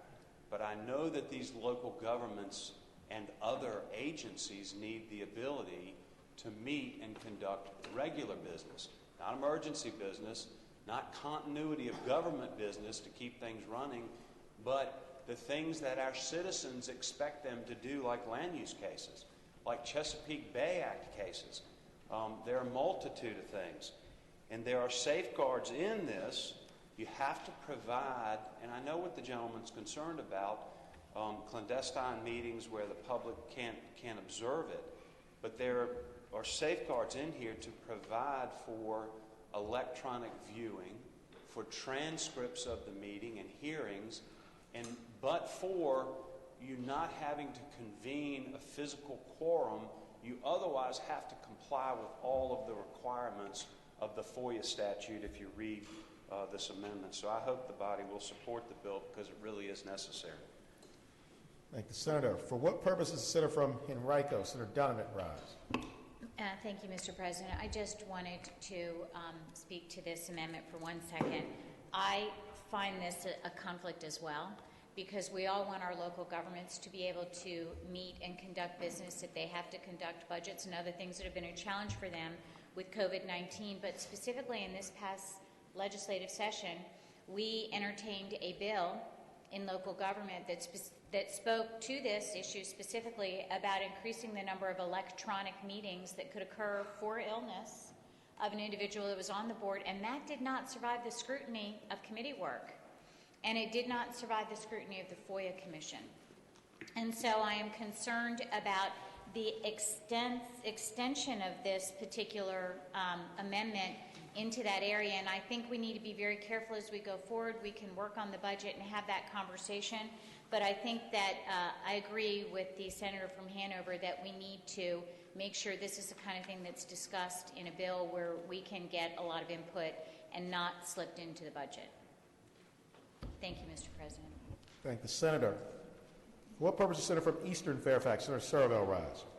Speaking to the amendment. Senator's the floor. Thank you, Mr. President.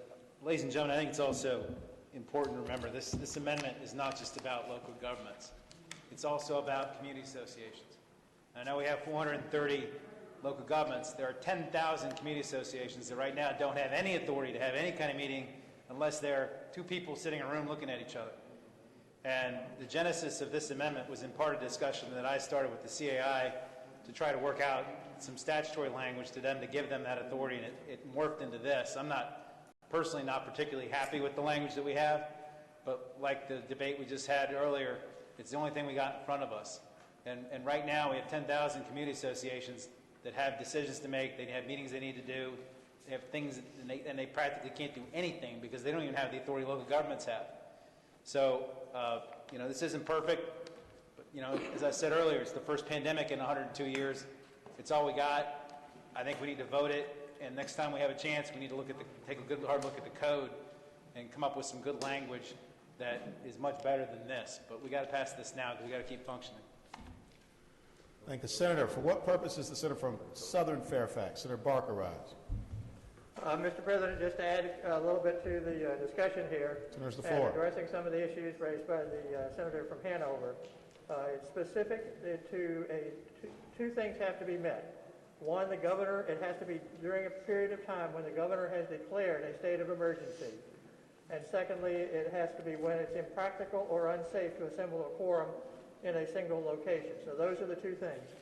It does not allow this situation to extend beyond the period of time when the governor has a declared state of emergency, and it does not limit it to just a state of emergency when there's a public health crisis. So it is broader in one sense, but it is time limited, and it does not go for the rest of this biennium beyond the time of the emergency.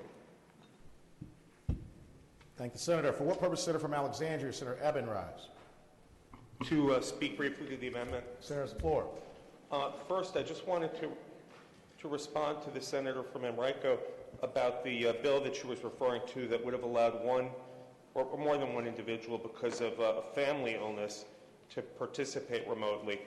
This is very different. It's not about one person having a family member who's ill, and it's not theoretical. This is not about some future situation that we're speculating about. This is about the here and now. It's about pregnant local officials, young mothers or fathers, people who are afraid to bring something home to their family members who are already at risk. And it's not just about local officials, it's about the staff. This is something that's very important to the Virginia Association of Counties, to VML. You can see from this meeting today that we've taken extraordinary measures to meet in a new site, to spread out in a way that might not be allowable or practical in a local council chambers, or local city council chambers room. And I know I've gotten calls from constituents who are concerned the Board of Architectural Review can't meet, so how can they do the remodeling of their home before they are scheduled to move in? People who want the Board of Zoning Appeals to meet, concerned that when this finally gets back to normal, that there's going to be such a backup in work for local government, work for these local commissions, that things are going to be a lot slower than they need to be. So let's, even in these extraordinary times, let's allow government to work the best it can. And with that, I would move or hope that we pass the amendment. Thank the senator. For what purpose is the senior senator from Chesapeake, Senator Cosgrove rise. Speaking of the amendment, Mr. President. Senator's the floor. I always kind of have to check myself when I'm going to agree with the gentleman from Eastern Fairfax, but this time I have to say that basically there are groups that need to have this ability, and I'll give you a prime example, and that would be, as I mentioned earlier, the Hampton Roads Transportation Accountability Commission. We needed to have a meeting in order to issue bonds for road work, but we were prohibited from doing that because the governor had already basically said you can't have a meeting with more than 10 people. Well, HR TAC is a lot more than 10 people, but we couldn't have a virtual meeting, so we were in trouble. Basically, if the governor calls a state of emergency, with the technology we have now, we need to give localities, we need to give these bodies the ability to meet in a timely manner so they can meet deadlines, so they can meet interest rates, et cetera. Bills are great to have before committee, but in the last session, we had no idea what this was going to be about. We had no idea we were going to be here in the Science Museum of Virginia having this meeting. So I hope that we will actually adopt this amendment, and anyway, this is one of the few times Senator Serval and I are going to be on the same page. So there you go. Thank you. Thank you, Senator. For what purpose, Senator from Prince William County? Senator McPike rise. Mr. President, speaking for the amendment, and I'll be brief. I just want to thank some of the partners that are actually at the table working on this. It's not a lot of the time you see the Virginia Press Association and VACO, VML, and other partners actually collaborate. I think everyone understood the need to act on this and to come together, and I agree with some of the comments. It's not perfect, but I think we're all committed to improve it as we move forward together. But it is important we pass this tonight, so I appreciate the body's time. Thank the Senator. Question is, shall the Senate adopt the governor's recommendation regarding amendment number 137? All in favor of the motion will record their vote aye. Those opposed, no. Are the senators ready to vote? I would have voted for you, chap. Y'all, you need a bell? You guys want a bell? Okay. No, you're fine. There you go. Have all the senators voted? Do any senators desire to change their vote? Clerk will close the roll.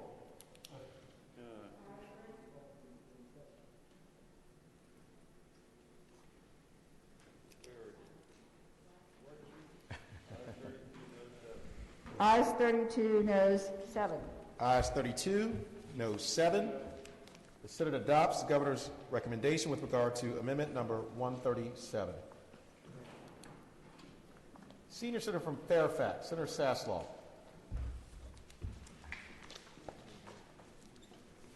I didn't think I'd ever get this chance. Madam, I would ask the Madam Clerk, does this complete the calendar? Yes, sir. Thank God. Senator, do any other senators wish to be recognized this time? Seeing none. Actually, are there any announcements on the desk? Yes. We really do appreciate everyone's support today and sticking with the rules of the game.